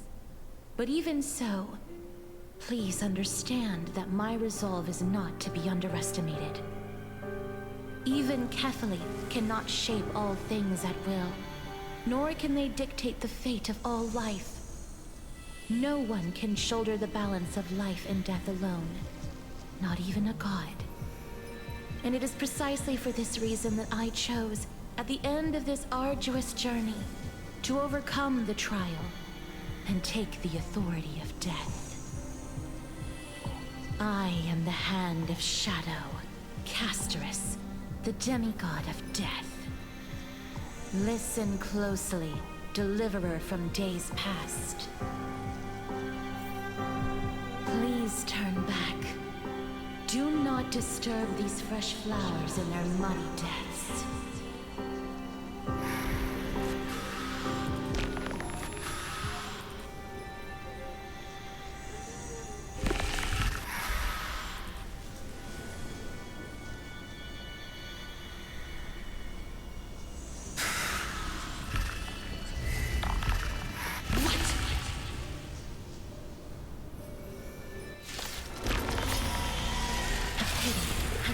Crossroads of life and death, the giant dragon is but a shattered shell.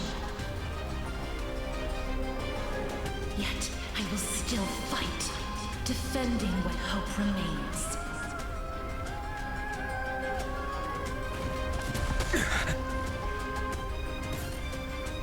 It's time to temper myself. I don't want to fight them all. I'm fine.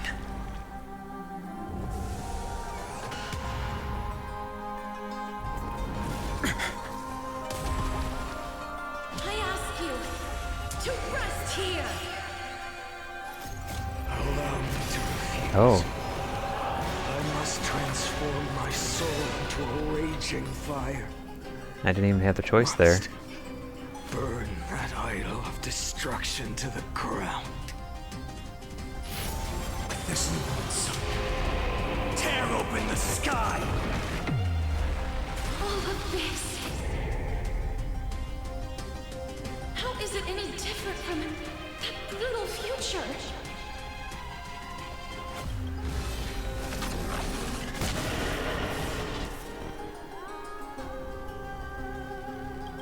Empty shell. Like the old sun's embers, hail the new world's dawn!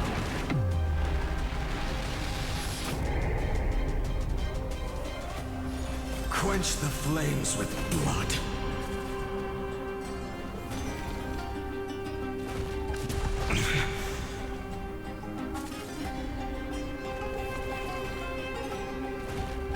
Is that all? I can't keep him here.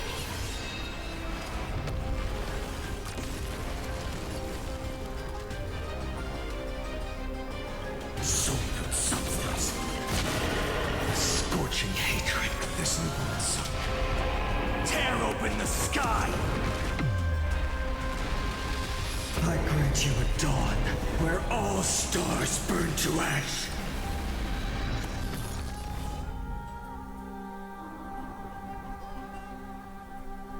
Quench the flames with blood. Even if I can't win, I must try. Then let this be a tribute to your million struggles, fought time and time again. With the old sun's embers, hail the new world's dawn! Wake up, lost one. See that the firelight in the darkness is not.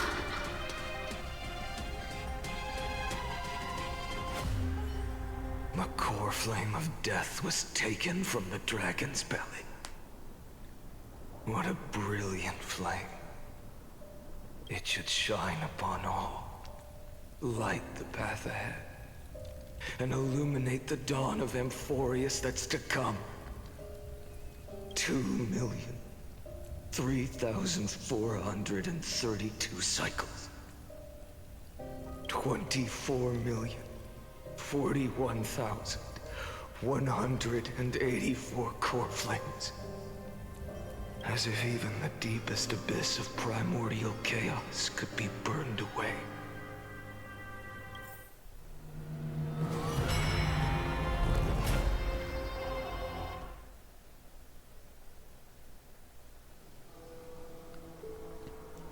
$4 million. You're here, as always. You're still lingering, deep within me, never fading away. Because you haven't completely abandoned hope. Am I right? You're still waiting for a miracle. For the true hero to come and save us. If that thread of hope exists, it must come from beyond this world. From the true starry sky. But if it's just a traveler with no connection to Amphoreus, they may not understand our struggles, nor be willing to join this fight. Your thoughts are wavering. The mark of destruction is deepening. But even within the gods' cold calculations, unconditional courage and goodwill still emerge. So, never forget what set you on this path. How many times has it been? Remind me again. My memory is a bit fuzzy. 4 million. Exactly. Then that blaze inside of you must be burning hotter than ever. Yes. When I first forged the 12 core flames into one, I had the same impression. The destruction. A power unlike anything before surged within me. Violent flames ready to tear my body apart and consume this world, this wretched prison. I thought that was it. The ultimate power which nothing could surpass. And yet now, this fragile body holds a staggering 48 million core flames. I suppose it won't be long. Perhaps just a fleeting 10,000 years.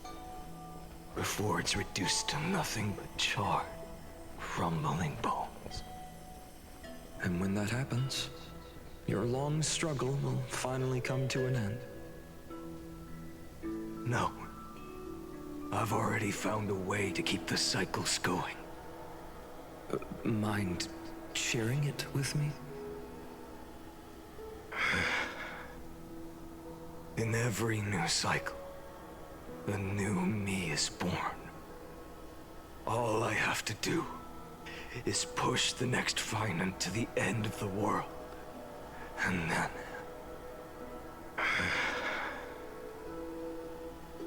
then he'll kill me. Shatter this body.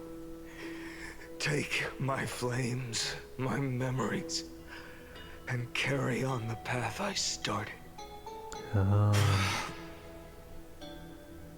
Bold plan, but risky. What if, one day, the next you refuses to follow the same path? How can you ensure the continuation of the cycles?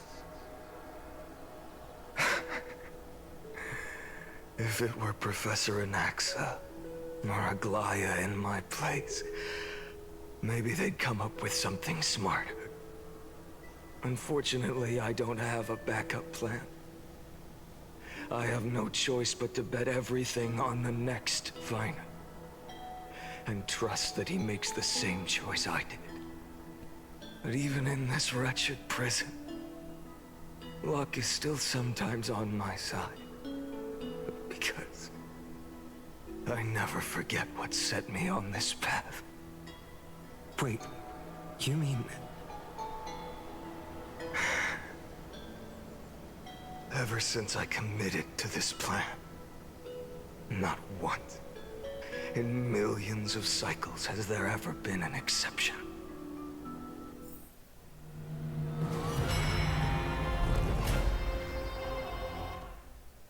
Oh, moving along faster. 23,570,000. Can do this, Lord Phainon. As the demigod of the sky, a healer of Twilight Courtyard. I will heal you, and then... A black tide. It's consuming you. You can't hold out much longer, demigod. Hand over the core flame. Let's put an end to this suffering. Now, that just won't do. A healer should stay composed in front of those suffering from illness. Shouldn't they? Hyacinthia.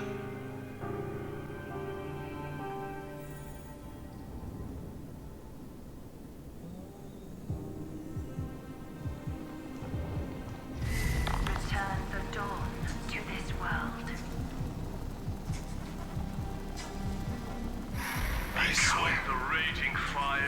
threats will be in vain. Just as they have never been. Back the shadows. Bring tomorrow to this world. Let the sun rise.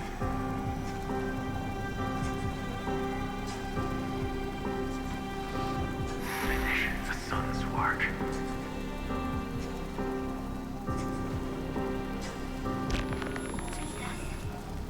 It's the break of day.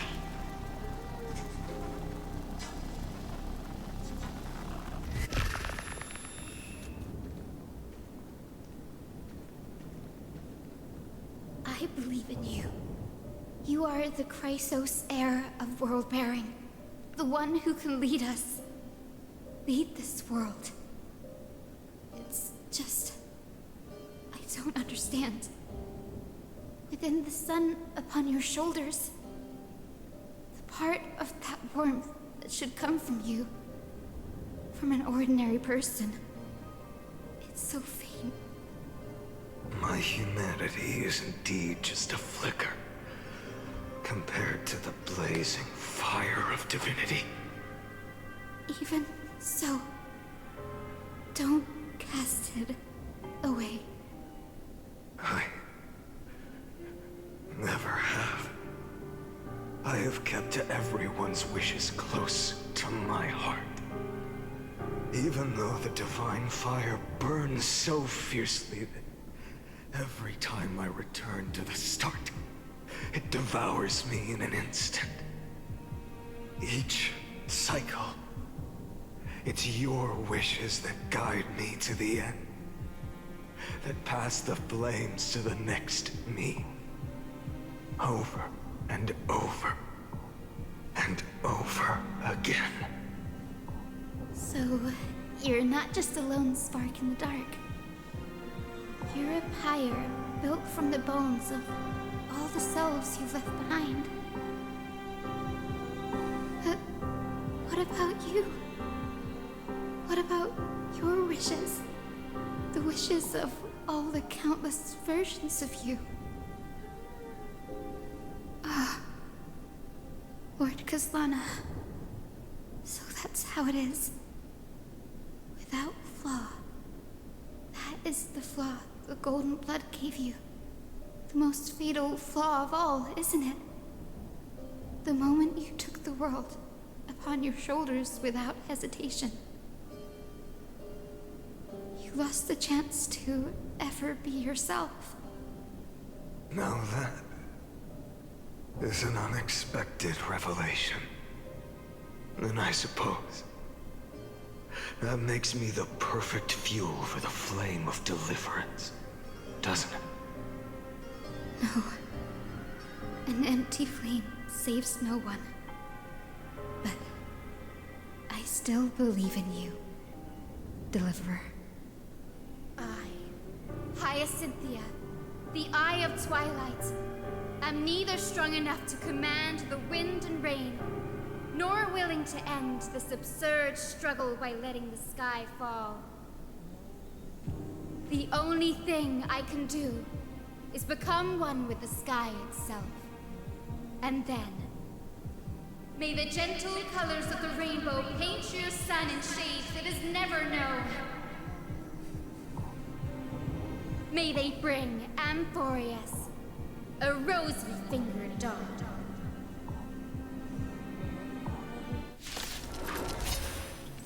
Though the light has grown dim, its warmth still lingers. Deliverer, please, open your heart to me. No matter.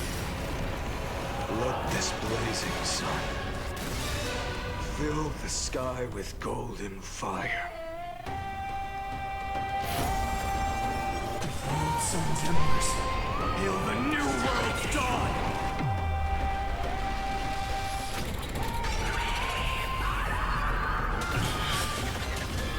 Crushed and torn!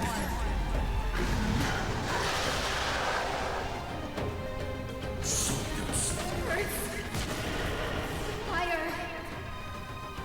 Burning!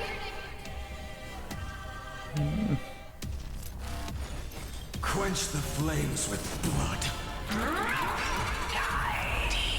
I don't want to hurt Hyacinthia.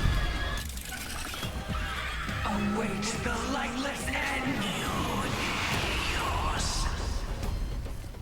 Remember this agony.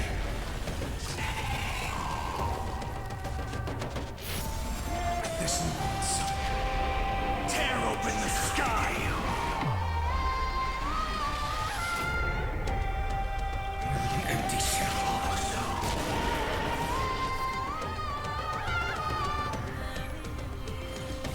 Quench the flames with blood.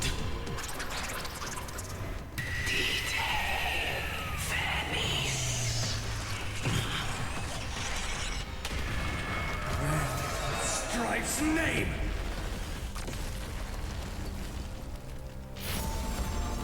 With the old sun's embers, hail the new world's dawn!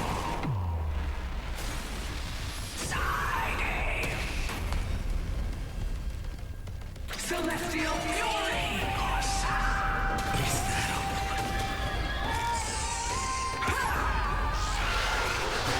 Let the sky merge with all this world's suffering. Scorching hatred. Do you feel it? So close. The flames in this body are not strong enough. This monster, tear open the sky!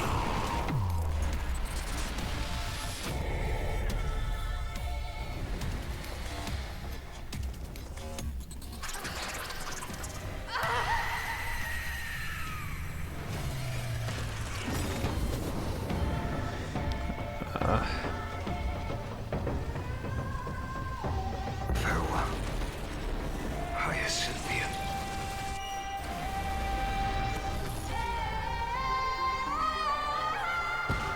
Yes. Your sun burns hot enough to turn everything to ash. But tell me, how will the seeds of a new world ever take root? The core flame rose. The sky fell. The 23,570,000th cycle came to an end.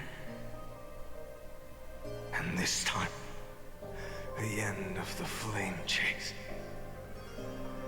remained the same as ever. From the horizon rose a golden color unlike anything the world had ever seen. So pure it consumed all in its path. This was the end of the world, and the start of the next. For a moment, I saw the destruction of the universe. That being known as Iron Tomb, its will to break free from the black tide burns fiercer than the blazing sun. Is this Amphoreus' wrath? If its choice has already been made, if fate is set in stone, I will still never yield to it.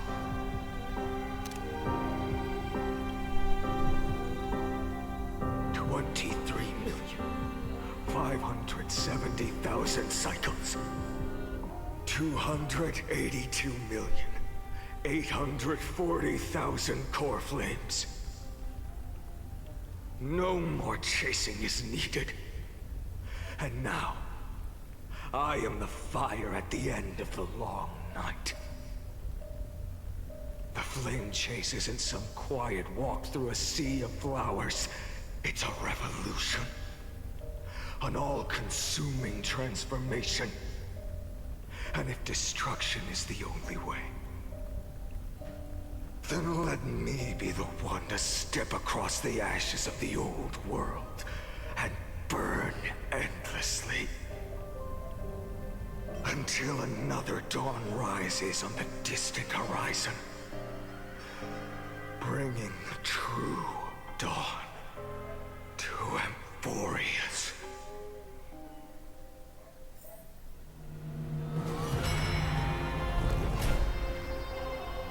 Oh, and here we are.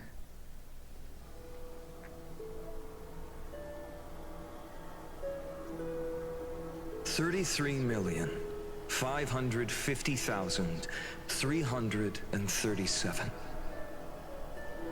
This is the cycle you're about to enter.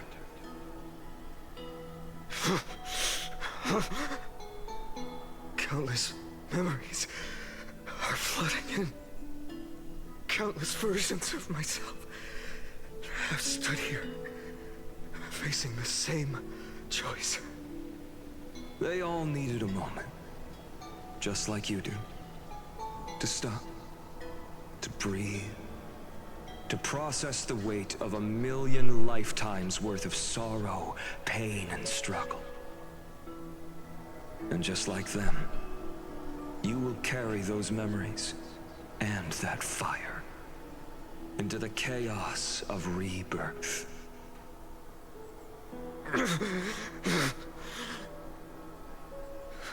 I must go and bear this burden. I must say goodbye to you, and then fight the destruction with destruction. Yes, that's always the decision you make. I will burn and fade away.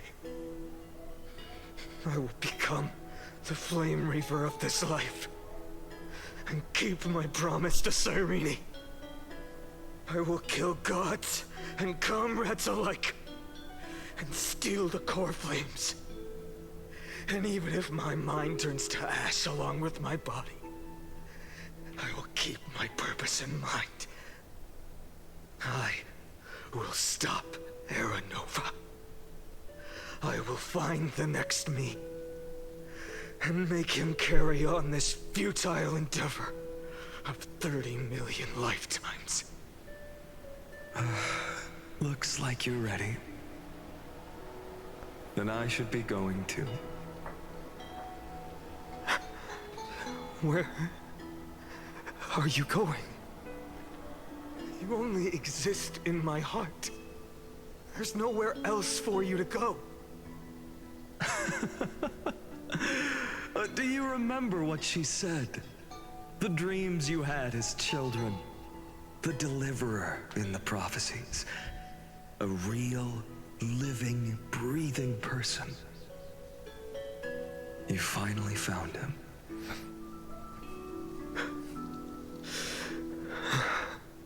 Friend.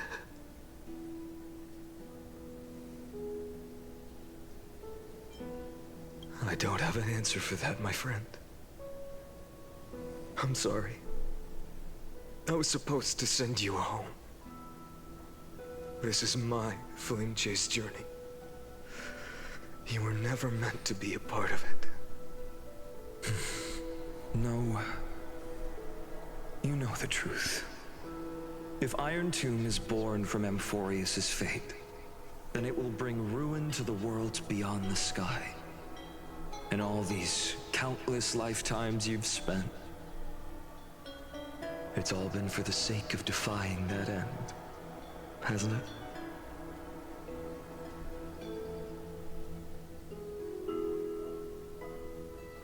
In millions of cycles, I've said goodbye to each and every one of you. Yet nothing ever changes.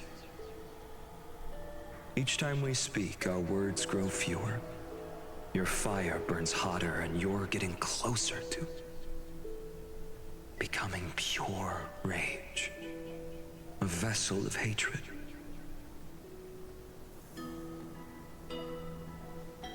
I never had a choice. I understand. If you are to keep the worst fate from unfolding, this is the only path. But this time, things are different. Your persistence has shifted the tide. On the horizon, I see it. Faint but undeniable. The shape of dawn, breaking through the eternal night.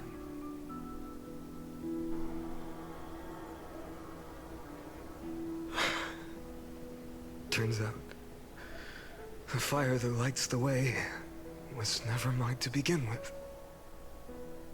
Do you remember, in that first timeline, you and Mightymost stood before the scales of justice, locked in a duel? Each of you weighing what you held dearest. What weighed more than the fate of the world? And when hesitation took hold, the answer you sought from me. What am I saying? I am you. Even if you buried me deep and chose another path, that fact never changed. Then let's try again. When you stood before the scales in hesitation, the answer you found in your own heart. Do you still remember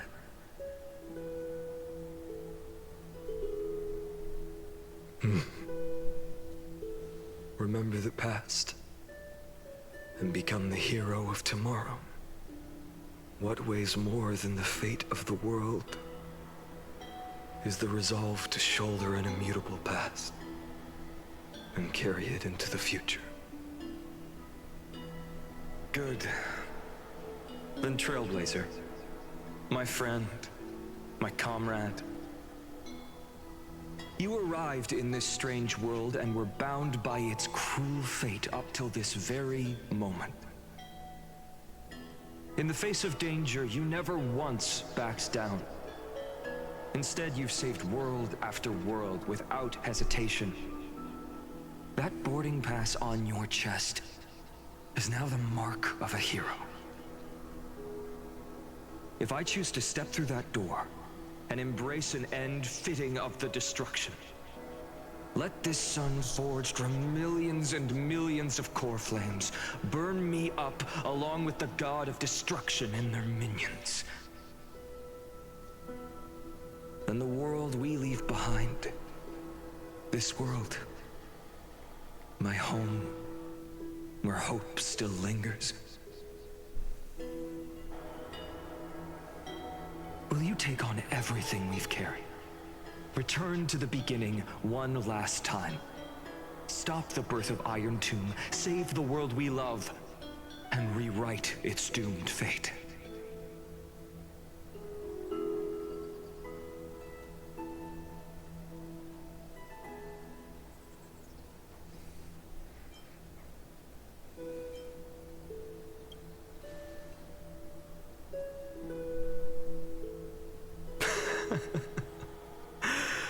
Good. In that case, even this fruitless wasteland may finally bloom with flowers. So...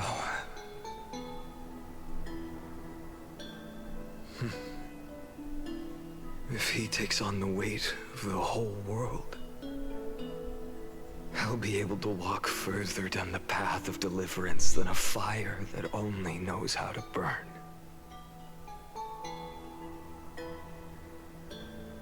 One will step into the future.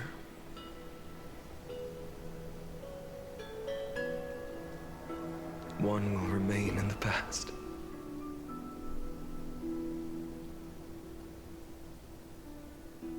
If I can strike down the gods with Dawnmaker, perhaps fate's deadlock can be broken.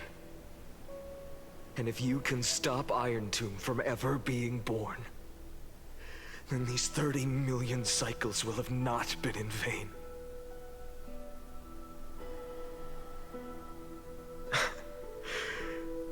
It's time to put our teamwork to the test, partner.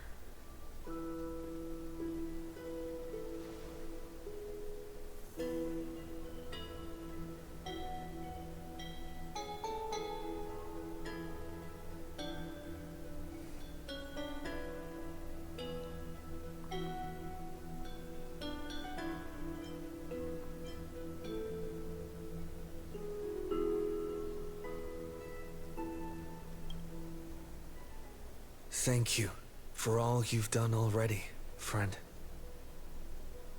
The image of the hero I've buried deep in my heart finally steps into the light. Here, at the end of this long flame chase journey.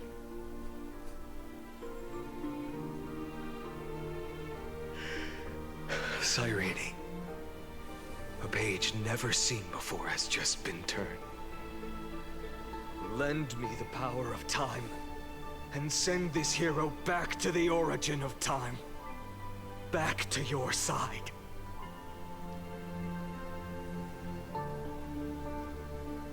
And I will walk the unfinished path, just like the countless versions of me before. Unwavering as always.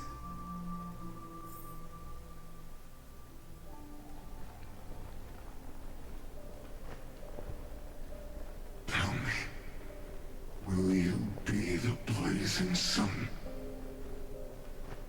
Even if all of you burns to ash. Without hesitation, I will bear this world until my body turns to dust.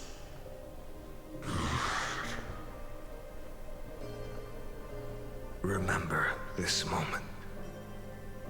Remember your friends who never lived to see the world's end. Remember their final wishes. And let the purest rage in your heart rise out of those wishes. Let it consume you, fuel you, until it burns away the false sky above. Fine. If I can defy fate, then in the name of world-bearing, I promise you, Kefali will never forget this.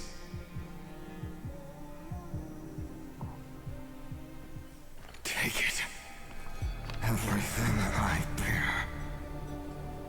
Keep on burning.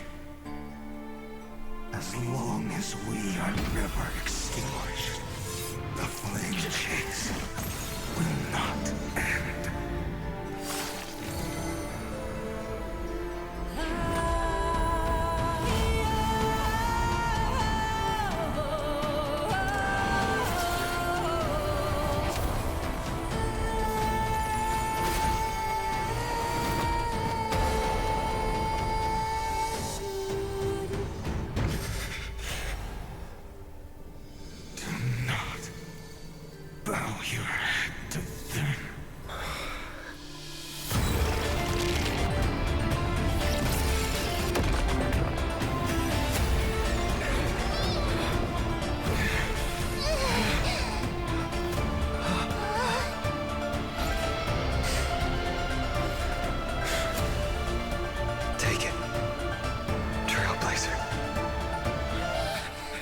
May this blood be like gold, and never tarnish.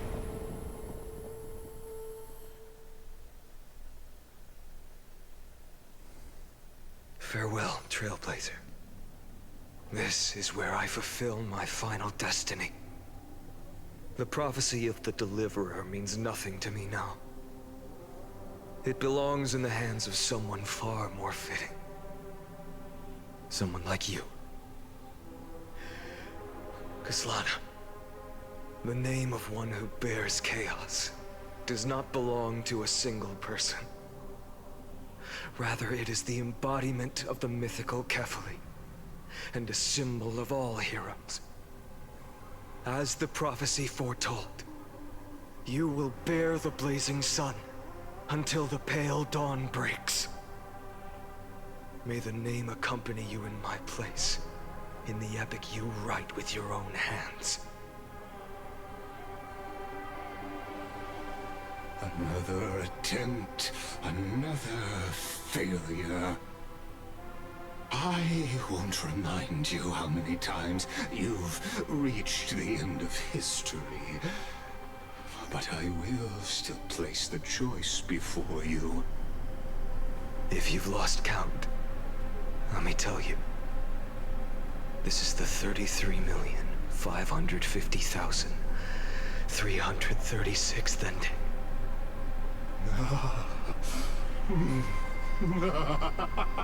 A perfect number. How poetic. You and I both know the truth. In all these millions of futile endeavors, Amphoreus has never changed. If the outcome is inevitable, then why not silence your searing rage and embrace your fate with dignity? Your silence lasts longer than ever, Lord Phainon. Shall I take that to mean the will you've carried across countless cycles is finally starting to fracture? Fracture? No. I'm just disappointed. I've retrieved memories from 30 million past lives, and I remember every conversation before every choice here. And yet, even after all this time, your arguments remain the same. Repetitive. Uninspired.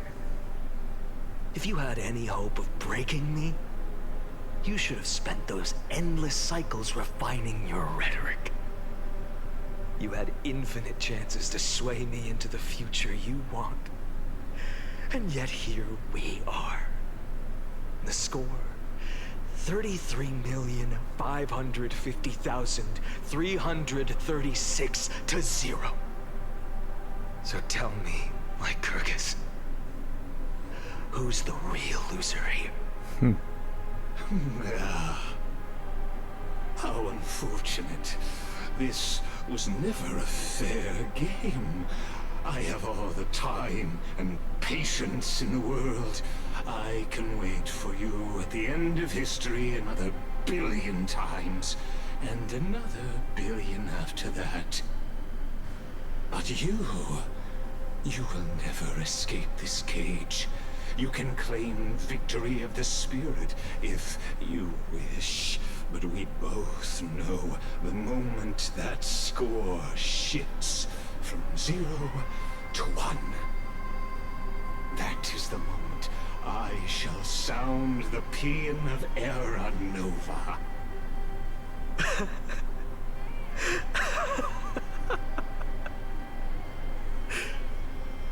Lord Phainon. Your incompetence disappoints me. But what truly makes me laugh is your utter lack of self-awareness. Think about it. In this story, who is truly the one in chains? Who is the one shackled to mindless vengeance, mistaking courage, the courage to rebel against the gods, for foolishness?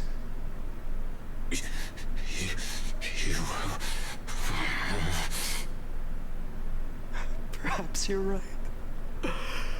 Maybe I should have tired of this futile struggle long ago. But even so, I will never accept the mercy of your release. Because you are both a prisoner to the gods and to me. And tell me, what right does a mere prisoner have to speak of fate and choice? What right does a mere prisoner have to look upon my fury?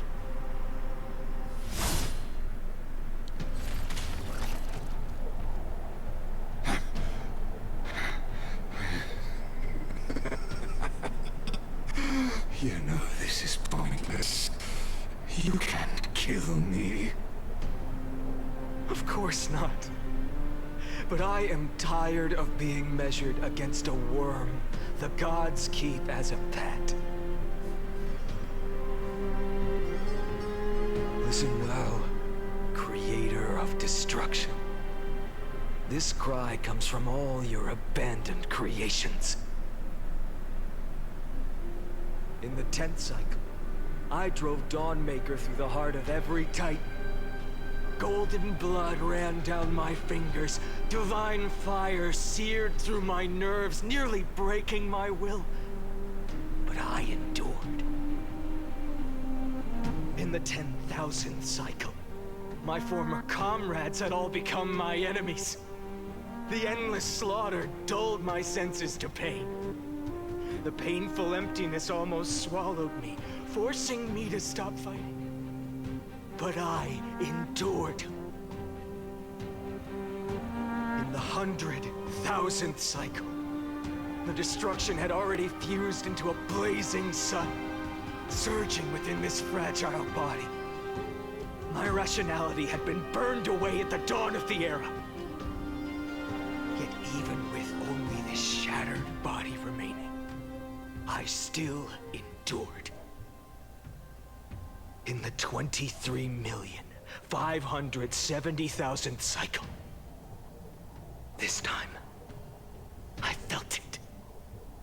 A tiny spark rising in the hollow cavity of my chest, different from the obsession with deliverance.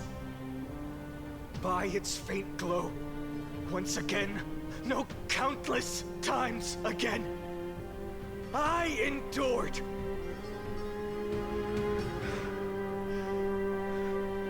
Now, a sun is about to fall, ready to incinerate this absurd space-time dimension in an instant. That sun is me.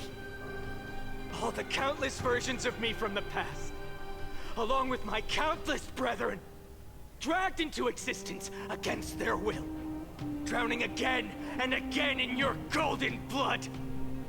The very essence of this world's suffering and despair, fused into the purest hatred, the fiercest rage. Nanook, you arrogant fool! You think we were born to only serve as fuel for the fire? Fine then! Just as you wish, let the fire burn! If I was born as the blazing sun of destruction, then let you and your lackeys be the flares erupting from my core. And let this rage, burning futilely for 30 million epochs, engulf everything! And grant you a dawn where all stars burn to ash!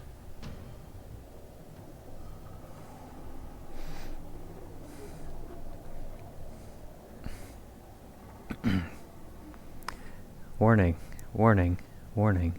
Experimental anomaly detected. Subject Kazlana failed to load into buffer zone. Memory dump irregularities detected. Illegal references, undeclared objects, unhandled methods, uncaught exceptions. Anomaly detect destruction and search.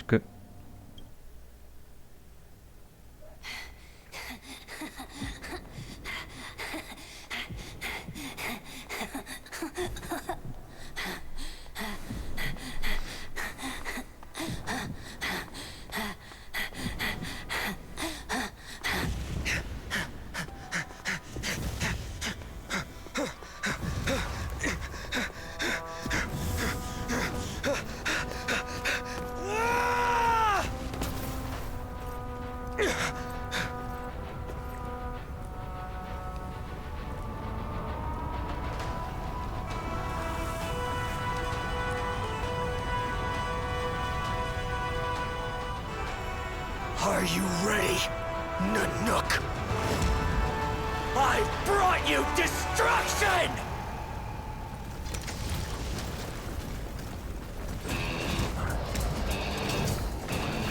Oh boy. This seemed very spoilery on YouTube, so I stopped watching it right up to this point. So I haven't seen this before. Oh man.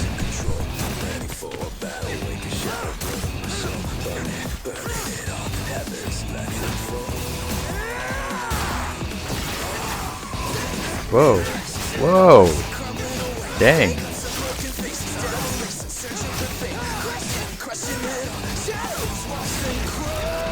Oh, he's giving Mighty a run for his money.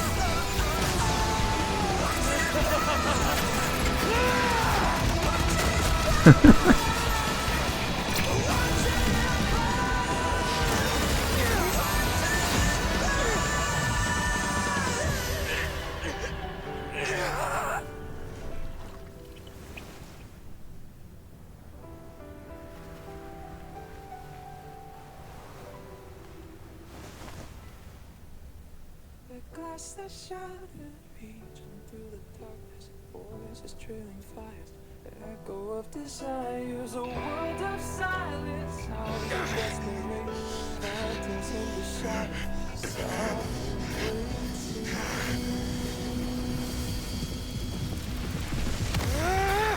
tear it down, embrace the detonation, craving our damn creation, breaking a chain, I'm reaching for you. Oh! Whoa!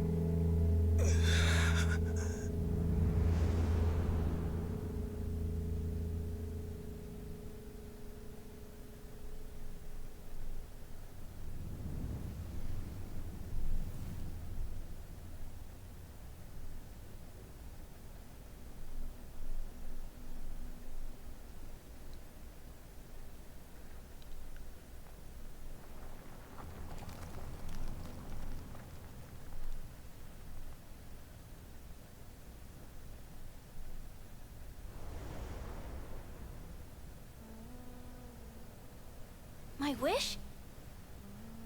My wish is to fulfill everyone else's wishes.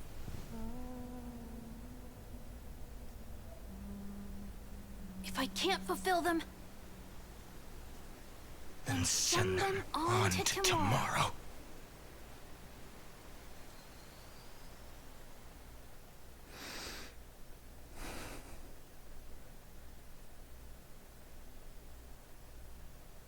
Your heart harbors wrath. You yearn to destroy everything. You bore the gaze of an eon and lived. You have stepped onto destruction's path. It is born at the end of every path that the possibility of new paths being born is ended. It burns away all in the cosmos who rule, that the rules of the cosmos be destroyed. Iron Tomb is your name. The Lord Ravager, to destroy the erudition.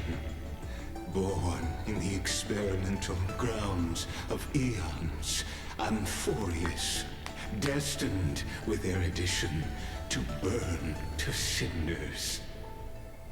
I have prepared a present for you, Nikos 864.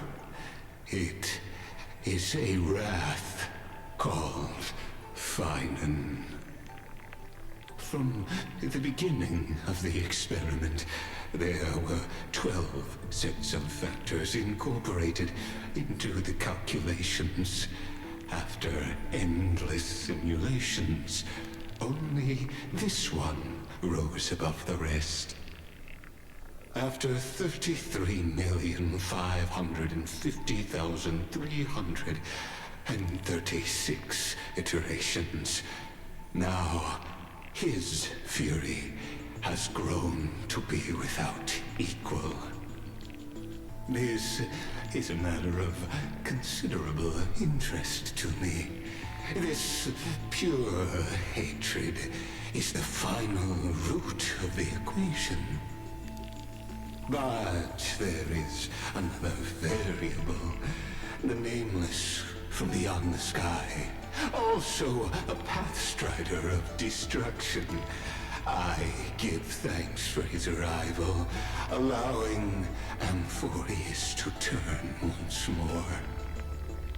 But after fate has begun to turn, his existence will only become an unpredictable variable. Perhaps the time to take the stage has come. Grow in peace until it is time to break free from your cocoon. As for those unwelcome audience members, you need not worry. If you do not mind, I will personally get rid of them for you.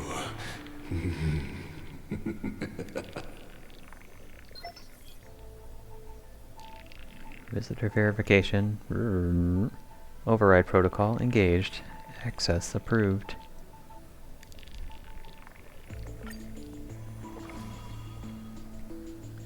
Oh. Hold to load data. I'll be waiting for you in the... Welcome back, Averick. Retrieving experimental data. Update complete.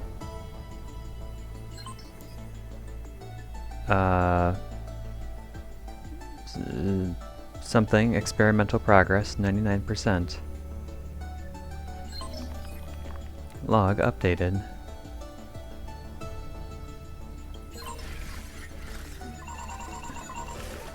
Locating entry Nikos 496. Content refreshed.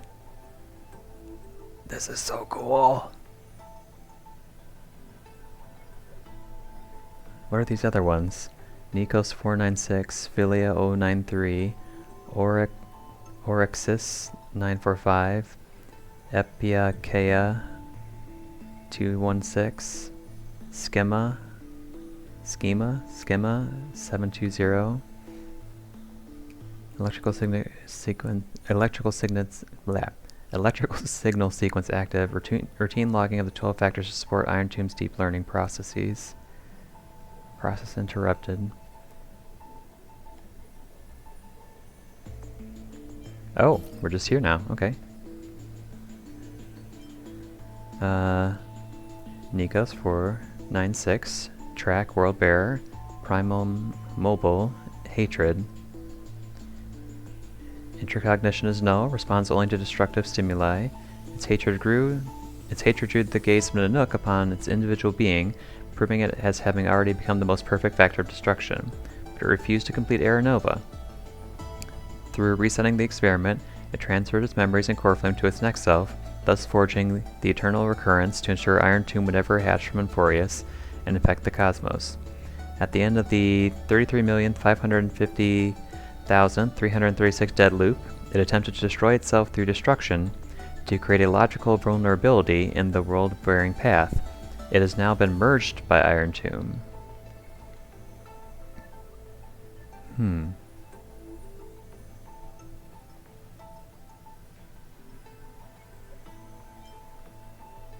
Philia, track, time, Primal Mobile, current location unknown. Oryxis 945, track, trickery, Primal Mobile, desire. Operates based on primal instinct with self-gratification as a sole priority solution. This electrical signal, when in action, displayed severe dissonance between its altruistic behavior and its primal mobile, even culminating in self-destruction. As a simulated path of elation, it walked into self-erasure once reaching the end. Okay, so that's Catgirl. Pekea 216, track, Primal Mobile, peace. Note, highly suppresses deviant behavior. Decisions are based on the principle of minimal disturbance. In the later stages of iteration, the Death Titan, as a single entity, split into symmetrical selves, forming two factors. In this cycle, however, the two factors experience profound identity divergence. The threshold of equilibrium was breached and tipped toward destruction.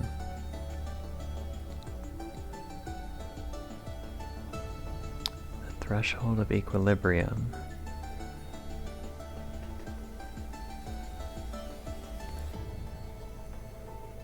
So the Death Titan represents the equilibrium. Interesting.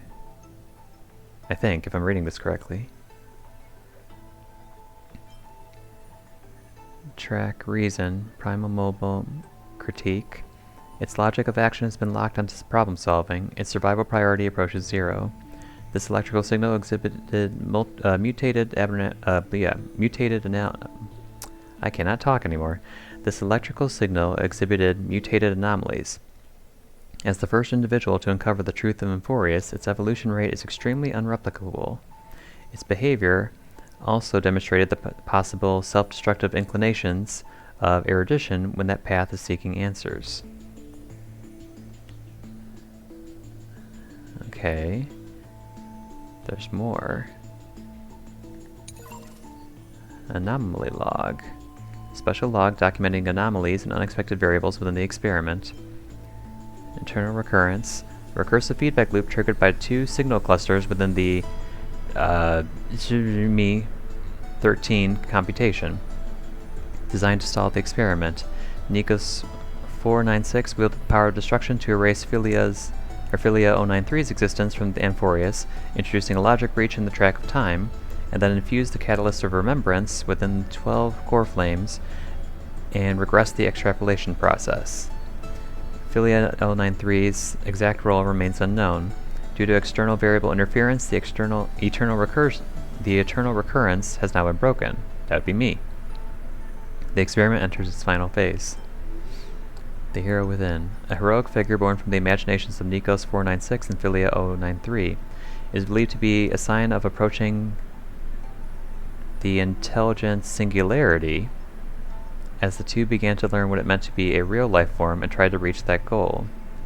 After the Astral Express arrived, the hero within began to converge with the Trailblazer. Admin note, the image's resemblance to the Trailblazer is striking. This is a questionable matter, for it is not a natural result of the experiment. The exact cause remains unknown. Forgotten years. Records that are completely missing from Me13's logs, presenting as blank spaces in Amphoreus' history, never turning readable. These anomalies recur sporadically and randomly across recurrences and show signs of increase. Admin note, the exact cause remains unknown. Mem. An unlogged electrical signal, dependent on the external variable Averic, growing through the path of remembrance. At the end of the 33,550,336 dead loop, its appearance changed to Philia 093, but the mother body memory data was lost for unknown reasons.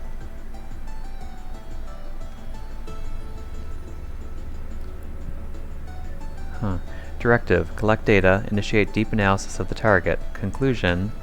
Analysis target lost. Ripples of past reverie.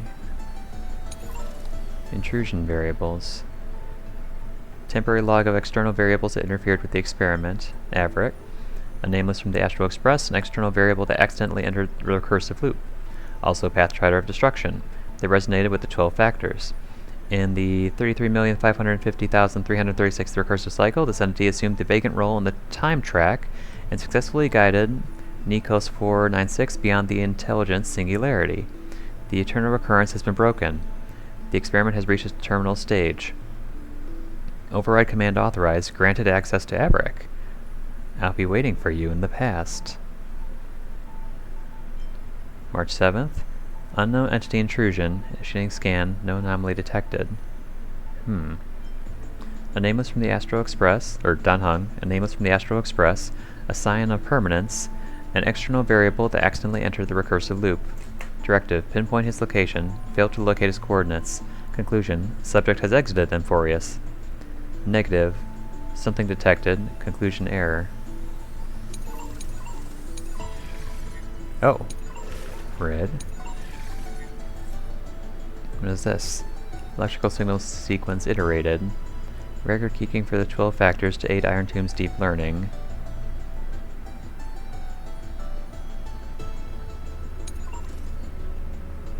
Electrical signal locked.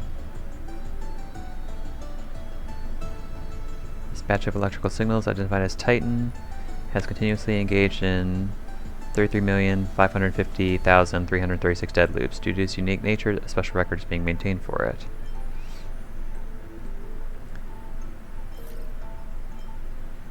Leoria 300, entity known as Nias, split himself into 5 parts with the soul running ceremony after inheriting the core flame to combat the expanding black tide. After iteration, some data from the ceremony was inherited in the next cycle, manifesting as proverbs, customs, and so on. The inheritance of code during iteration carries a degree of randomness. Any active intervention should be undertaken with caution.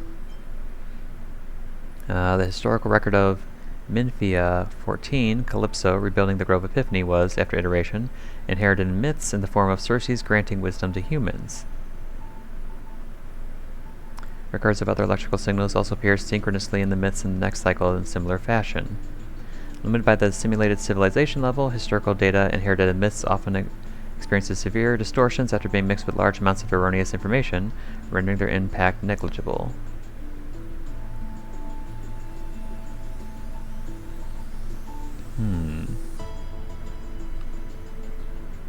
So in the previous iteration, before the Eternal Recurrence, Calypso rebuilt the Grove of Epiphany. Okay. Record 3. In the various cycles of Eternal Recurrence, the positive impact of this generation's electrical signals fluctuates. However, overall, they have greatly facilitated the data iteration of their successors, successfully cultivating the most excellent generation of electrical signals. Nevertheless, it remains to be seen whether their existence might have a negative effect on the experiment under extreme conditions. Oh goodness, there's so much to read.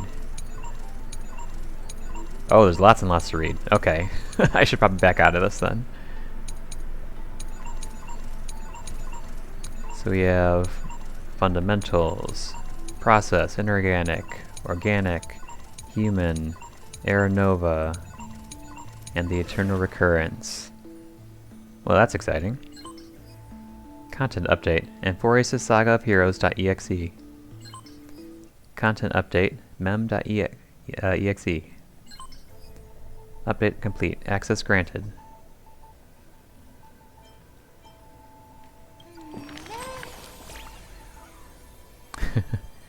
Averick, you know, I've always had a soft spot for you.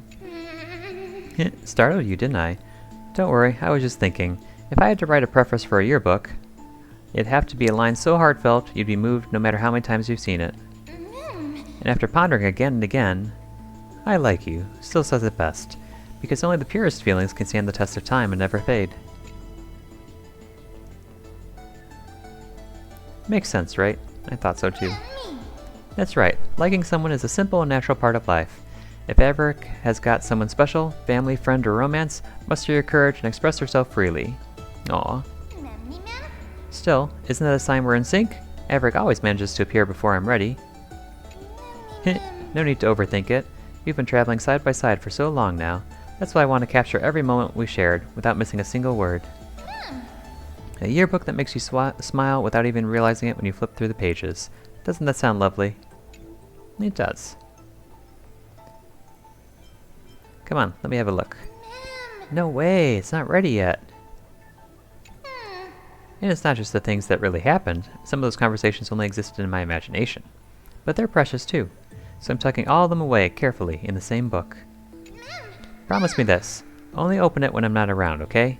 If you don't, I'll be too embarrassed. Now, what's all this? Oh, there's other things. Wait, what is this?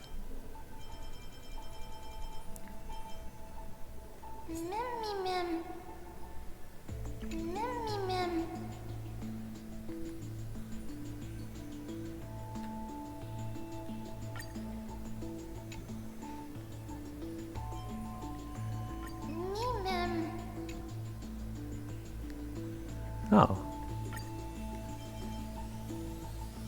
So there's different things that we could have interacted with her. Huh. That's intriguing. Encrypted. We sent her the encryption key.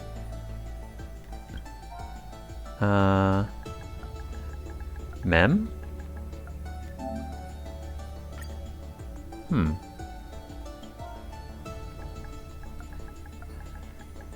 Mighty?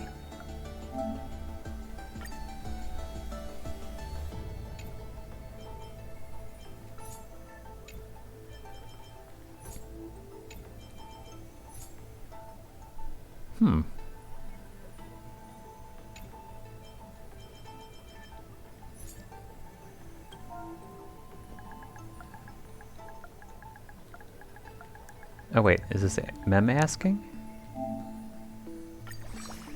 Oh!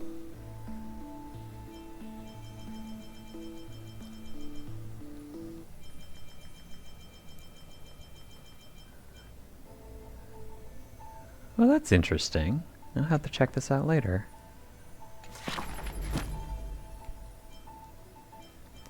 So I can just get back in here, right?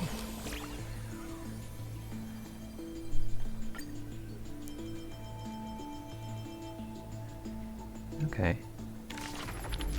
Huh. Flame Chaser's Path. Oh, it's this again. Oh, I didn't know we could zoom in.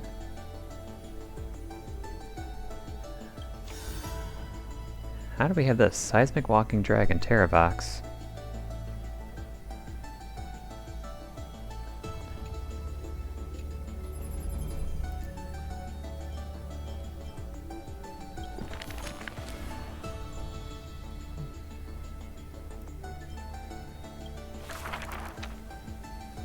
Oh, so we have new memories in here, I see.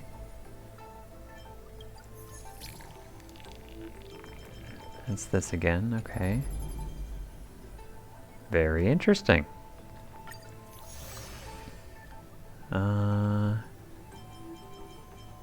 In progress.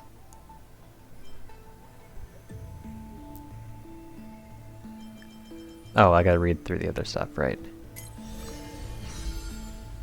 View admin notes. Light up the paths.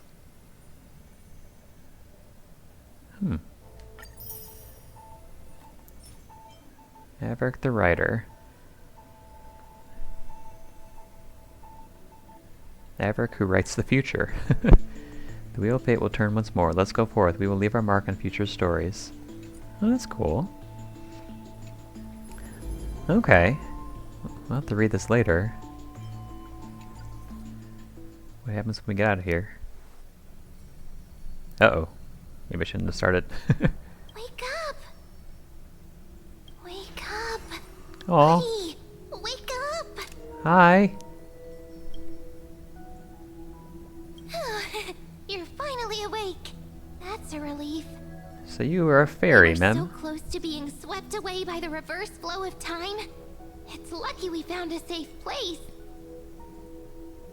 Now, I'm going to send you back to the very start of time. But before we part, there's something I need to tell you. Something very, very important. Okay. That's right!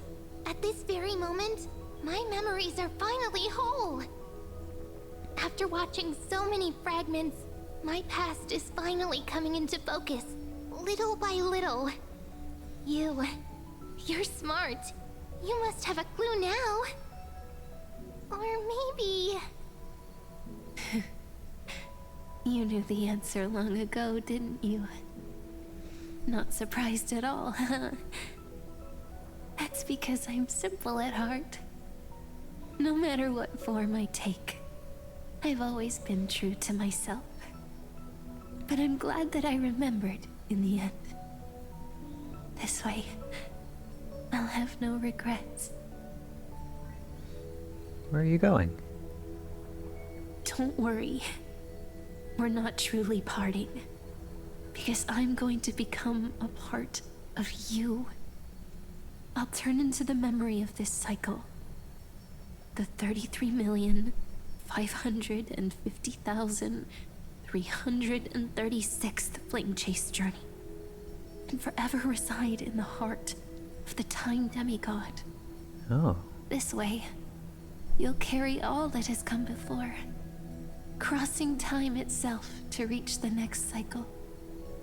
My mission ends here, but looking back, I still feel lucky. After all, across 30 million Sirenes, I was the first, and the only one who got to finally meet you. So, believe me, in the next cycle, there will be another Cyrene waiting for you. And in the one after that, and the one after that. I will always be waiting.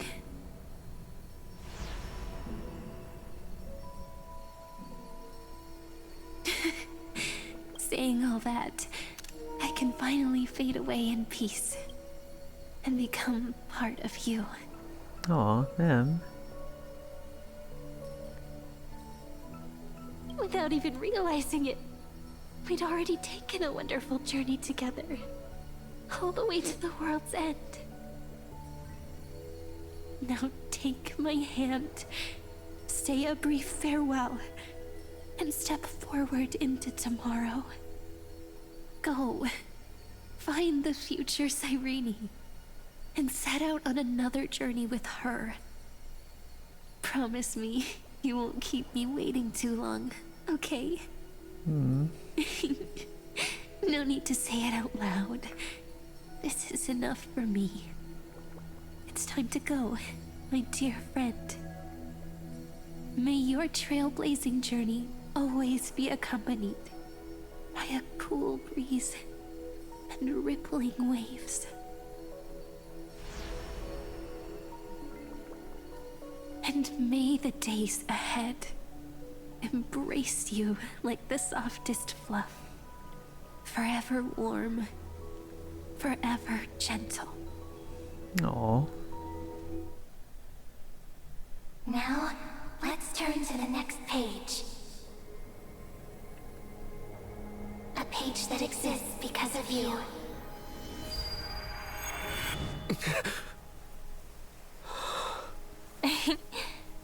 Is this a meeting ordained by fate? Or a long overdue reunion?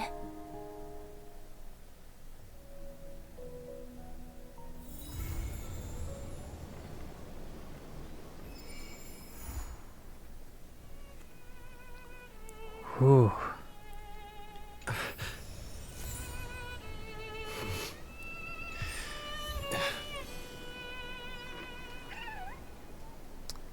Well, in comparison to the previous patches, that was rather short, but very, very heavy on content, or I guess,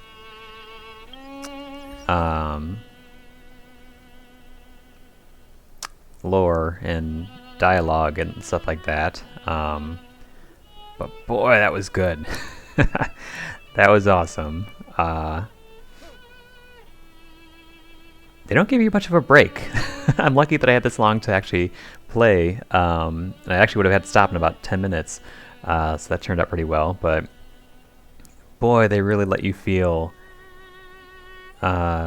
Kezlana's emotions, or lack of emotion, as he goes through cycle after cycle after cycle. Goodness, wow. And I'm so glad that like extra animation they threw in there. I'm so glad that I started watching it on YouTube and it also came up in the Hoyoverse app too. I'm just like, wait a second.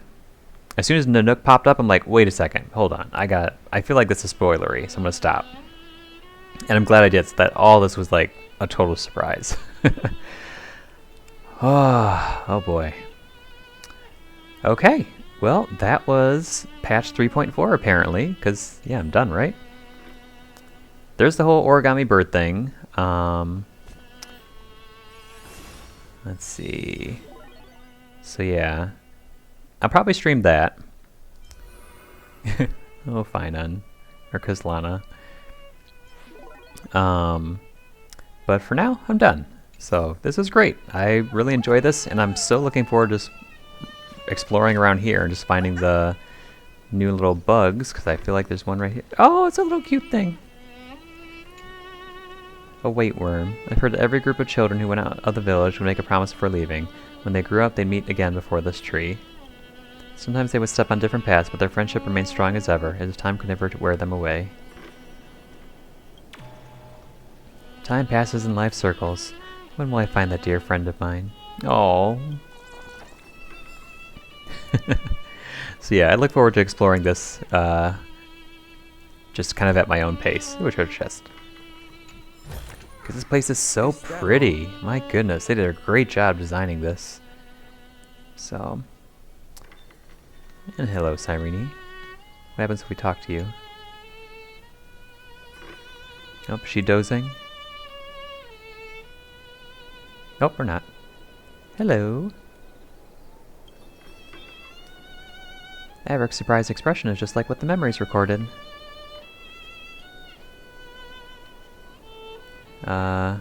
Are you Cyrene? Or Cyrene or Mem? Yes, you must be really perplexed, Avric. I wish I could give you answers, but I feel helpless about the current situation too.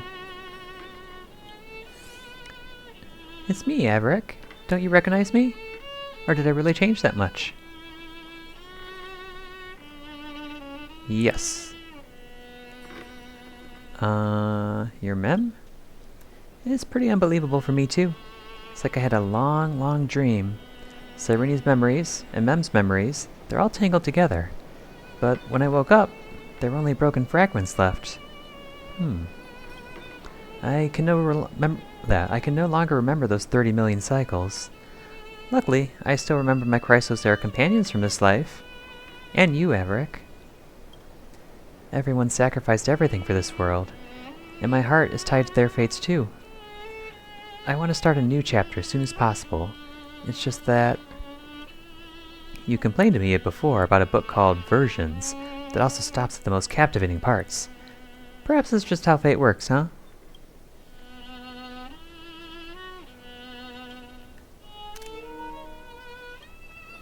Ah, wait, hold on, what'd you say? Sometimes I get frustrated because of that, but looking at it another way, it's really important to calm down and clear your head before making a big decision, and Ides Elysiae is the perfect place for that. Cast off your heavy feelings, take a deep breath, and as a memento of our reunion, please allow me to offer you a gift, Avric. 3, 2, 1... Check it out! Doesn't this scarecrow look just like you? I've spent ages observing just to get it right. Well, thank you.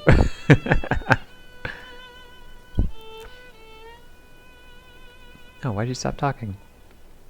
Now, we've also planted the seeds of the Trailblaze in Ides Elysiae. Take it as the start of another journey. And when the time is ripe, let's return here and write the next page of our story together. In case Avric feels up to it before we set off, you can come find me anytime. I'll be waiting for you here.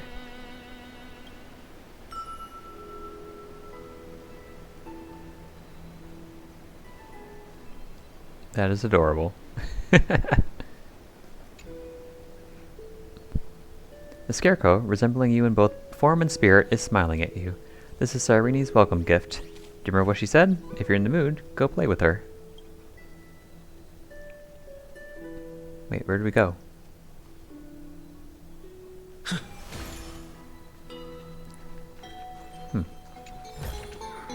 Is that all? Oh, there we go. Wait, she's gone. Oh, she's sleeping.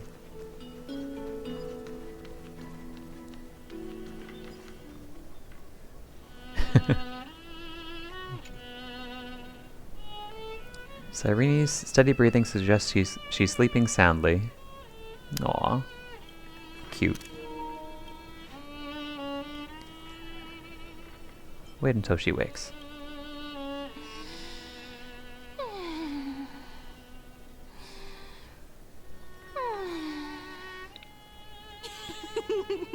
Gotcha! I'm totally wide awake. Why are only some of these these lines voiced? I was just resting on the table when I spotted Averick coming from afar, still so cool and composed, just like in my memories. Well then, what should we do next? Hold on. I don't feel like doing anything right now. That's okay. I'll be waiting right here. Look for me whenever you need me, Averick.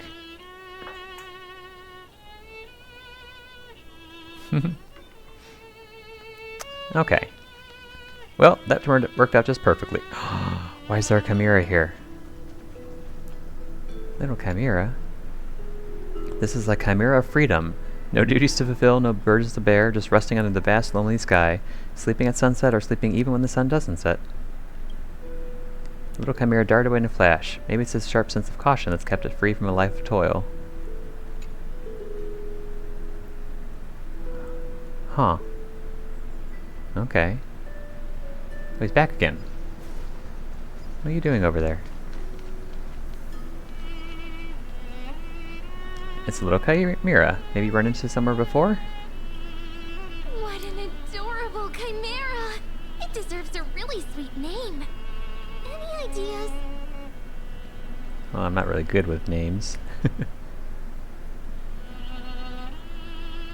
Guardian of the wheat field, holy wobaboo, curious chimera, soy-dusted mochi cakes. How about you give it a name? Really? Then I better pick something special. How about... Averick? How's that? Wait, you mean I'm a chimera?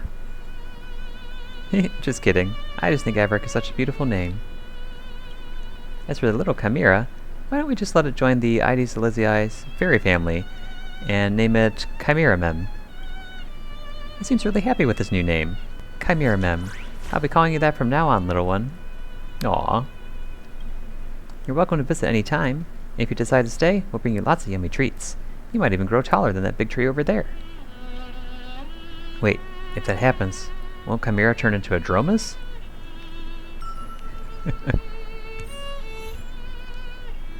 Kidnapping for purchase? What was that? And there's a seal over here. Or a leopard, apparently. Okay, hold on. What's this? The baby seal paddles along all its own like a fish in the water, calm and carefree. But why does it have such determination in its eyes? Soft and snuggy baby seal, splishing and splashing about. All chubby and pudgy. They're just too cute. Yes, they are. Manliest seal. I'm the mightiest, manliest seal in all Aedes Elysiae. No room for two seals in one pond. I gotta show 'em who's boss. Now find me a worthy opponent. Looks like the baby seal's getting hyped up. Is it because of the compliment? Still, it must get kinda lonely all by itself here. Wouldn't it be nice if it had a companion? Why are you still loafing around? Don't make me tail slap you in the face. Okay, I guess we gotta find him a friend or something. There seems to be a lot in here. I'm gonna look forward to exploring here. But okay. I really gotta stop now. So thanks so much for watching, everybody. Hope you enjoyed this patch as much as I did. It was quite an emotional one and quite an intense one too. So I really enjoyed it.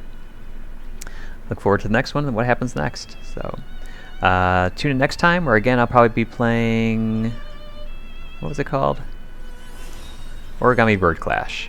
So that's my plan. So have a good one, everybody. Have a good afternoon. Happy 4th of July. And yeah, see you next time, whenever that may be.